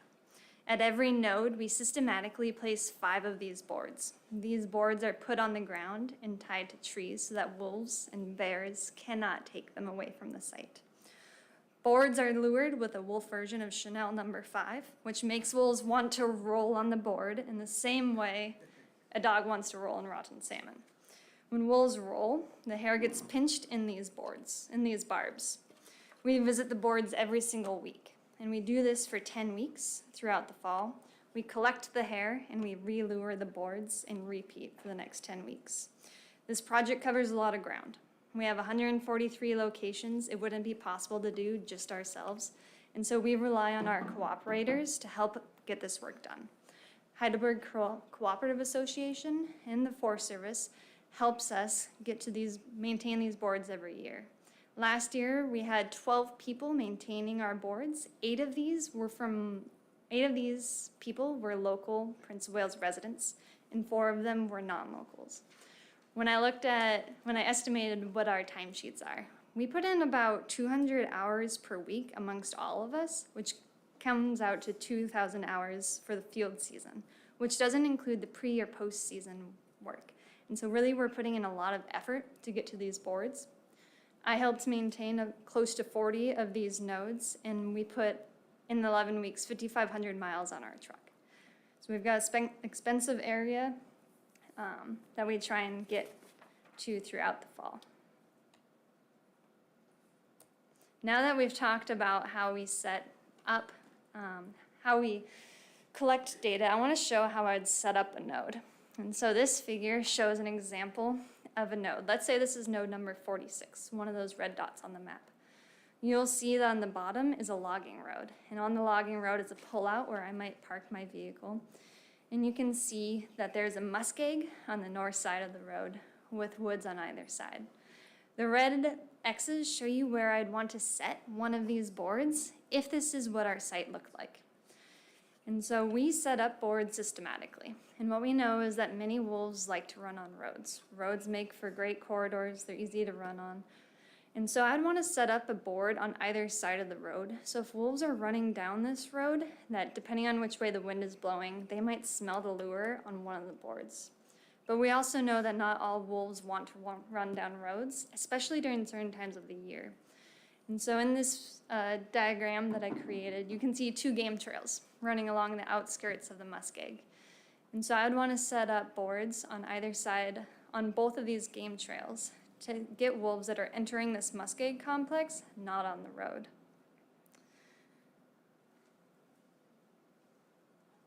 And then if I were to set up this board on a Monday, I would visit it every Monday for the next 10 weeks. Consistency is key. In addition to checking it for the next 10 weeks, I'd also try and minimize the amount of time I spend at the site and try and reduce the human scent left behind so that we don't persuade wolves to avoid this area. This slide shows 4 pictures of a wolf rolling on one of these boards. This board is set up on the shoulder of a road closed to motorized access, but is open to wolf trappers and hunters and deer hunters and dog walkers and all of the above. So in addition to our boards, we've also established cameras on a select subset of our nodes. And Alex Lewis, who is on our predator-prey research team in the Juneau, or in the Douglas office, started this project last year. And she's looking at a couple different things with these cameras. One of the things we know about our method is that a lot of wolves like to roll on these boards, but some wolves just don't want to roll. And so she's trying to assess how and why some wolves roll and don't roll. But she's also trying to look at community level questions. If a wolf rolls on a board, how does that impact, deer that comes along? Does it keep deer away from the area? If a bear rolls, which they do like to roll when they're awake, how does that impact wolf rolling? And so she's exploring some of those questions for us. So we collect our genetic data in the fall. We set things up the last week of September and we run it for the next 10 weeks. And the fall is the best time for 4 reasons. First, this is when the most wolves are running around because pups and reproductive females are mobile. Pups are running with packs at this time. Wolf activity increases during the deer rut. As deer activity increases, we see wolf activity increase. Also, nodes are accessible to staff during this time. Logging roads in Unit 2 are not maintained in the winter, and so we really rely on access to get to these nodes on that weekly basis. And then also bear activity decreases throughout the season. As I said, bears also like to roll, and they really leave behind a lot of samples. In addition to hair boards, we also get our genetic material from harvested wolves, and I talked about this already in my area overview. Each time a wolf is harvested, we get the skin sample. We can also get the muscle and the leg bones. And so the federal season allows wolf hunters to start harvesting September 1st. So while we're collecting hair, our sealers are collecting samples from our harvested wolves. Once we have all of those samples, we get them and we send them off to the lab. And then the lab work takes a long time to identify the individual wolves. And so this takes many months. And so we usually get the data back from the lab in about October. And at that time, our biometrician gets a lot of data. They get the number of individual wolves that were identified, the number of individual rolls that rolled twice, 3, 7 times, how many recaptures we get, and then where those recaptures occurred. And so they look at the number of individuals, when they showed up, and at which node, and all of that goes into our model to create the population estimate. And then the season, once we have all of that data and our biometrician is able to crunch those numbers, we then have the population, we come up with the population estimate, we announce the season length. And then the season length and the estimate are announced at the same time, and then trapping season starts. So this is a long process, and it takes many months for it to complete. I would just like to end with this slide, which again shows wolf harvest from 2012 to 2022. The blue shows the number of wolves harvested. The gray bars show our population estimates with the 95% confidence interval. And then the light gray polygon in the back shows what our quota was for the years that we had a quota. And what I'd really like to point out here is that we started collecting data for our estimates in 2012, but the first successful estimate occurred for 2013. And we've been refining our techniques ever since. Every year, I think we put in, get a little bit better at our methods. The first year we used an estimate for harvest management was in 2015. The other thing I really want to point out here is that in 2022, we've already had our wolf season. We harvested 62 wolves, but we won't know what our population estimate was for the fall until October of this year. And so we do have that lag. And then another thing I would like to mention before I pass the mic over to Tom is that when we're getting samples from, when we're getting the harvested samples from trappers and sealers, we can use those in the estimate if we know the specific date and location of take. That information is important for us to be used into our population estimate. And so when trappers and hunters get a wolf, it's important that in the field they mark that animal so that they can't confuse it later on with a different animal.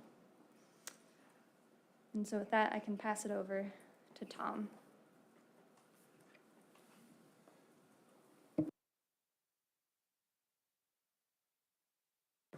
Okay, thank you, Tessa. Now you know how to do a population estimate. I'd like to talk a little bit about what we've learned about them. about both population estimates and wolves since 2019 when we adopted the new management plan. Hopefully this will be exciting. I see a few people yawning. So the first thing I'd like to talk about is bias in pre-2019 population estimates. Bias means that it was either higher or lower for some reason than what we would consider an objective estimate. And we'll talk about reasons for bias because we have a proposal to change the population objective, and bias figures into that question. We've also learned something about the genetics of wolves in Unit 2. Wolves there, we talked about isolation, so we got data that demonstrates those wolves are isolated, and it's only rare that a new wolf enters the breeding population. We figured about once every 4 to 5 years, a new individual will enter the breeding population. And this is probably a good time to talk about inbreeding. Inbreeding is something that's a matter of degree. It's not like, ooh, you have inbreeding and you don't. It's a matter of degree. Low degrees of inbreeding are expected. They're in lots of populations. In fact, that's the process that eventually leads to speciation. But high degrees of inbreeding can be a problem because that means when you have a closed population like we have in Unit 2, you have closely related individuals and they're highly inbred, that means the mother and the father have genomes that are very similar. They'll carry a lot of the same genes because they are closely related. And that means there's a higher likelihood that both parents will carry genes for an unfavorable trait. And that if both parents carry it, it's more likely that trait will be expressed in the offspring.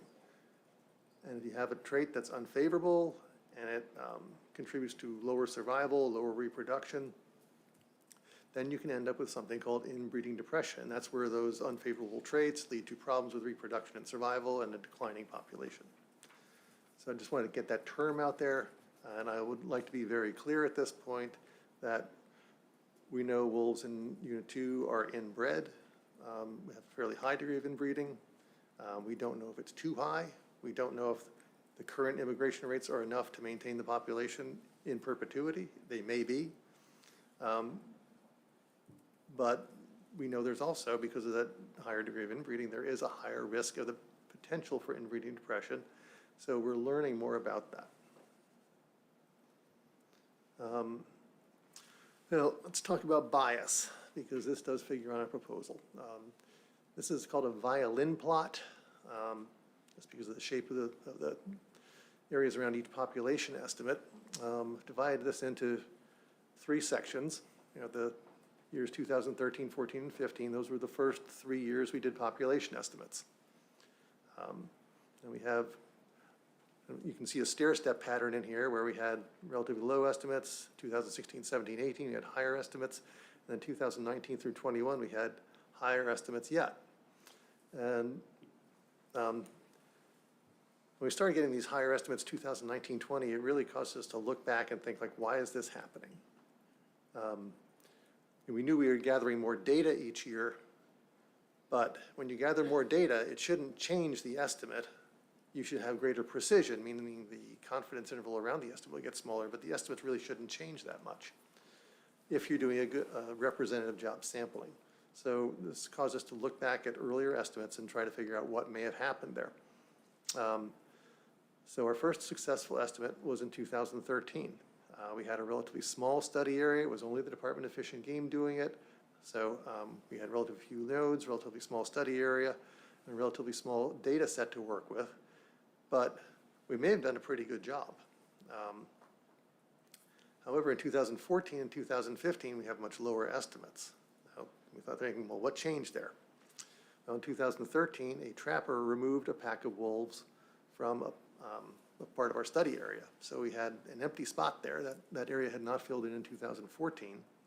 So while our estimate may have done a very good job reflecting the density of wolves, because that's what we're estimating. We're estimating density of wolves on the landscape in terms of numbers of wolves per 1,000 square kilometers.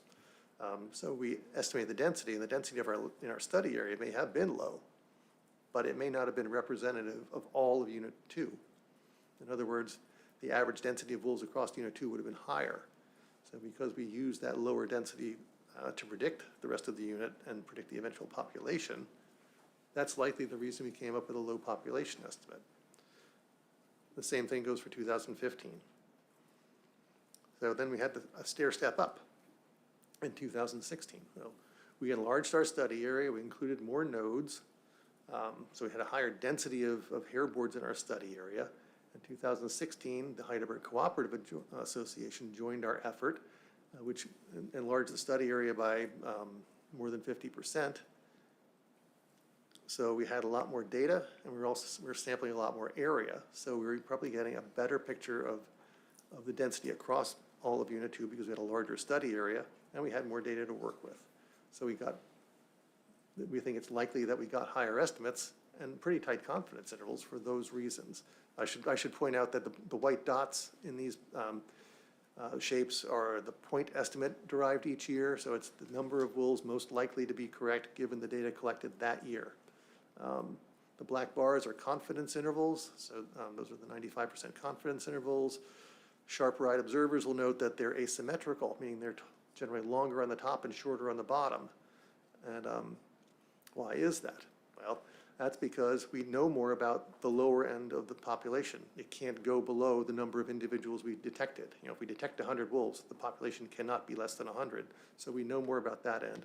Whereas the upper end, what it could be, there's a lot less certainty about, and that's why those violin shapes, which represent 100% possibility of what the population could be, generally have a long, skinny taper at the top that goes up to, upwards of 600 wolves.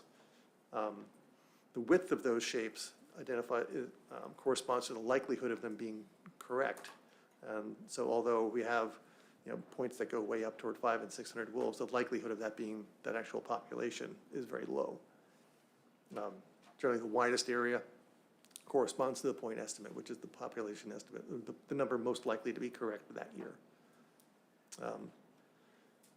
So based on what we've learned, actually, I need to move on now. From 2018 to 2019, we had another stair step up. Well, what happened there? Well, in 2019, we got a whole lot more data from harvested wolves. And subsequent to that, we've had a relatively larger data set from harvested wolves. We started thinking about, well, why would that change? Because as I said, we get more data, you shouldn't really have a different estimate. You should have a tighter confidence interval. And based on some of the camera work and other indications we've had is that there are wolves that just won't roll on the boards. And if they won't roll on the boards, if it's a group of wolves that consistently won't do it, be it an age, a sex, a social interaction hierarchy in a pack, or maybe a pack where the dominant pair won't do it, so the rest of them won't do it, something like that. If those wolves simply won't roll on the board, those wolves are invisible to this method, to our hair boards. And so it's like counting but not seeing those. Harvest is a different way of collecting data. It has different biases. And because it has different biases, it gives us a different look at wolves. So incorporating harvest data gives us a better estimate. It accounts for some of the bias that may be associated with hair boards. So we get a higher estimate. We get with better data, we get a better estimate. And so that's why it's really important for our folks to do their work in the field very well, and we're doing that. But also those samples from trappers are really important, and knowing when and where each individual wolf, because this is based on DNA, we need to know where that wolf was harvested and on which day. Because that affects, part of the model takes into effect wolf movements, and that affects the effective sampling area of our hair boards. And that, of course, area affects density. So we need a good estimate of area, and it's those wolf movements that are detecting. If a wolf is detected at a hair board in one place and caught by a trapper somewhere else, we need to know that movement. We need to know so that if wolves are confused and we end up with very long movements, that can work against us. So those dates and locations and tissue samples from the trappers are really important. And now maybe the question that we've been trying to answer all along is, how many wolves do we need in Unit 2? At this point, we don't really know the answer to that. We know that the current population objective that the board established in 2019 referenced population estimates that we've determined were almost certainly biased low. If those estimates were biased low, the population objective is likely biased low. Since 2020, when we started getting this idea, we've been managing for a population that is greater than the objective size.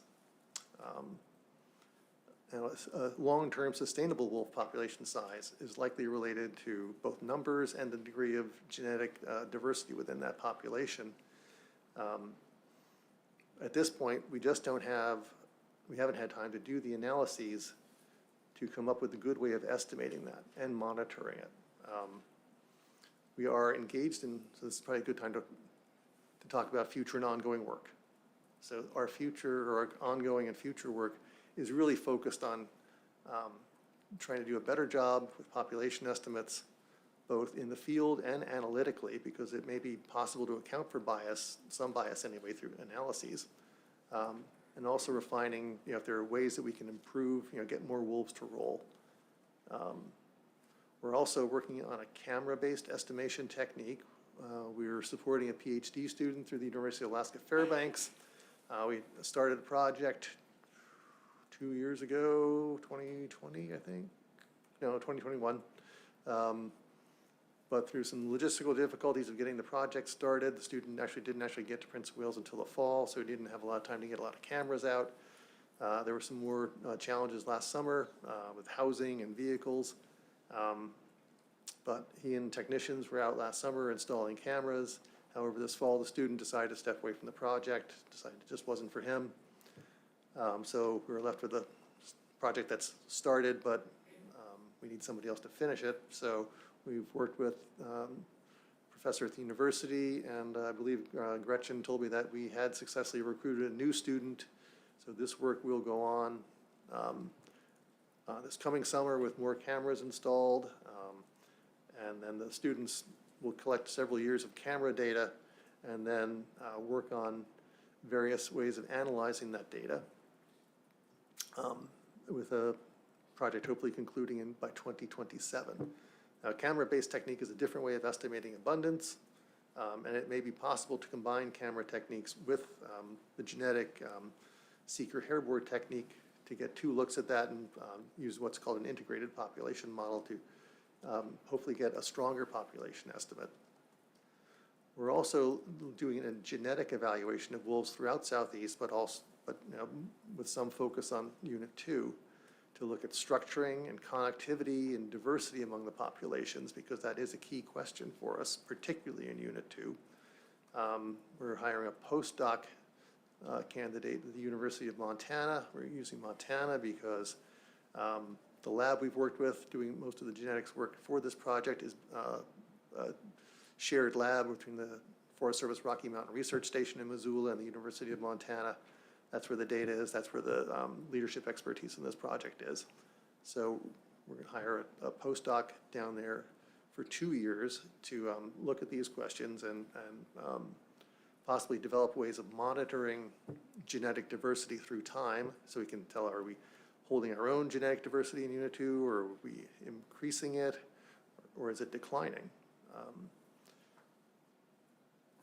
And then finally, there is a proposal that has to do with a PVA, or a population viability analysis. A population viability analysis may sound like a fancy tool, but really what it is a population model. And the outcome of it, like any modeling exercise, is heavily reliant on the data and the assumptions you use. So a population viability is not analysis is not a silver bullet for saying, this is how many wolves you should have. It's a tool for investigating things you should think about and areas where you need to collect more data. And it can give you a better idea of a sustainable population size. And that's an analysis that we will conduct in-house here over the next couple of years, but like everything else, it takes time. The good news is that the Unit 2 wolf population is secure. Harvest is eminently sustainable. The management strategy we have works. And there is the population is in no immediate danger. And we don't believe any changes in management are needed at this time. So we have some time to work on this stuff and get better ideas for what we need for diversity and population numbers in that population. And with that, take any questions. Questions from board members? Go ahead, Al. Yeah, thank you, Mr. Chairman. Thank you, Tom. That was very informative. On the camera project, are you going to analyze photos on a yearly basis and then compile it over several years, or are you just going to wait for several years of information and then analyze all the photos? The analyses, through the chair to Member Barrett, the analyses will be on an annual basis because the objective is to use that as an annual estimation technique. However, there are a number of different approaches for ways you can analyze those data, and we need to look at the relative strengths and weaknesses of those approaches. All right, thank you.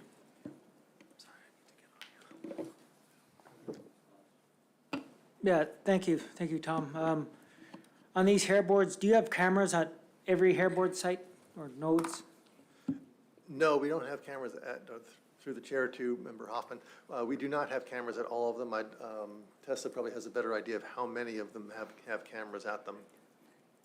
We think about 30 of our 50-some nodes. Okay, so we have about 60% of them have cameras on them. So we're gathering a good deal of data that way. Okay, thank you. And do you have several wolves from the same pack rub on the same node? And does one of these pair boards ever get so matted that you can't get any more samples? Through the chair to Member Hoffman, yes. It's nature. Everything you can imagine happens out there, and probably some things you can't. It's quite common for only one wolf to roll on a board, but it does happen that 2 and 3 and 4 individuals will roll on it, and in those cases, we try to separate clumps of hair by ones that look like this came from this wolf and this came from that wolf into different envelopes. But we do end up with mixed samples. When the lab analyzes or tries to extract DNA, they'll pick several hairs to work with initially. And if it's a mixed sample, meaning from more than one individual, it just doesn't work. So what they do then is go back and do single hair extraction. So they try to pick just one hair out of a clump and extract DNA from that and pick another hair out and see if they're getting more than one individual there. So we can use mixed samples, but it takes some extra work. Okay. Yeah, thank you. Very intriguing. It's interesting stuff. So how many gallons of Chanel No. 5 does the department buy? That's a question for Tessa. Through the chair, we have a lot. I just wanted to add that at the nodes that we have cameras, we have cameras at 30 nodes, and at each node we have 2 cameras. And so we have 60 cameras out looking at wolf behavior at our nodes. And then I was just going to add that for each barb on here, we'll subsample. So if you look at this board, we actually have hair on this. And so at each clump, we would take a sample here, and we take another sample here, and that helps us to try and break out the different individuals that roll.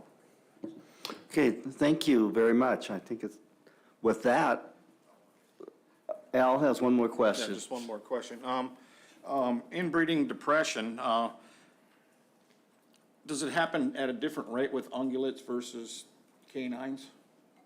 Because I'm thinking of a Fognac elk where, less than 2 dozen elk ever been out there, and I don't hear that conversation very often when it comes to elk populations. Well, through the chair to Member Barrett, I can't answer that question. I don't know. The work that we have so far indicates that, what you're talking about is the founder effect, where there's only so much diversity within the population. And it's super isolated. And it's isolated. And that's a real thing. Wolves have been in Unit 2 for a long time. However, the analysis that we have so far indicates that population the diversity of the genome was neck down. I think you heard Gretchen Rothler talk about that probably in the 1970s. and probably again farther back in time. So that's likely the mechanism that reduced the diversity.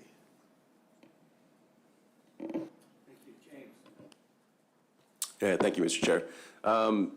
Just a kind of a two-part question, but going back to slide 9, you talked about developing a plan in 2017, 2018 with broad public involvement. Can you speak to any of the folks that were involved with that at all, whether it's groups or individuals or even local folks? And then the other question, the second part of the question is, are the techniques you're all using, are those consistent with perhaps other states that have to try and estimate wolf populations as well? Through the chair to Member Cooney, I'll answer your second question first. I'm not aware of any other states that have a situation similar to what we have here. Populations in the lower 48 where wolves were introduced and have now spread around through the Rockies and the Pacific Northwest are probably better connected than Prince of Wales is with other game management units. And I don't know anybody who puts as much effort into trying to count wolves as we do. Or I should say estimate. Let's say estimate.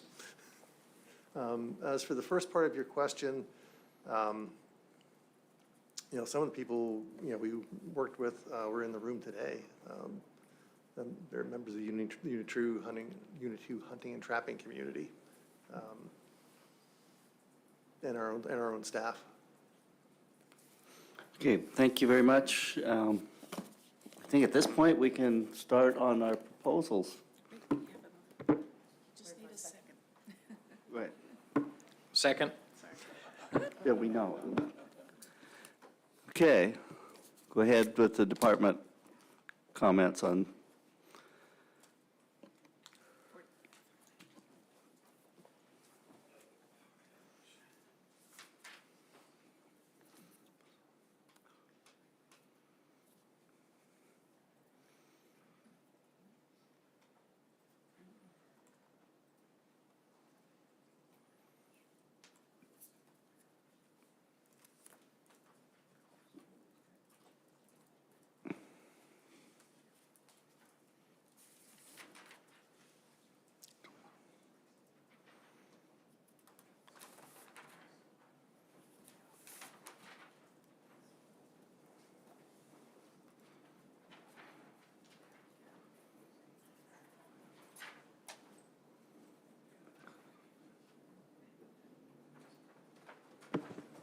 All right, thank you, Mr. Chair. So proposal 45 is on RC 4 tab 6.3. And this proposal would raise the population objective for Unit 2 wolves and establish a minimum population number for harvest. This was proposed by the Alaska Wildlife Alliance. Recommendations from the department are neutral/opposed. From Craig, East POW, Ketchikan, and Klawock AC were all opposed. So the effect of this proposal is it would raise the current population objective in regulation, which is 150 to 200 to 250 to 350. And it would close the population if it fell below 200 wolves. And it's important to note that in regulation, the only thing that's in regulation right now is our population objective of 150 to 200. I think there may be some confusion out there that our management plan portion of that, where it says 100 wolves and below, we would close the season, is not actually in codified regulation, just to clear that up for folks. Tom and Tessa just gave a lot of background on this, so I'm going to kind of reference them quite a bit throughout these presentations. So we talked about the quota management from 97 to 2018 and the implementation of the population objective in 2019 to present. And this is just a quick look at our current management strategy where you can see the population objective there from 150 to 200 and different season lengths based on the most recent population estimate that would be used to guide the length of the season. And we've already also seen this, so we saw the violin plot version of this. This is very similar without the violin portion of it. The middle point, the diamond, is the midpoint of the estimate with the associated 95% confidence intervals. This is our estimate from 2013 to 2021. So, there we go. The department determined the past estimates were likely biased low, which Tom mentioned, and that when additional samples were collected, the associated estimate also increased. And we talked about why that was. And we also talked a little bit about the isolation of Unit 2 and the effects of inbreeding.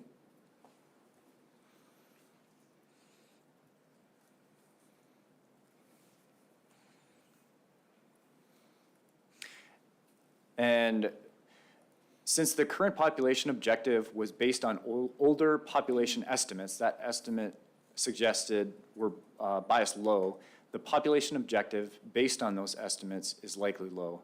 Increasing the current population objective may be warranted. Maintaining a higher number of wolves may help to conserve genetic diversity in the population, and the department will be using some new information to assess the genetic portion of the population and that genetic flow between other units and Unit 2. But a few years are needed to do those estimates. So in summary, ADF&G is neutral on changing the population objective.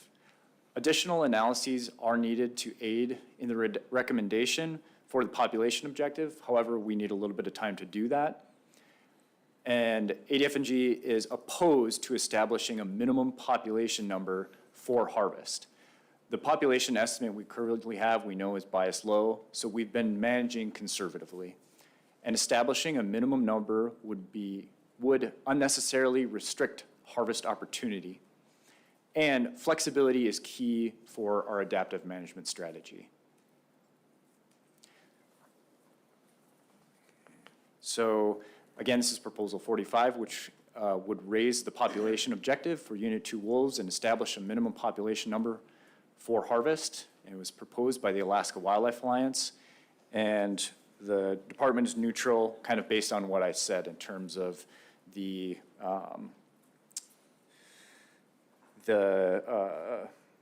raising the objective versus we are opposed to the minimum number of wolves for harvest to occur.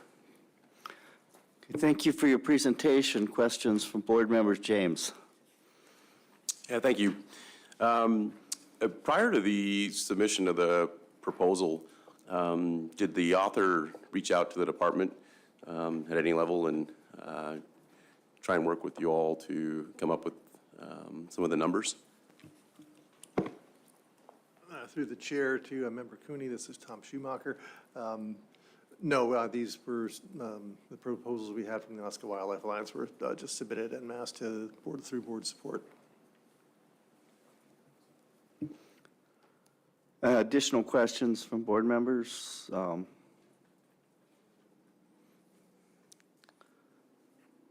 more questions, as we have been presented a lot of information here, so I think some of it's clear. Al? Yeah, thank you, Mr. Chair. I've heard it a couple times now about inbreeding deficiencies. Have we noticed any? I haven't clearly seen anything, I don't think, or I need to be reminded of what we've seen so far or not seen. Through the chair, Member Barrett, that's a good question. And so far, the department has not seen any signs of inbreeding depression in the wolf population in Unit 2. I think we've heard some testimony from locals who see a lot of wolves, and I've spent some time talking to our sealers over there, And there's some in particular that see a lot of wolves over there, and they haven't noted anything that was obviously defective or different in the pelts that they've sealed, and so. Okay, any more questions? Or Lynn, go ahead. Thank you, Mr. Chair. So I guess the question is, so you made a statement that it was somewhat bottlenecked in the 70s and possibly bottlenecked prior to that on the gene pool. I guess from a biology standpoint, how long does it take, does the inbreeding take for you to start seeing something noticeable, this deficiency? I mean, are we talking 50 years, 60 years, or 10 years? I guess just kind of a question there.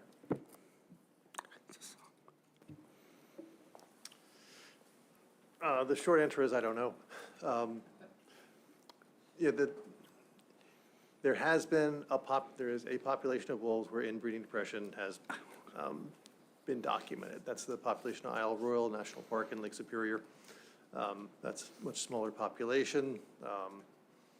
Again, the founder effect was probably an issue there. It was founded by just a few individuals. The population peaked at about 50 individuals, and it was colonized in 1948, peaked at about 50 individuals, and by, when was it, Ross, 2016, I think, although there were still 2, I think, individuals alive, they were functionally extinct because they were incapable of reproducing. So, that's a timeline for that specific place. But, this is a very different situation. So inbreeding depression can happen. We know that. But we don't see any signs of it here. However, we do know, and the department has been the one leading the charge here, gathering the information, analyzing the data, saying, look, we recognize this situation and we're looking into it. We've made that public as soon as we can, and I think that's information the public deserves to have, but it's also information that we're working with and managing the situation, and we believe that we have a handle on harvest, and the population is stable and harvestable into the future. Go ahead, Stas. Thank you, Mr. Chair. Thank you. Quick question about the gene pool topic. You mentioned earlier in your report that every so often a wolf comes into the population. If one comes in and isn't detected and he's around for a few years, does his genes are they detectable after a few years, or how does that work? Through the chair to Member Hoffman, well, we can detect an animal from outside the study area at hair boards. If it's an animal that came from outside, Gretchen Roffler's presentation indicated that animals from Unit 1A and Unit 3 have a kind of group as a genetic group and have a similar signature. So if one of them comes into the study area and rolls on a hair board, I believe we can tell is that a Unit 1A or 3 type wolf. However, to be reflected in the population's genome, it has to breed. And I'm not a geneticist, so I'm uncomfortable answering how much of a difference you would see if one individual bred. Jake? Thank you, Mr. Chair. And just, I guess, to elaborate a little bit on Member Stosh, is there any evidence of domestic canine crossover? I mean, there's a lot of population there on Prince of Wales, and another problem maybe for Ms. Olson, if you could enlighten me, is there any history of the indigenous peoples down here using working dogs, to carry litters, anything like that?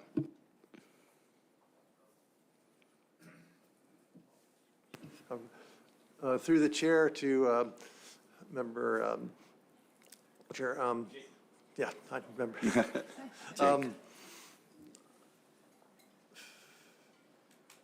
Wolves and dogs are very closely related. We have not specifically looked for dog DNA within the wolf genome on Prince of Wales Island.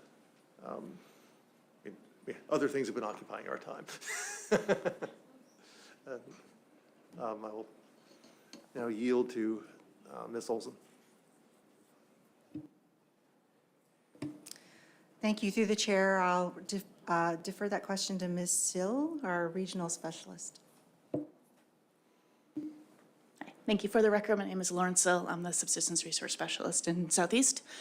And in the literature I've read, I'm not aware of any historical use of dogs for working purposes, like dog teams or things like that. Thanks. Okay, discussion on the proposal. Go ahead, Al. Thank you, Mr. Chair. I don't think I'm going to support this proposal. I think the department gave us a clear path on which way they're going with this. There's very few times and only a few proposals at this meeting that you'll see unanimous consent among the ACs, the RAC. And, that's very important. That's a lot of people and a lot of people that went over the information. So I don't intend to support this proposal. Yeah, go ahead, Lynn. Thank you, Mr. Chair. I kind of agree with Member Barrett there. To their credit, the department, I've followed wolf issues across this whole state, and not one time have I ever seen the state overestimate a wolf population. So, and then you look at the chronology of events from the 90s to current, and when they saw something they thought was, the harvest was getting a little high, they reacted, and it just looked like they were able to keep a pretty even line with the exception of the 1 year here a few years back. And I just think that was maybe a misestimation of the overall population. But by and large, I think they've got a pretty good handle on this population. And like they said, it's everything we've got going right now is sustainable. I don't know, from my view, I have a lot of confidence in the department's science. I haven't seen other science that is more current or better handled than this. And so I have, I can't imagine why I would vote against what the department is doing now. It seems to be working. The population's been pretty stable or growing from what all indications. And so I don't intend to support this proposal either.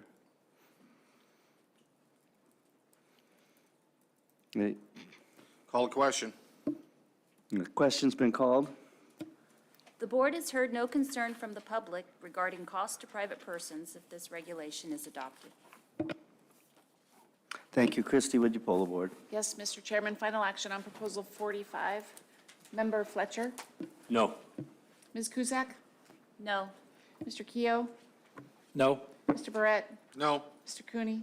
No. Mr. Hoffman? No. Chairman Burnett? No. Proposal fails 0-7. Mr. Chair, I move to adopt Proposal 46, lengthen the hunting season for wolves in Unit 2 to open September 1st.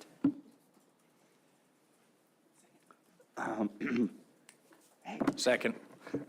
We have moved, Proposal 46 been moved in second. Department comments. For the record, my name is Tessa Hasbrook, and I'm the Assistant Area Biologist for Unit 2. Proposal 46 can be found in RC4, tab 6.3, page 43. Proposal 46 was proposed by the Ketchikan AC, and it seeks to lengthen the hunting season for wolves in Unit 2 to open September 1st. The department is neutral on this proposal. The Ketchikan AC, Klawock, and Craig AC supports, and the East POW AC opposes. This proposal would align state and federal wolf hunting seasons. Current wolf hunting seasons for the state open December 1st, and the federal wolf hunting season opens September 1st. Both seasons are closed by emergency order. For the past 5 regulatory years, or I guess I should say from regulatory year 17 to regulatory year 2021, 6% of the total harvested wolves were harvested in September and October, so prior to trapping season. And during those 5 years, 89% of the wolf harvest was by federally qualified users. This should say users and not hunters. And so the majority of wolf harvest occurs during the trapping season and by federally qualified users. This figure is the Unit 2 cumulative reported wolf harvest by month, and I showed this in my Unit 2 area overview. And I just want to emphasize that 6% of the harvest occurred before the trapping season started, and that I also wanted to mention that harvest chronology is strongly influenced by hunt structure. And so that's the regulations that are in place. This proposal is unlikely to significantly increase wolf harvest. And that's frankly because there's such limited hunting that occurs for wolves in Unit 2. It would simplify regulations by aligning seasons. It provides opportunity for other users, but it could decrease trapping opportunity.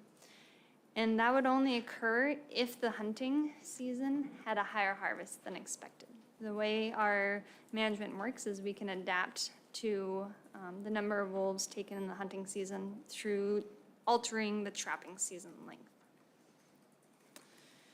So in summary, this proposal was submitted by the Ketchikan AC. Proposal 46 would lengthen the hunting season for wolves in Unit 2 to open September 1st. The department is neutral because the primary beneficiaries are non-federally qualified hunters, probably those of Ketchikan, who are hunting deer, plus guided and unguided non-residents hunting deer and bear. Harvests by these groups are likely to be opportunistic and therefore unlikely to significantly increase harvest. It provides additional opportunity, but is unlikely to cause a conservation concern.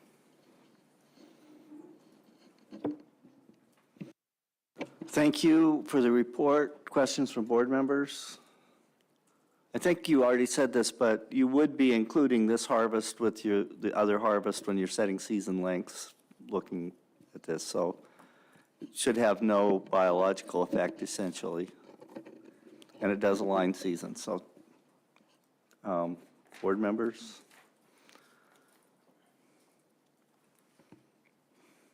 Any discussion on intent or, go ahead, Al. Yeah, thank you, Mr. Chairman. Yeah, I had to think about this and review a few of my notes. Generally, I'd want to give that extra portion to the trapping, or to the trapping season portion for the trappers to have. But again, I count, 4 or 5 ACs that are supporting this, and countless, or many other individuals, and only 1 AC opposed to this. So I'm gonna lean towards the ACs and the rack on this one again, and I'm gonna support it. Go ahead, Stas. Thank you, Mr. Chair. Just to add, I as well can support this. And looking over the AC comments, and one of them that voted against this made a statement that the fur is not prime, and they're so low take, and to someone who's never shot a wolf before, and it's their first one, that's the primest wolf you'll ever see. So the take would be low, and it won't be a conservation concern, so I'll support this. Go ahead, Lynn. Thank you, Mr. Chair. I can support this also, especially since it's not that we're increasing the harvest. The harvest will end up being cumulative, not additive. So, but it provides a little bit more opportunity to a hunter, so I'll support it. Thank you. Any additional comments? Ready for the question? Call the question. Question has been called. The board has heard no concern from the public regarding cost to private persons if this regulation is adopted. Thank you. Christie, would you poll the board? Yes, Mr. Chairman. Final action on Proposal 46. Member Hoffman. Yes. Mr. Cooney. Yes. Mr. Barrett. Yes. Mr. Keough. Yes. Ms. Cusack. Yes. Mr. Fletcher. Yes. Chairman Burnett. Yes. Proposal carries 7-0. Mr. Chair, I move to adopt Proposal 47, require wolf harvest information to be reported within 48 hours of recovery and sealing within 14 days in Unit 2. Second. Proposal 47's been moved and seconded. Would like to hear the department's comments. Proposal 47 was proposed by the Alaska Wildlife Alliance and can be found in RC4, tab 6.3, page 49. This proposal would require wolf harvest information to be reported within 48 hours of recovery and sealing within 14 days in Unit 2. The department supports this proposal. The Craig, Kilowog, East POW, and Ketchikan ACs oppose this proposal. Looking at the current regulations in the 2021 Board of Game meeting, there was a new regulation that required the untanned hides of wolves to be promptly sequentially numbered or marked, and the date and location of take for each wolf to be reported in person or by telephone to the department not later than 7 days after take, and also to seal wolves within 15 days of take. At the 2022 Federal Subsistence Board meeting, there was a similar change in regulations that required harvesters to sequentially number or mark wolves that were taken in Unit 2 and to seal within 15 days of take.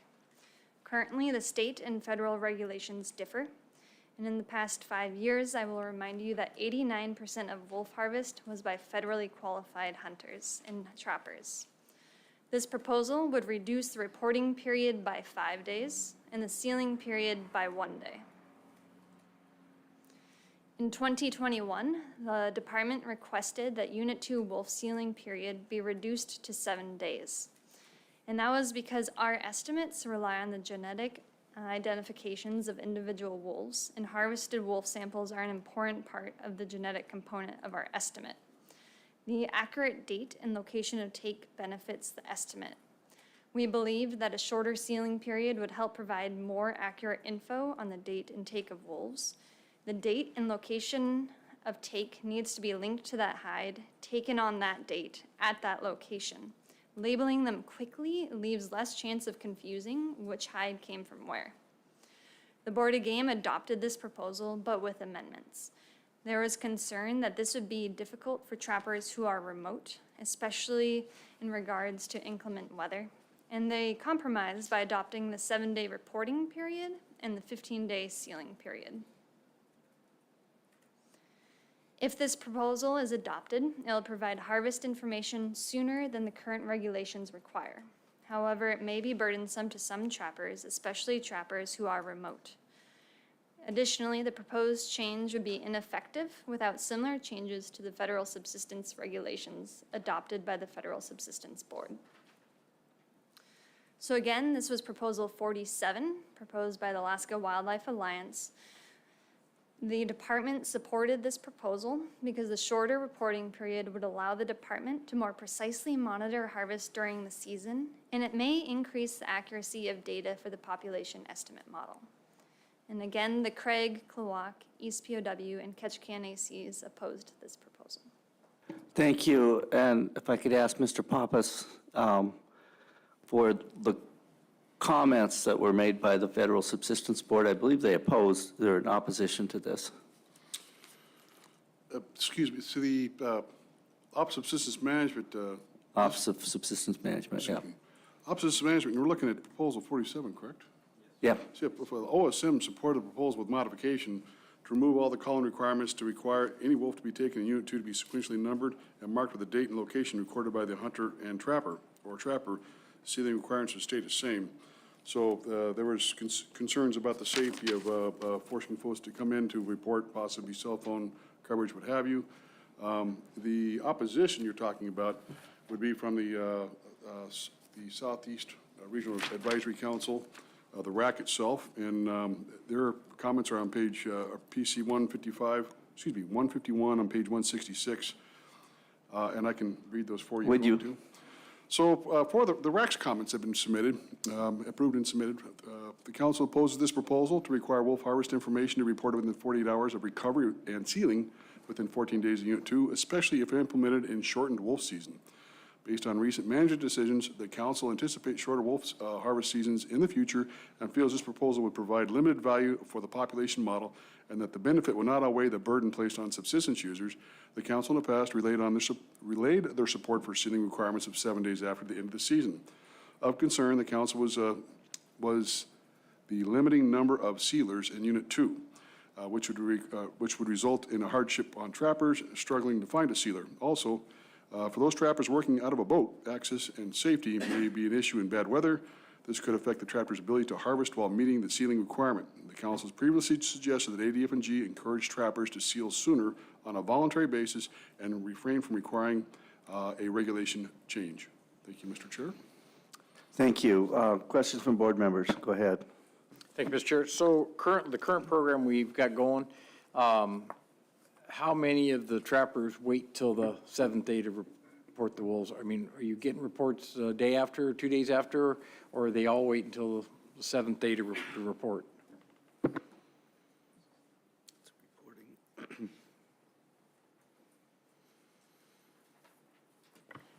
Through the chair, that differs by trapper.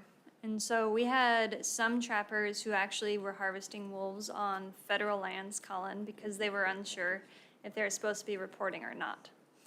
I think about 2/3 of our trappers this year reported to us via phone by calling us and reporting their harvest, which was more than was needed because some of those were on actual federal lands. Some trappers want to call the very first day, and some, wait a few days. So there's just difference in trappers and what's available to them. Go ahead, Lynn.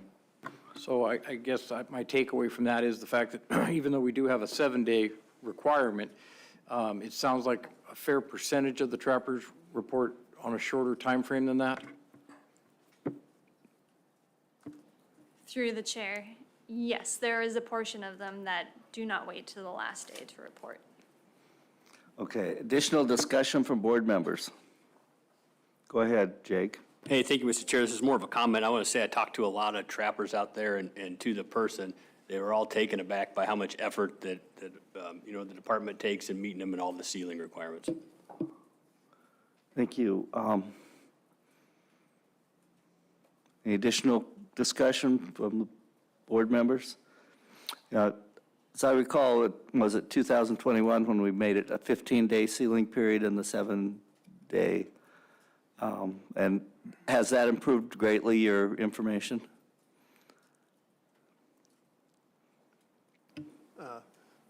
To the chair, this is Tom Schumacher. It's hard to say because we don't know the quality of the information we got beforehand. It's hard to say how much it improved. The idea of that change was to ensure we got trappers to label things quickly and promptly so they didn't lose track of which hide came from where. Right. So I imagine it has, but it's hard to say for certain.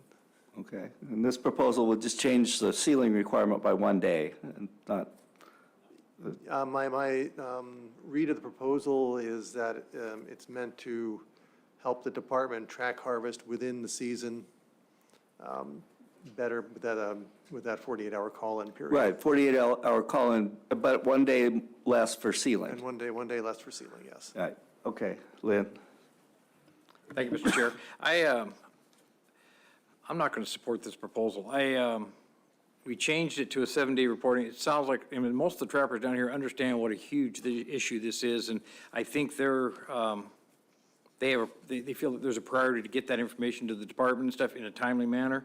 But the 7 days does give them a window in case there's a weather issue or a travel issue where they can't get to a phone to report it. So it sounds like a good percentage of them are already reporting within 48 hours, and I think we should just leave it the way it is. Sash? Yeah, thank you, Mr. Chair. Member Kehoe stole my notes, I think, on that one. But I won't support it either. We heard a large testimony about safety concerns as well, and I'm going to go with the ACs on this one. Al? I have the same intent, and I also think I remember that the trappers met with the department and worked out some of these issues a couple of years ago. So I think the trappers have been working with the department, and the department's been working with the trappers. Okay, are we ready for the question? Call the question. Question has been called.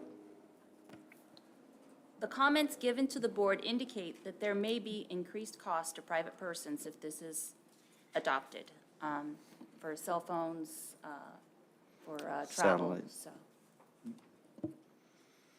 Okay, Christie, would you pull the board? Yes, Mr. Chairman, final action on Proposal 47. Mr. Cooney? No. Mr. Hoffman? No. Chairman Burnett? No. Mr. Fletcher? No. Ms. Cusack? No. Mr. Keough? No. Mr. Brett? No. Proposal fails 0-7. Okay, at this time, we're going to take a 10-minute break, and we'll get back to work when we're done. Thank you.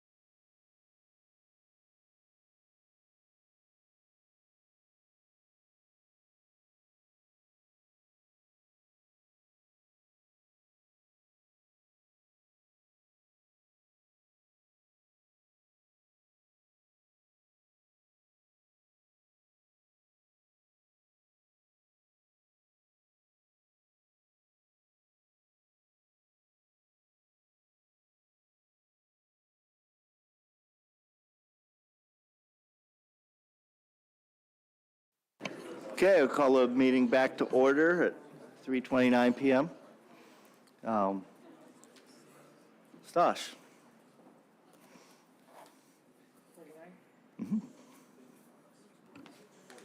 48. Mr. Chair, I move to adopt Proposal 48, change the methodology for setting the population objective for wolves in Unit 2. Second. It's been moved and seconded. Department comments, please. Thank you, Mr. Chair. This is Proposal 48. It can be found on RC 4, tab 6.3, page 54. And this proposal would base the population objective for Unit 2 wolves on a population viability analysis. This was proposed by the Alaska Wildlife Alliance, and the recommendations are the department is opposed. Craig, East POW, Ketchikan, and Cloacases are all opposed.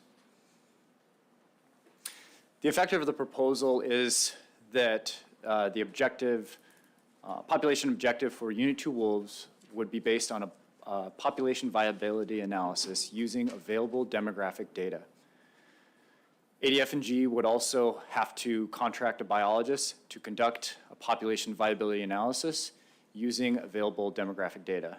And it's important to note that the Board of Game cannot direct the department to hire a contractor to do work. We've already referenced the management history in the Unit 2 wolf background that Tessa and Tom gave us regarding the management history, and also regarding the management plan. And a little bit of discussion on this.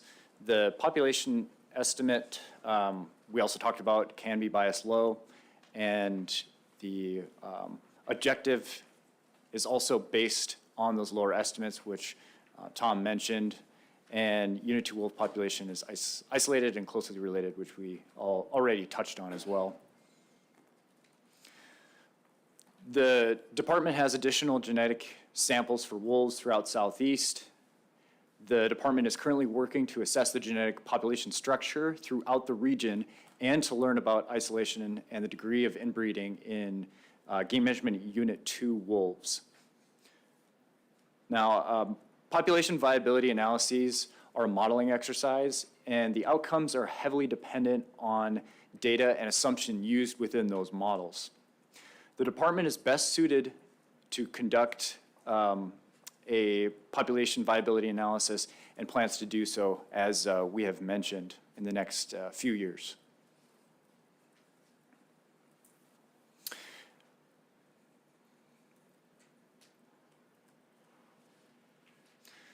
PVAs are a modeling tool used to identify information needs for evaluating management scenarios. So what a population viability does is it gives you an estimate of the persistence of a population at a given level through a given span of time. And again, it's dependent on the information that you have and put into that model. Like all modeling exercises, the outcome of a PVA is heavily reliant on the quality and availability of information, validity of assumptions made, and the model design. Therefore, choices over which data and assumptions to include influence the outcome. Because PVAs are reliant on the choices of data and assumptions, PVA should not be the only source of information used when setting a population objective for GMU2 wolves. A PVA used with the department's current adaptive management strategy may provide useful new insight for Unit 2 wolf management. Department staff are certainly best positioned to conduct an informed PVA and likely will be, as we have mentioned. Again, this is Proposal 48, based the population objective for Unit 2 wolves on a PVA. And this was proposed by the Alaska Wildlife Alliance, and the department recommendations are opposed.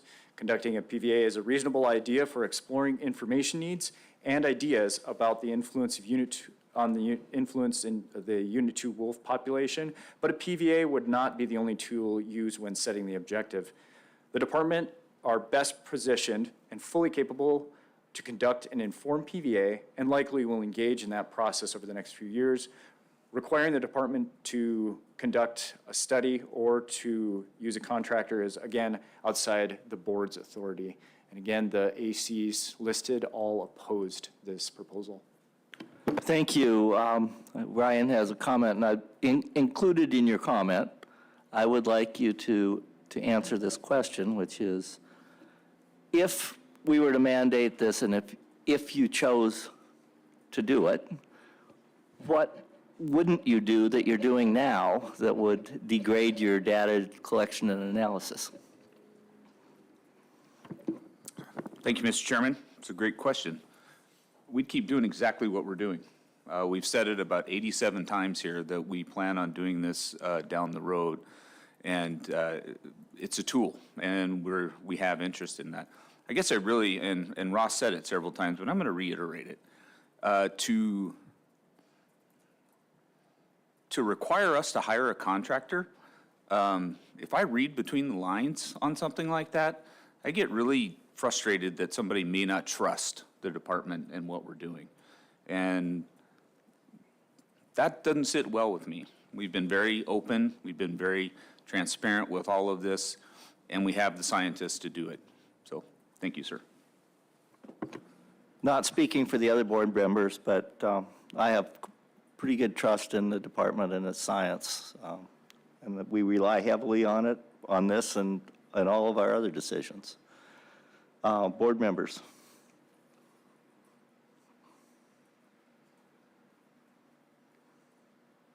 Al. Yeah, thank you, Mr. Chairman. I think I also agree with what you've said and Ryan has stated.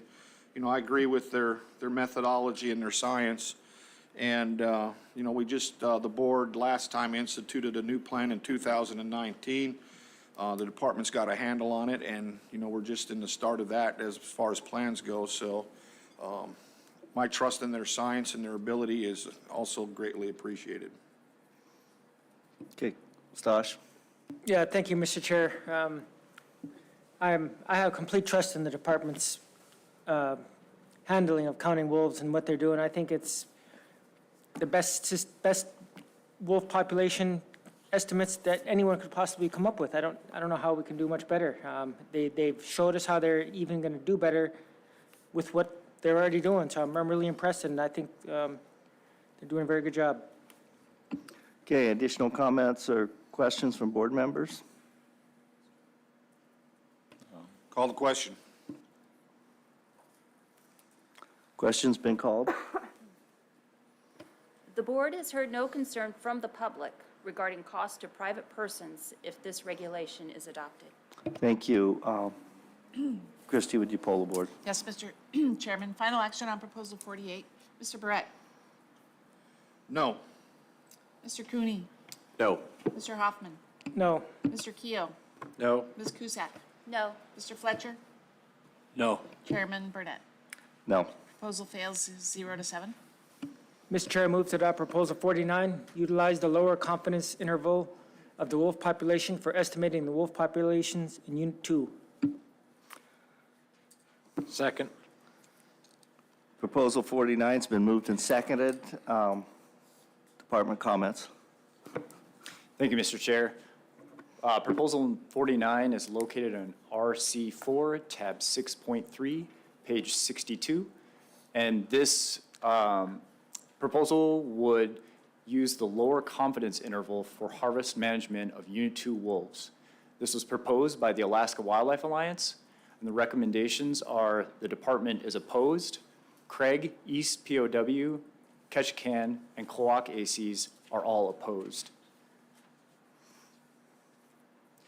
The effect of the proposal would be the lower confidence interval value of the Unit 2 wolf population estimate would be used to set the season length.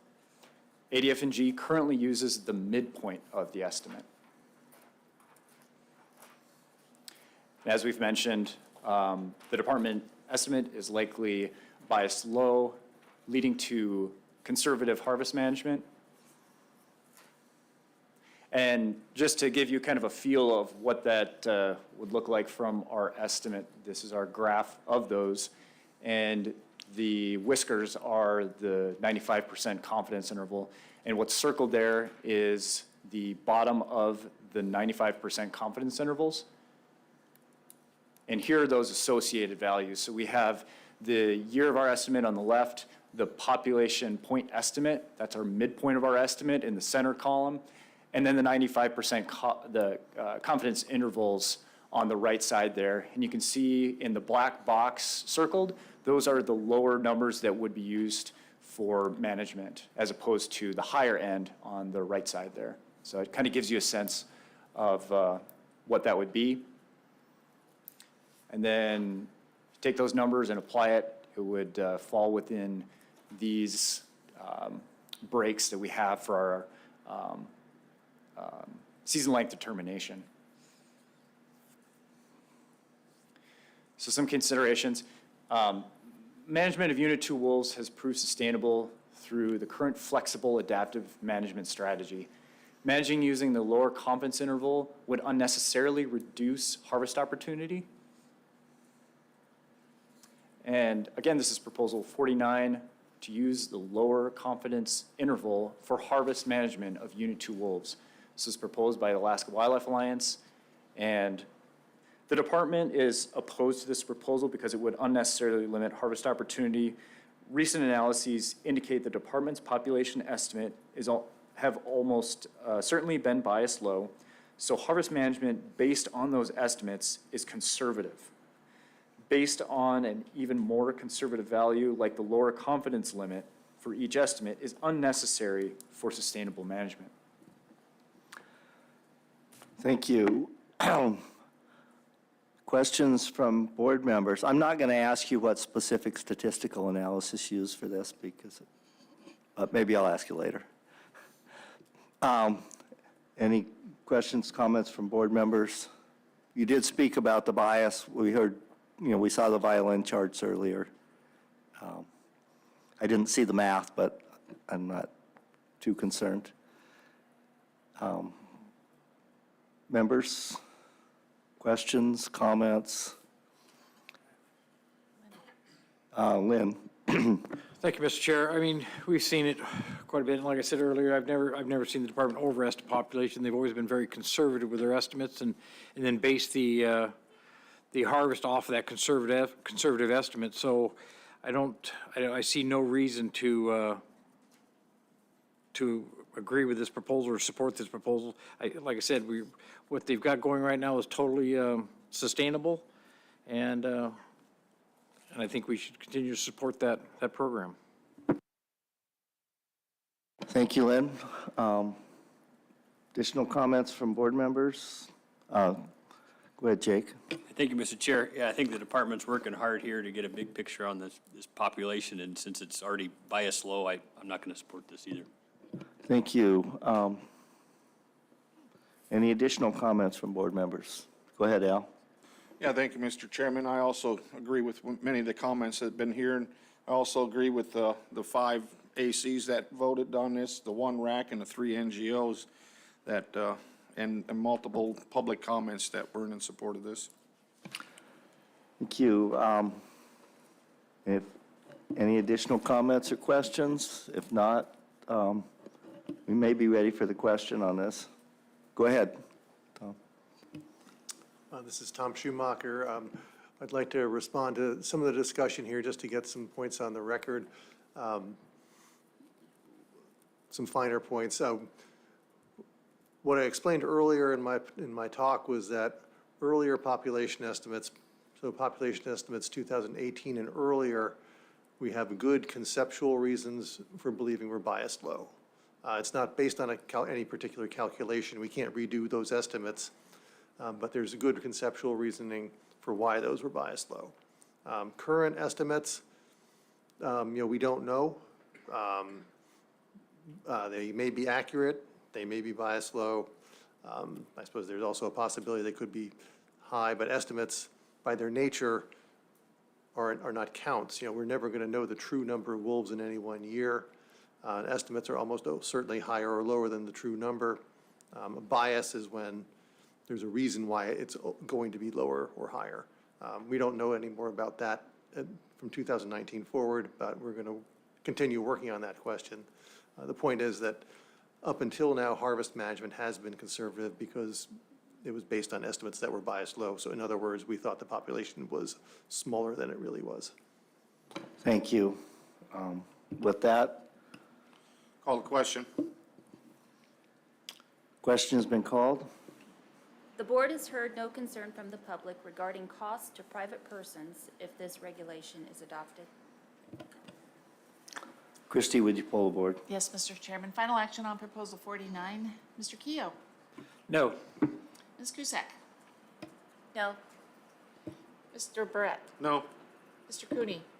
No. Mr. Fletcher? No. Chairman Burnett? No. Mr. Hoffman? No. Proposal fails 0-7. Mr. Chair, I move to adopt Proposal 50, establish a population estimate and harvest limit based on Prince of Wales Islands wolf population that excludes extrapolation from outer islands in Unit 2. Thank you. Second. Proposal 50 has been moved and seconded. Please go ahead with department comments. Thank you, Mr. Chair. Proposal 50 can be found on RC4, tab 6.3, page 70. And this proposal would base the Unit 2 wolf estimate on Prince of Wales Island only. The proposal was put forth by the Alaska Wildlife Alliance. Recommendations are the department is opposed. Craig, East POW, Ketchikan, and Klawock ACs all also opposed. The effect of the proposal would be the fall population estimate of wolves in Unit 2 would be based on the estimated population of wolves on Prince of Wales Island, or POW, alone, with no extrapolation of the population estimate for the outer islands in Unit 2. AF&G estimates density of wolves in a large study area. 80% of POW and 60% of Unit 2 are typically covered by this. Effective sampling areas include some of those outer islands. So the folks in Heidelberg Cooperative Association, his crew with Tony Sanderson, first of all, I just want to say thank you to them. They do an excellent job helping us out with information collection. And that some of the islands, which I'll show in this next picture, depict where those hairboards are that they run. And also that we get information from the harvested wolves. So trappers regularly trap these outer islands. They know the wolves are there. They're the traditional areas that they've trapped wolves for many years, and we get information from those areas. And the density in the study area is assumed to reflect density across Unit 2. So this map is a depiction of where our hairboard nodes are located. The red dots represent nodes that the Alaska Department of Fish and Game runs. There's 83, and that's a total of 415 hairboards, so quite an effort. And then we also have 62 node locations run by Heidelberg Cooperative Association to the south. And again, so it spreads out over quite a large area. So an example is hairboards give us a density estimate. For example, there have been in the past an estimated 44 wolves per 1,000 square kilometers. And that number is used to extrapolate to the density of all of Unit 2. So if there are 44 wolves per 1,000 square kilometers, and Unit 2 is 8,746 square kilometers, this yields our 2020 estimate of 386 wolves with a range of plausible values from 321 to 472 wolves. The area of analysis is larger than the immediate area around the hairboard because the wolves move. Wolf movement is factored into the analysis itself. So the blue polygon that you can see that spreads out over most of the unit is our effective sampling area based on the information that we have gathered in that season.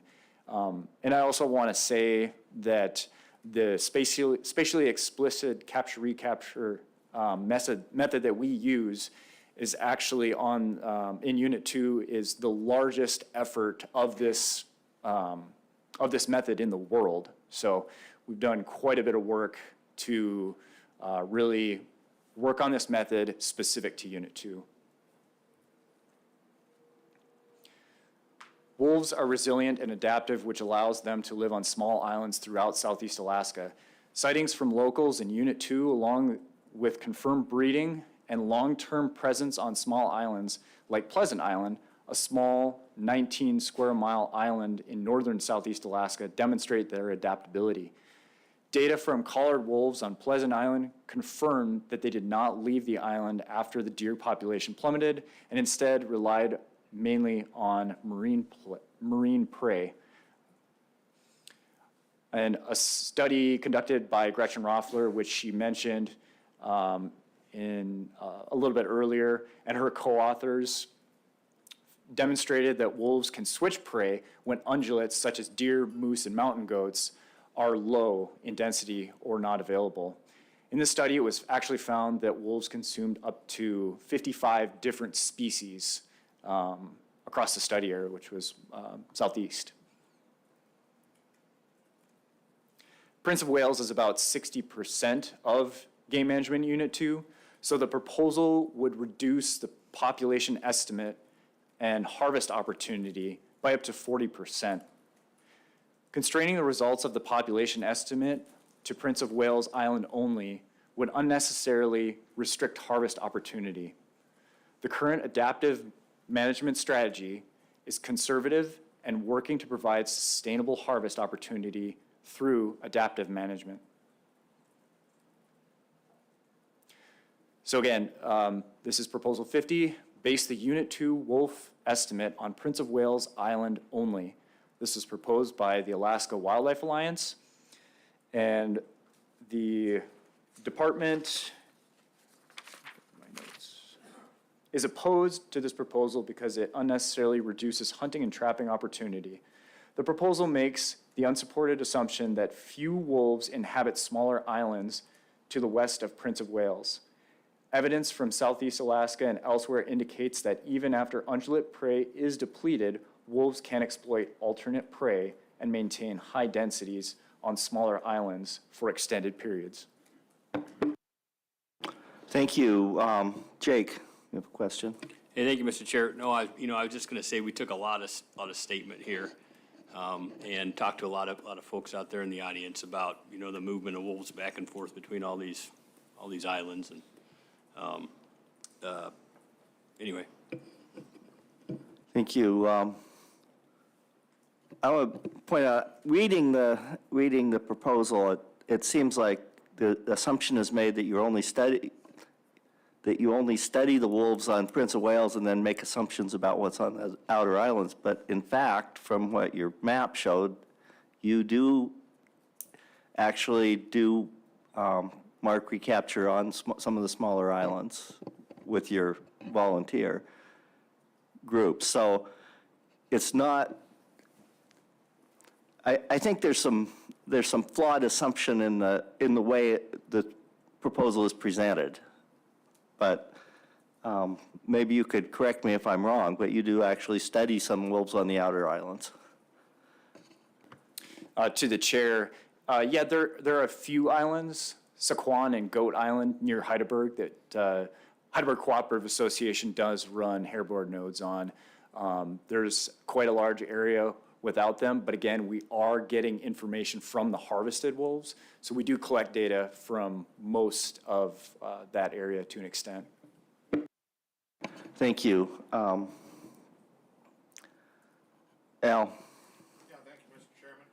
Thank you, Mr. Chairman. It's very normal and very common that we manage wolves throughout the state by units. And with the exception of an IM plan or project, we rarely reduce our unit or subunits down to, specific areas unless there's special circumstances. So this is quite normal.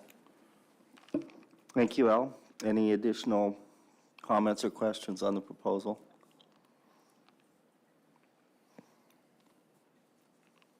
Any intent?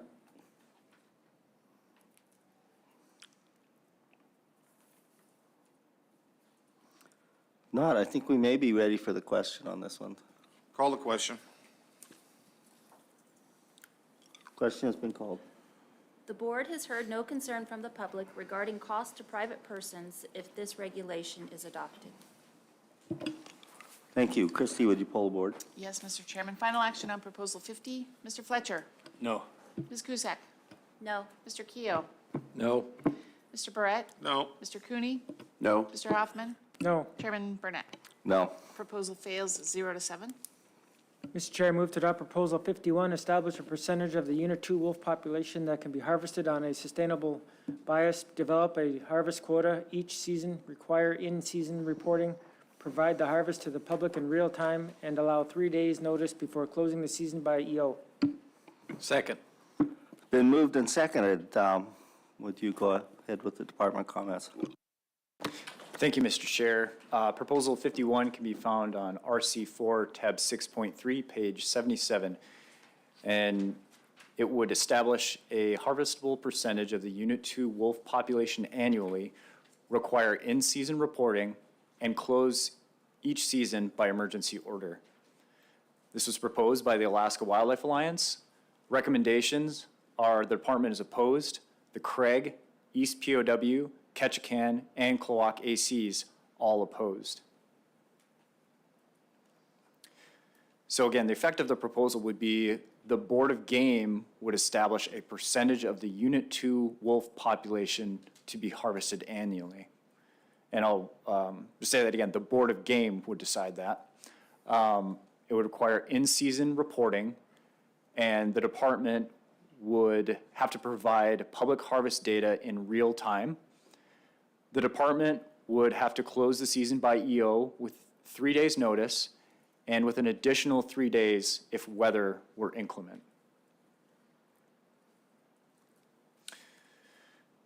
And we've talked a little bit about the difference in management between 97 to 2018 and how that's changed in 2019 in Tom and Tessa's presentation earlier on Unit 2 wolves. And here we have a figure that we've already seen, just depicting that when we had the quota and we were using the management strategy of from 2014 to 2018, that the hashed bars that you're looking at, the quota was exceeded several times in that time frame. Quotas were difficult to manage, especially when quotas were small, and we talked a little bit about that before as well.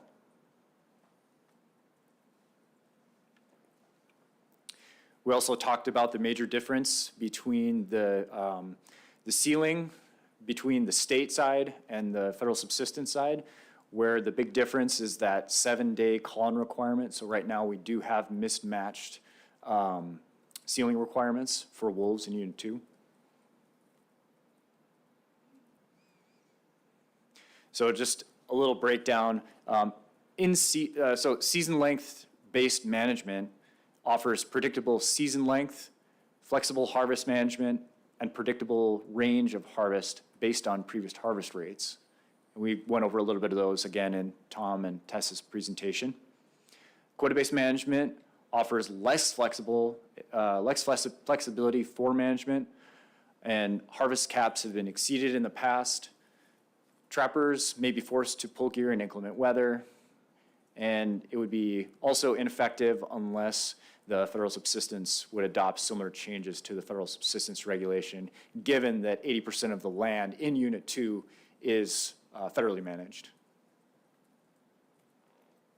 So again, this is Proposal 51, to establish a harvestable percentage of the Unit 2 wolf population annually, require in-season reporting, and close each season by emergency order.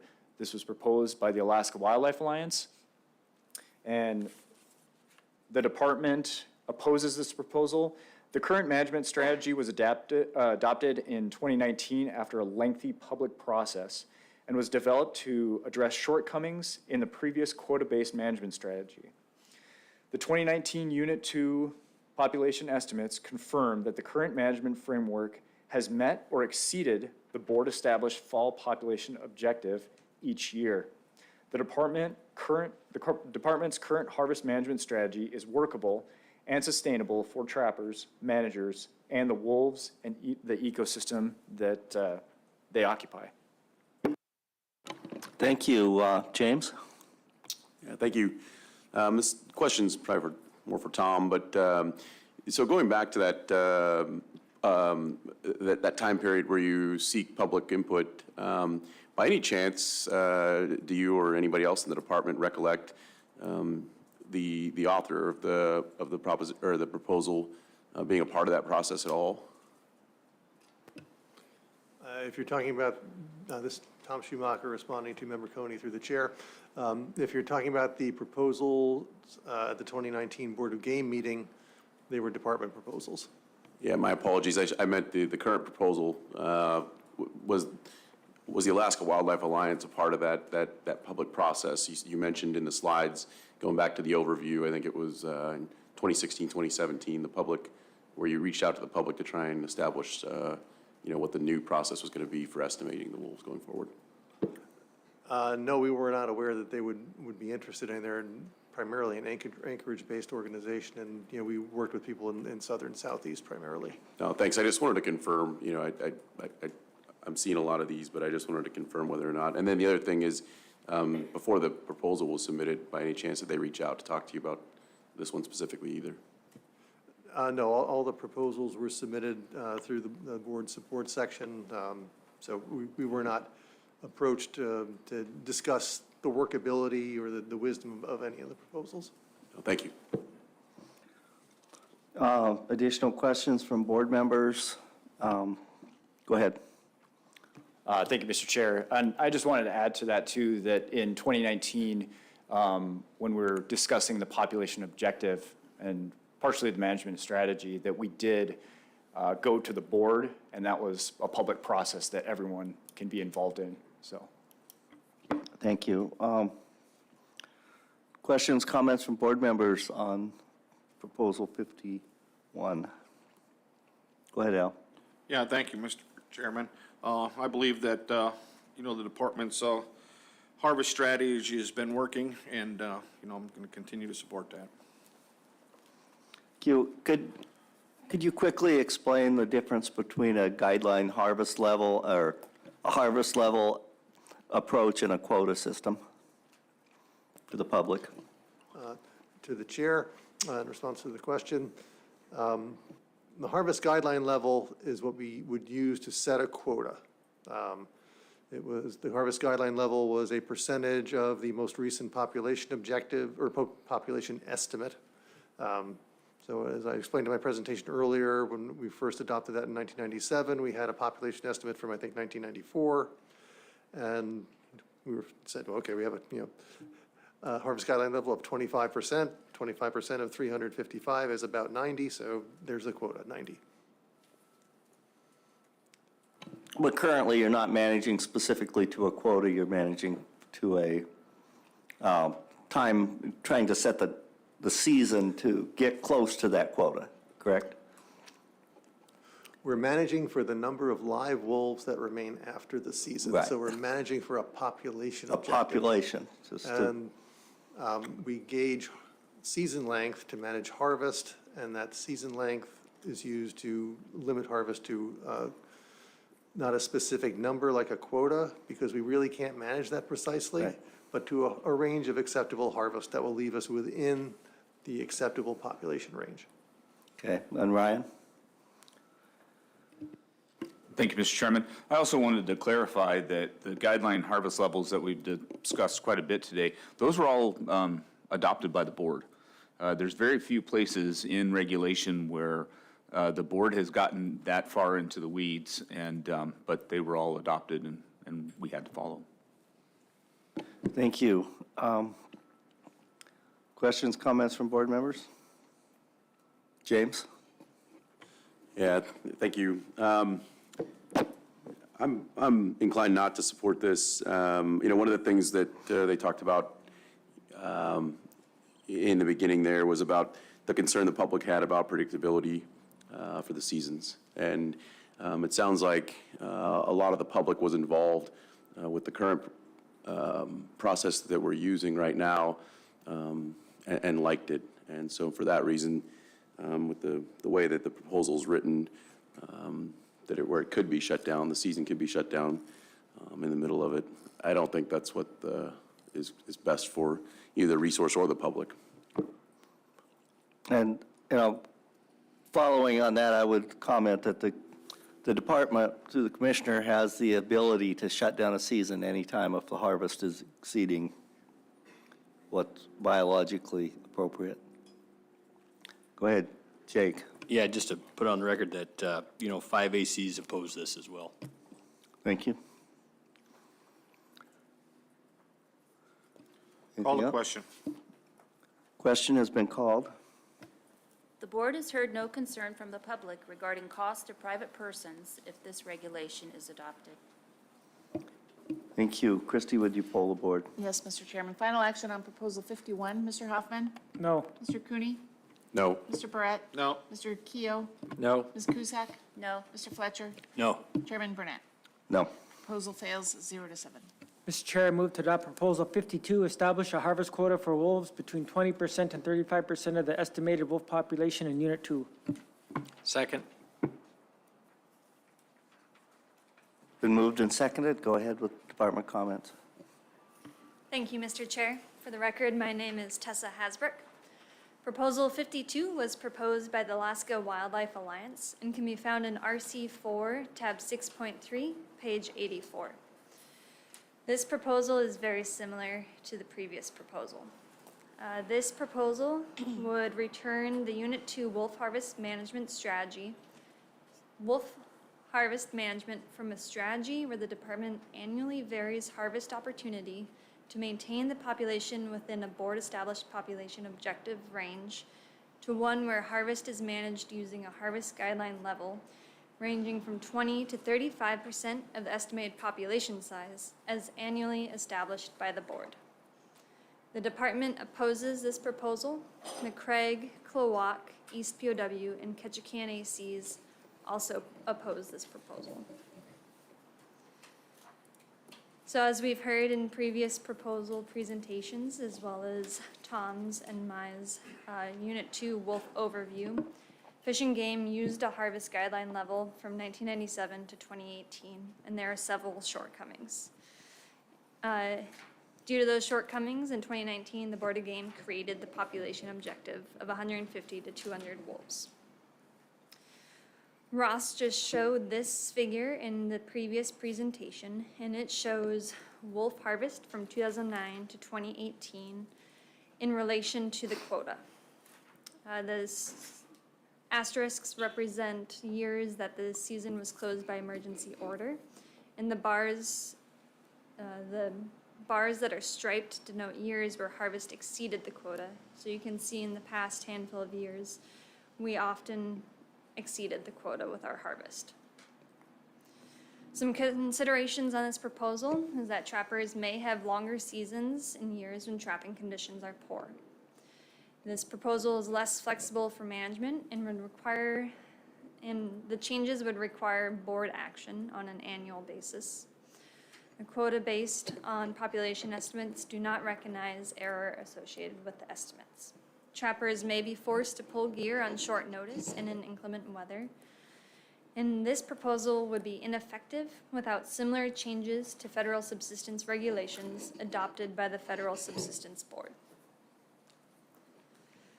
So again, this was Proposal 52 and was proposed by the Alaska Wildlife Alliance, and it would establish a harvest quota for wolves between 20% and 35% of the estimated wolf population in Unit 2.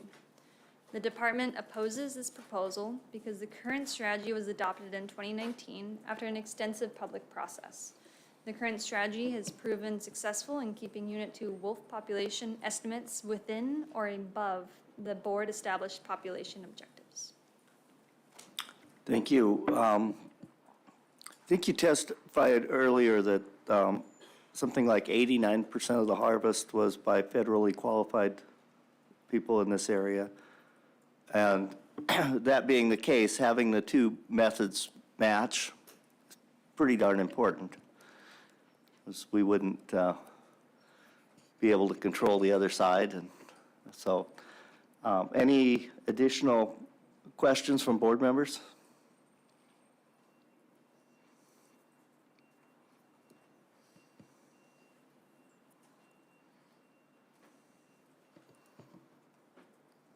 Al? Thank you, Mr. Chairman. Yeah, I think our current plan, just gives us so much more flexibility. We have, triggers, we have EO authorities. I think we get a pretty good handle on it. Again, it's worked, it's sustainable, and I don't think there's a need at this time to, go into this quota situation. I think it's much more better for the trappers and the public and the department to work with the plan we've passed in 2019. Thank you. Jake, do you have any comments? Yeah, I guess I'll just restate for the record that the local ACs were overwhelmingly against it. Thank you.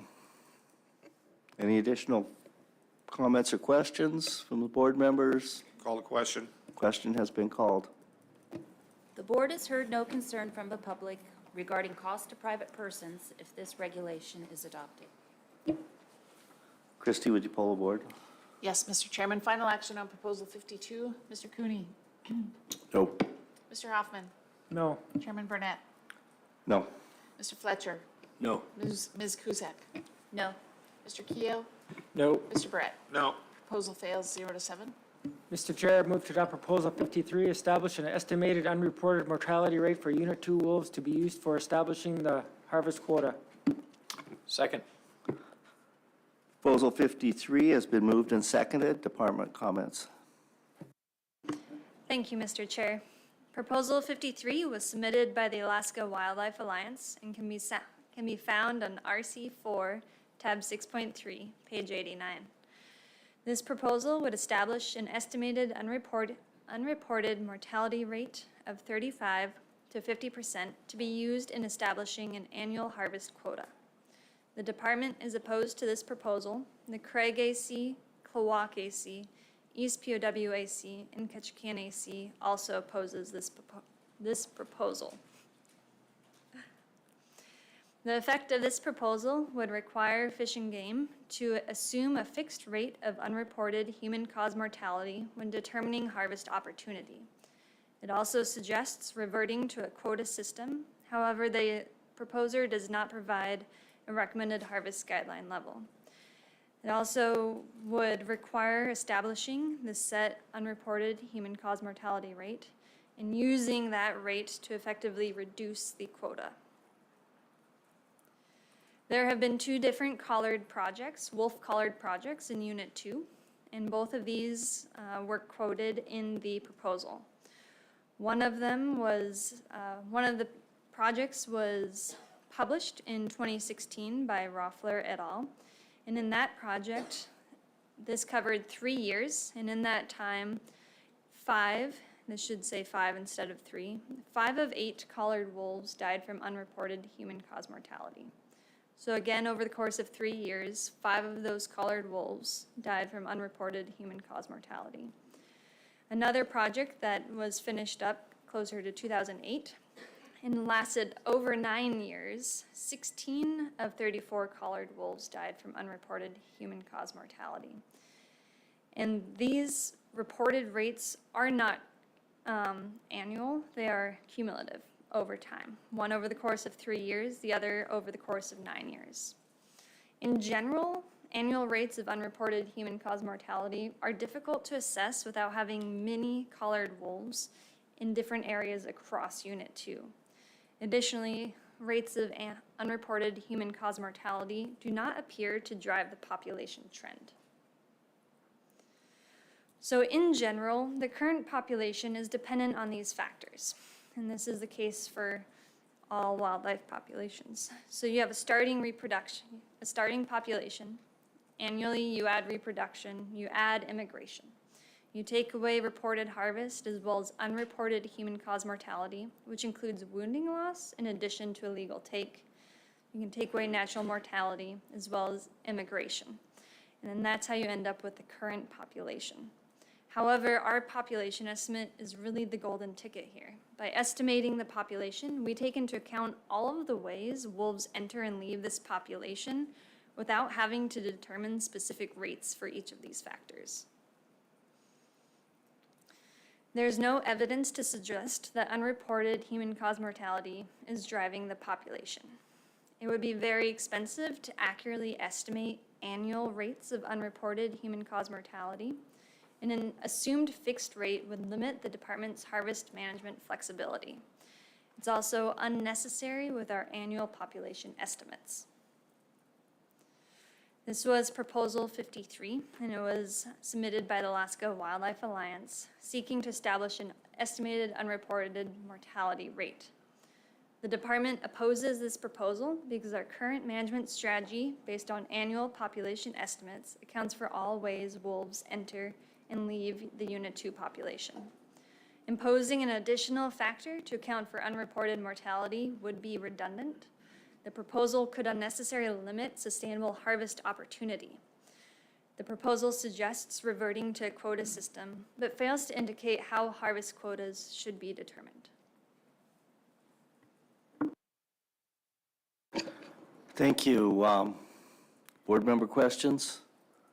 I would note that since we didn't establish a quota earlier, then this really doesn't go with, it's almost moot. You couldn't do this and the other. You'd have to do that with your population estimate instead.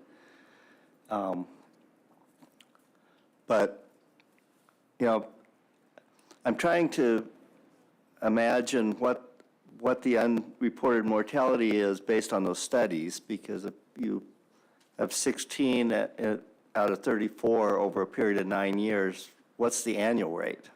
I mean, we have no way of knowing what the annual rate is from those studies, do you? This is Tom Schumacher responding to the question from the chair. At this point, we would need to,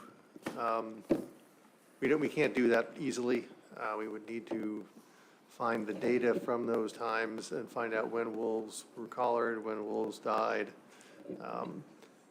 And it's possible you could calculate an annual rate based on those data. But I'd like to point out a couple of things. You know, our estimates account for, like as Tessa said, always wolves enter and leave the population, so it's unnecessary.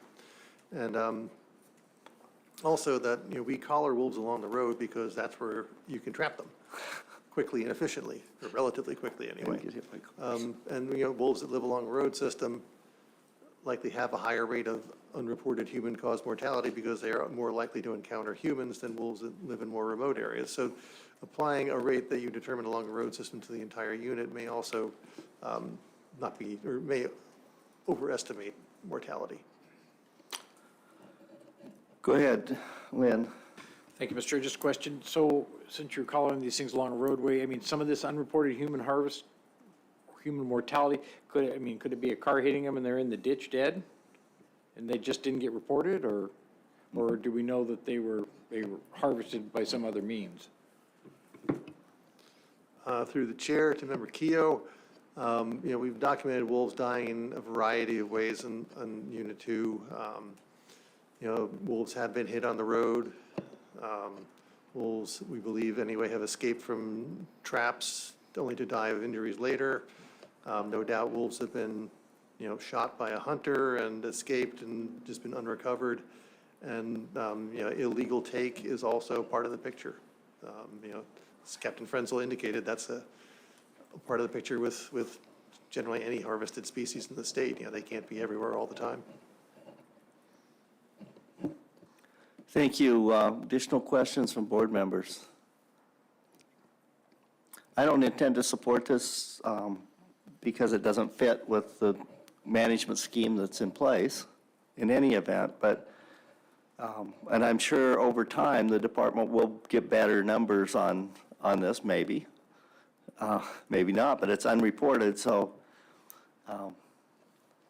without knowing each wolf out there, it's hard to know what's done. So you don't count wolves. Yes, go ahead. I'd just like to reiterate that because we annually estimate the population, we don't need this information. That's correct. That's why, that was my point originally, is that this is not. So anyway, additional comments from the board members? Al? Yeah, thank you, Mr. Chairman. Yeah, and on the other hand, having this repetitive information, you know, ultimately just reduces the opportunity for subsistence and and hunting opportunities. Thank you. Not sure how that works, but with, I can, if you add it in there, your harvest levels are lower, so you're impacting. right, if you added this Right. to, if we were using a quota system or a Yes. guideline system. But at this point, it is in the data by default, so it's not necessary. Additional questions? If not, we might be ready for the question. Call the question. The board has heard no concern from the public regarding cost to private persons if this regulation is adopted. Christie, would you poll the board? Yes, Mr. Chairman. Final action on Proposal 53. Mr. Barrett? No. Mr. Cooney? No. Mr. Hoffman? No. Chairman Burnett? No. Mr. Fletcher? No. Ms. Cusack? No. And Mr. Keough? No. Proposal fails 0-7. Mr. Chair, I move to adopt Proposal 54, identify an area in Unit 2 for protected status for wolves. Second.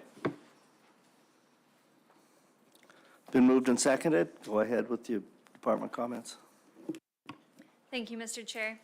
Proposal 54 was submitted by the Alaska Wildlife Alliance and can be found on RC4, tab 6.3, page 95. This proposal would task the department with identifying 2/3 of Unit 2 land area for protected status for wolves.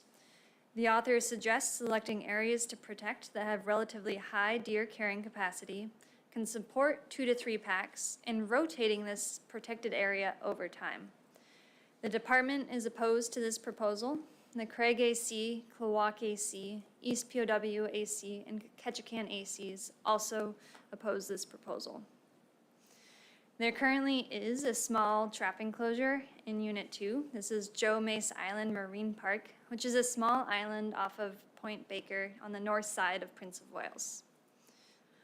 There are other examples of area closures. One of them is the Petersburg Road System closed area, which is an area closed to the taking of big game.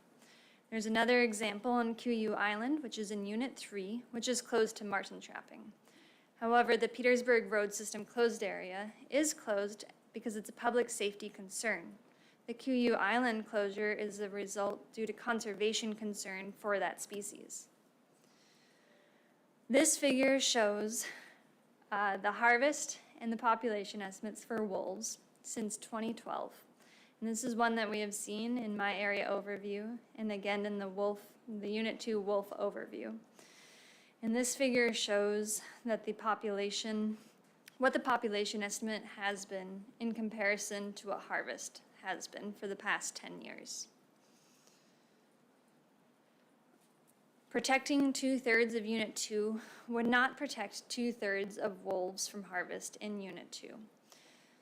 First, it would be difficult to annually determine pack boundaries. Wolves not associated with packs move throughout Unit 2 and would remain susceptible to harvest. Additionally, wolf pack territories change, and packs absorb vacant areas when opportunity arises. This figure shows the land management, the land ownership in Unit 2. About 80% of the land in Unit 2 is federal. Federal lands are shown in the green areas in this map. Non-federal lands are shown in the blue areas, and the brown shows the logged areas that we've already discussed. And due to this land ownership, this proposal gets quite complex. So this proposal would apply to non-federally qualified users anywhere in Unit 2, as well as federally qualified users on state land.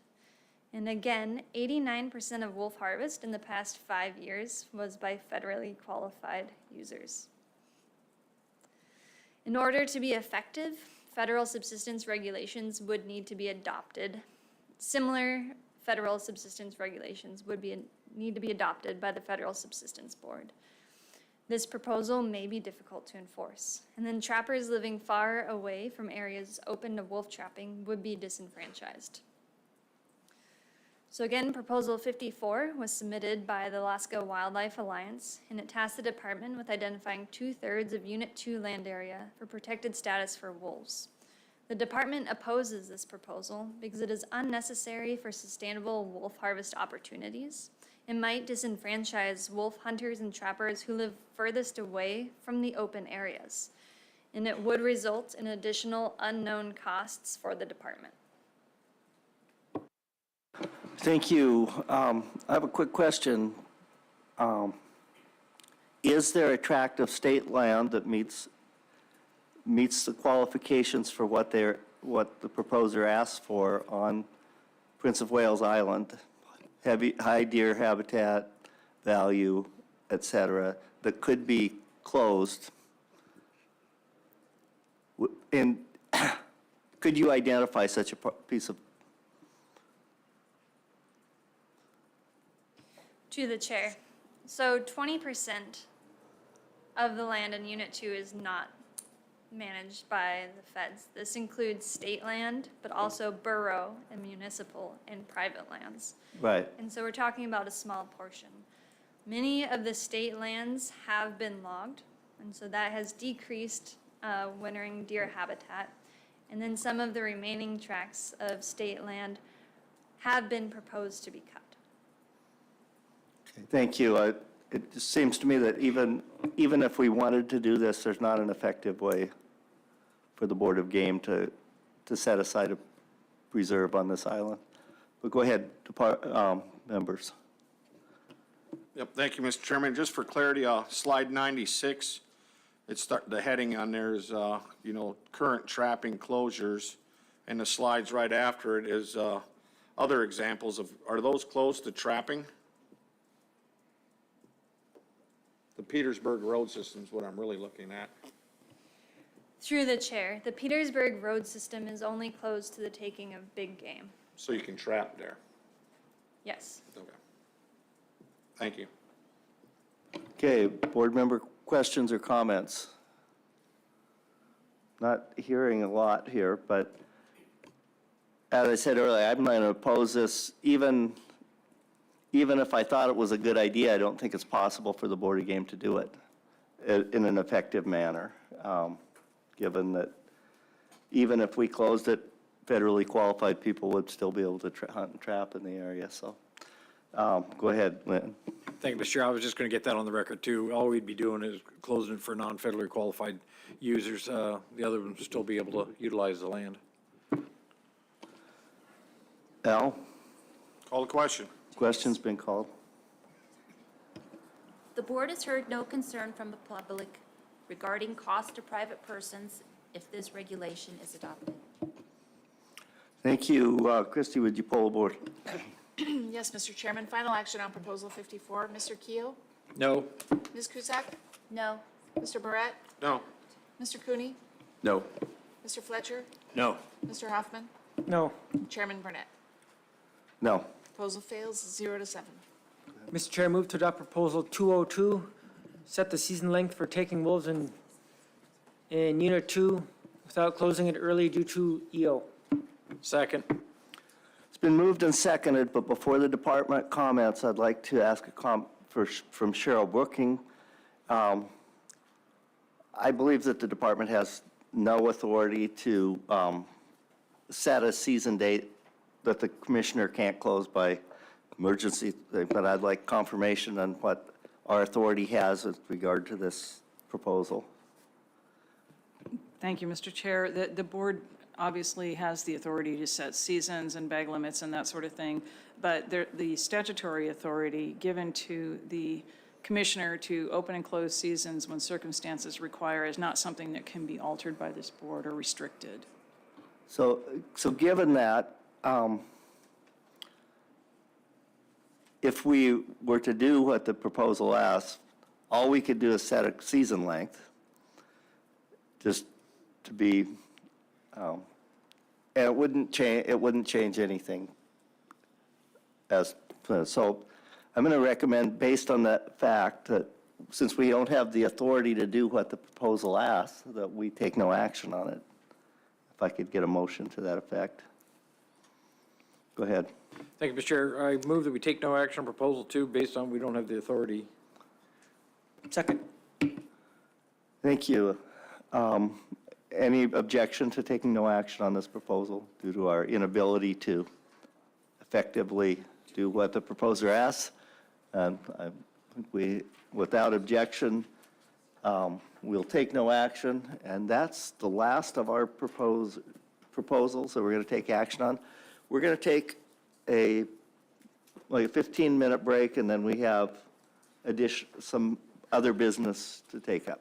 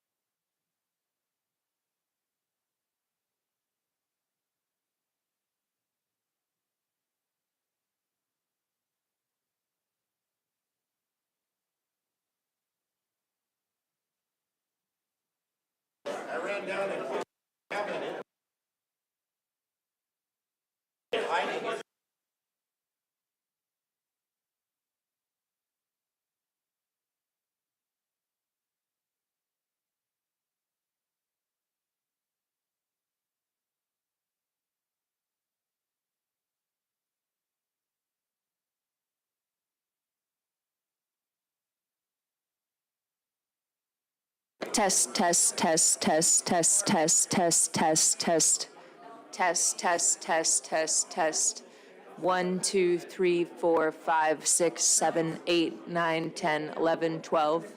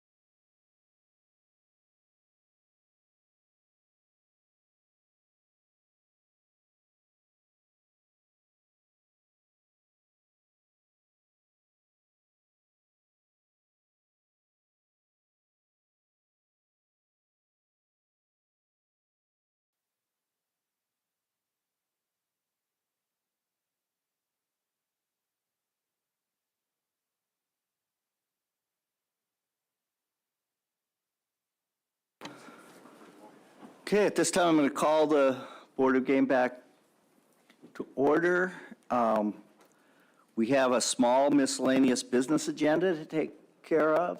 The first order of business on that agenda is a discussion of the 2024 work session. At our work session last Thursday, we did not adopt a time for a work session in 2024. We adopted meeting dates at times. It's traditional to have a one-day work session on the day prior to our January meeting, which is in Kotzebue. And I would entertain a motion to add that work session beginning on the day before our scheduled meeting. Yeah. Thank you, Mr. Chair. I move that we add an extra day to our meeting in Kotzebue to do our annual work session. Second. Been moved and seconded. Is there objection? If not, unanimous consent, we'll have a one-day work session prior to that meeting. Deputy Commissioner Mulligan, I'd like you to talk to us about the National Park Service hunting and trapping proposed rule. Thank you, Mr. Chair, and thank you, board members, for your consideration of this under miscellaneous business. As many of you probably already know, the National Park Service has proposed new rules on National Park Service preserved lands, and a lot of that is reinstituting the 2015 rule that came in that we, as the state, and I think many Alaskans had issues with, a lot of the activities that they were going to prohibit on preserved lands are things that have been traditionally done in Alaska. And so that is coming back around. The proposed rule was just published in the Federal Register a week and a half ago about. And so we're asking this board to allow the chair in working with us to write a letter expressing concerns from your guys' point of view, because a lot of these methods and means are under your purview and shouldn't be usurped by the Park Service. Thank you. Discussion on this, or would we like a motion to allow the chair to write a letter first and then discussion? Go ahead, Lynn. Thank you, Mr. Chair. I'll make a motion that we allow the chairman of the Board of Game to issue a letter to the Park Service related to this new hunting and trapping proposed rule. Second. It's been moved and seconded. Discussion. Question for Deputy Commissioner. Who would I be working with on this in the department? And Mr. Chairman, you can work directly with me, and if I need any help, I'll pull lifelines for staff, but you'll be, I will be your point of contact. yeah, prior to issuing this letter, I can't discuss it with the entire board, but I will reach out to one or two board members probably, make sure it makes sense. Maybe Al, because he is very thorough in his knowledge of our regulations and statutes and has a long history of being very, very thorough. I believe that I'm not sure, it's maybe an unsubstantiated rumor, but I think he does sleep with his codified. Okay, we have a motion and a second to authorize the chair to write a letter on the behalf of the board. Is there objection? No objection. I will be working with Deputy Commissioner Mulligan on that letter. Thank you, Mr. Chair. Earlier in the meeting, we had a proposal that came up regarding limitations on trappers along trails. We've had that similar thing come up in other areas. And I'm just seeking interest from board members in being part of a working group. And so what I would like to do is, if you're interested in that, at our March meeting, I would like to assign and start working, working on a working group, and so be reaching out to people. Yes, Al? Yeah, thank you, Mr. Chairman.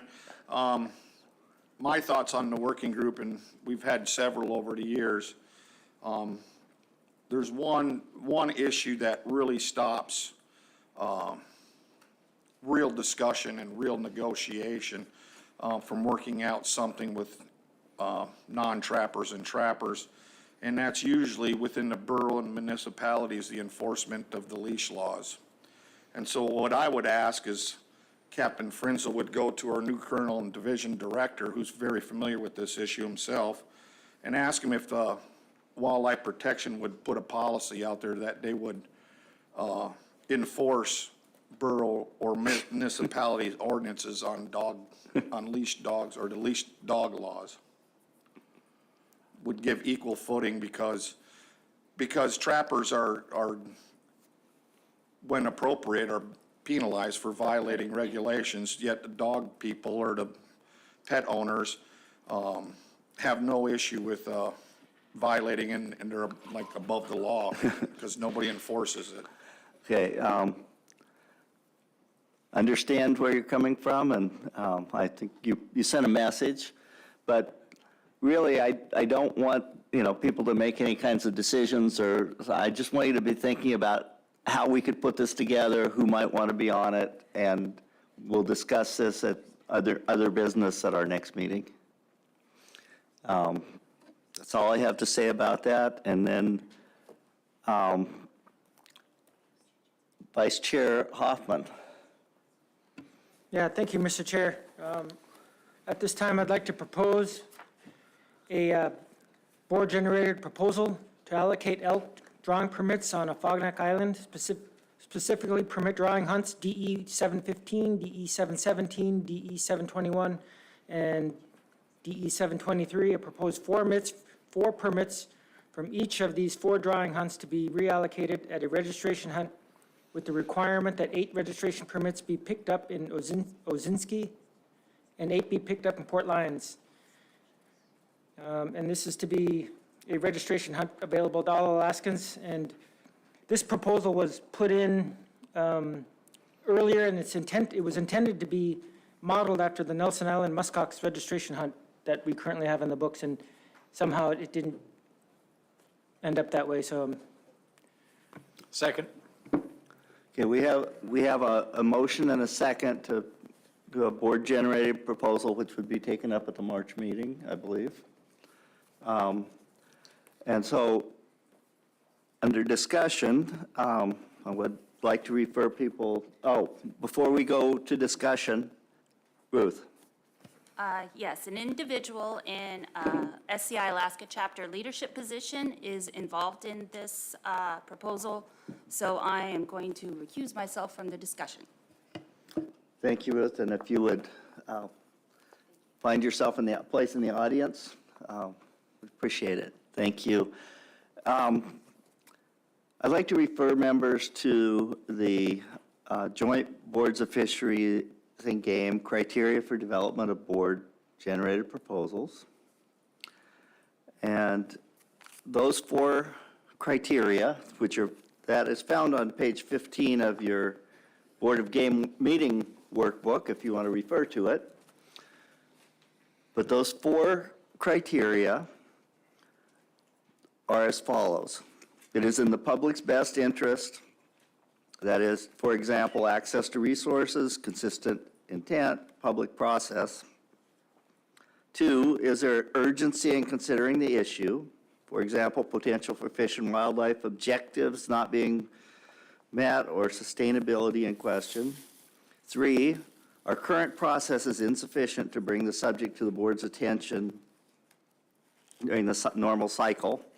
And will there be reasonable and adequate opportunity for public comment?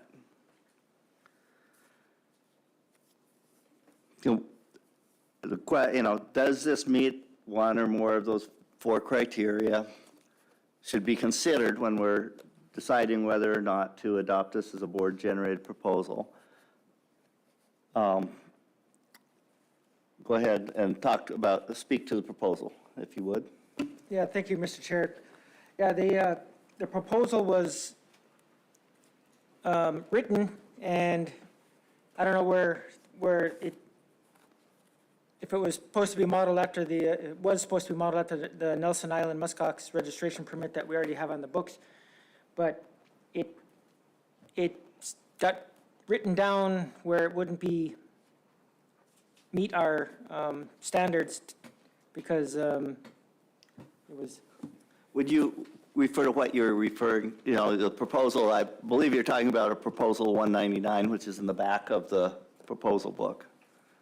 Yeah. Go ahead. Okay.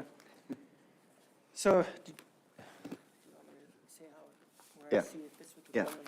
Yeah, so it was intended to be presented at this meeting, but it didn't make it. So that's why I'm trying to get it to the next meeting at the South Central meeting in Soldotna in March. And so that's why I think it fits the urgency one, because it should have been already in the books, in my view. And also, I think there's going to be some lost opportunity if we don't create this registration hunt. So has there been would there be adequate time for public comment? It has been in the book, so that's another thing to think about. It's in the book as not being under the authority of the board the way it's written. So would like to make sure that this is reviewed, the proposal's reviewed by staff before it goes out, which it would be. Go ahead, Al.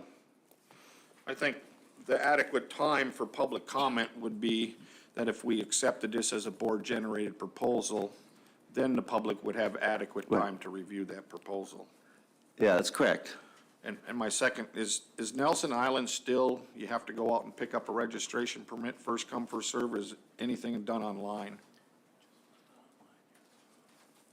I think Natalie can explain it better, but I think it varies depending on the available, I'll let Natalie explain it.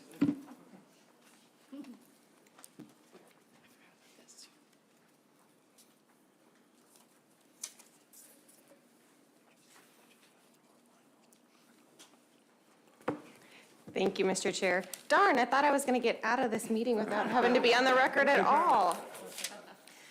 For the record, Natalie Weber with the Division of Wildlife Conservation. Member Hoffman is correct that the way the permits are available for Nelson Island is dependent on the harvestable portion that's available for that year. It's a very, very complex regulation that the board has created, and it is, again, dependent on how many permits are available. They are, depending on the number of permits available, they are available in a mix of in-person in one of the villages within the hunt area or near the hunt area, available in Bethel, which is our largest hub closest to that hunt area, and they're also available online, again, dependent on how many permits are available. It's also important to note that the non-resident component of that particular situation is also dependent on, again, the harvestable portion for that year. And non-residents are, again, not part of what the board is currently discussing, but that I just mentioned that to bring into full context the complexity of that regulation. And I did not hear the board discuss changing the drawing permits to remove that non-resident component. Again, I'm pretty sure this is just adding a resident-only registration permit. Yes, and I believe reducing the number of drawing permits to deal with that. Go ahead, Al. Yes, and the reason I asked that is because we've said that we're going to match it like the Nelson Island registration hunt, which we probably don't want to do. To have it that complicated. Right. Correct. I think we start with the proposal as proposed by our vice chair. If that's acceptable, it can go forward and we can actually discuss the merits of the proposal at the March meeting after public comment. Cheryl, did you have? Mr. Chair, just to clarify, could we have Member Hoffman read the proposal again so we understand what's being requested? Okay. So I propose a board-generated proposal to to allocate elk drawing permits on Afognak Island, specifically permit drawing hunts DE 715, 717, 721, and 723. I propose 4 permits from each of these 4 drawing hunts to be reallocated to a registration hunt with the requirement that 8 registration permits be picked up in Ozinski, and 8 in Port Lions.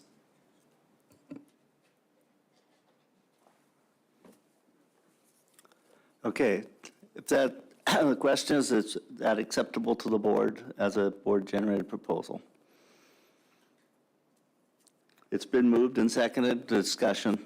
Go ahead, Al.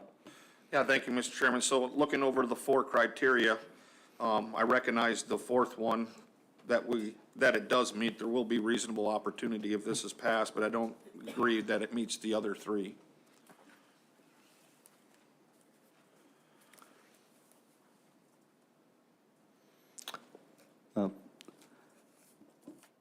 Those are criteria for consideration, and it's, I know that some people believe that it meets some of those, but we can, if any other members wish to comment?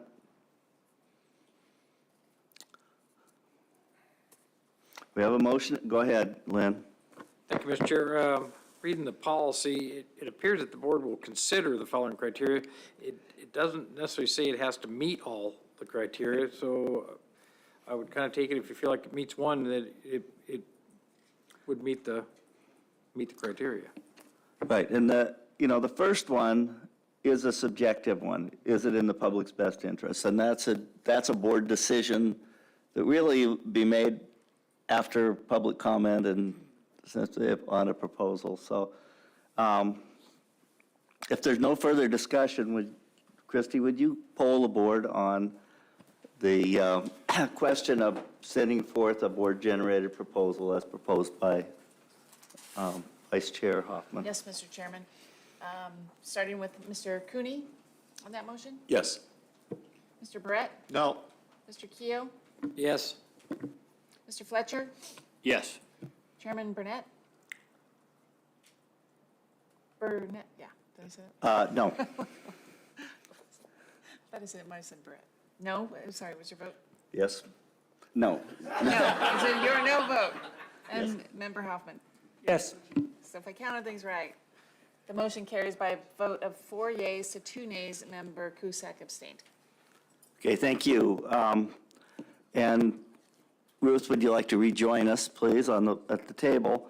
We have one more item I'd like to bring up, and that is a proposal that was in the back of the book, and I just want some comments from Director Scott. That is the proper way to address a deputy director, as director. Thank you, Mr. Chairman. What would you like to talk about? The sea otters. So I believe Deputy Commissioner Mulligan's got some comments too. I'll just a few brief things. Obviously, sea otters are a federally managed species covered under the Marine Mammal Protection Act. That limits the state's ability to really take in action. And could we spend some time doing a management plan and coming up with some ideas? Yep, we could do that, but we would be unable to apply it. So I would leave the board with, do you want us to go look at sea otters versus do you want us to figure out what's going on with Zarimbo elk?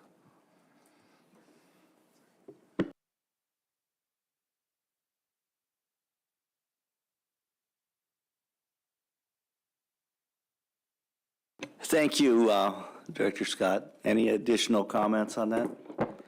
Thank you, Mr. Chair.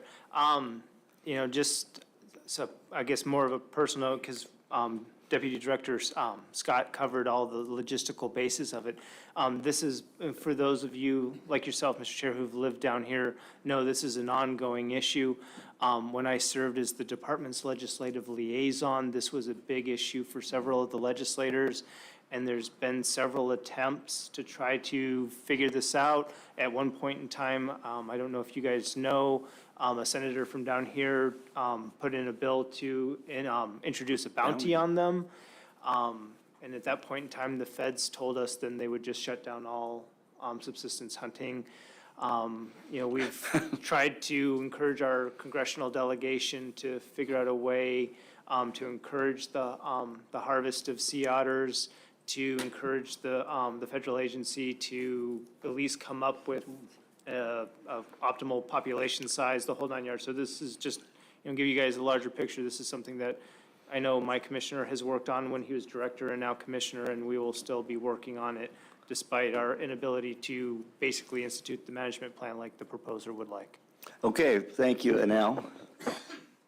And just to add to that, and I've been involved with it for several years myself, the other component is, if you start allowing, at some point in the future, if we do get to have a harvest, being able to dress those furs is a whole nother complicated quagmire.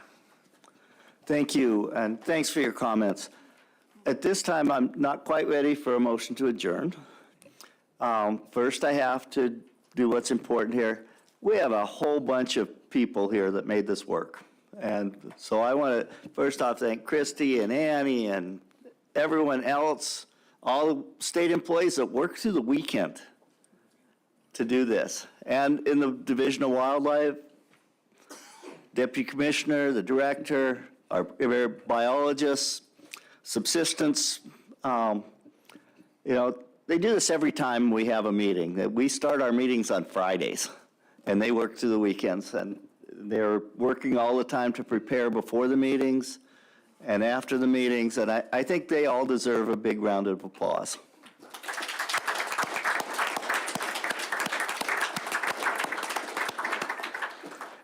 And on the same vein, there's members of the public out here, AC members,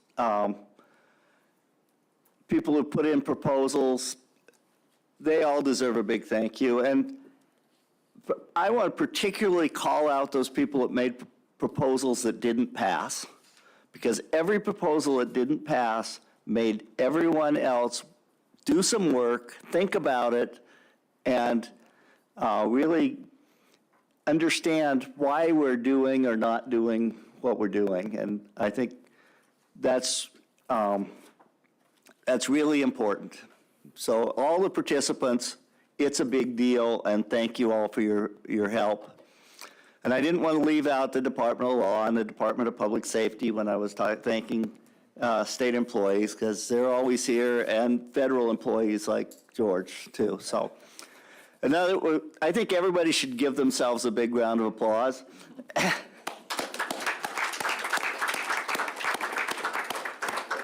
And then I would entertain a motion for adjournment.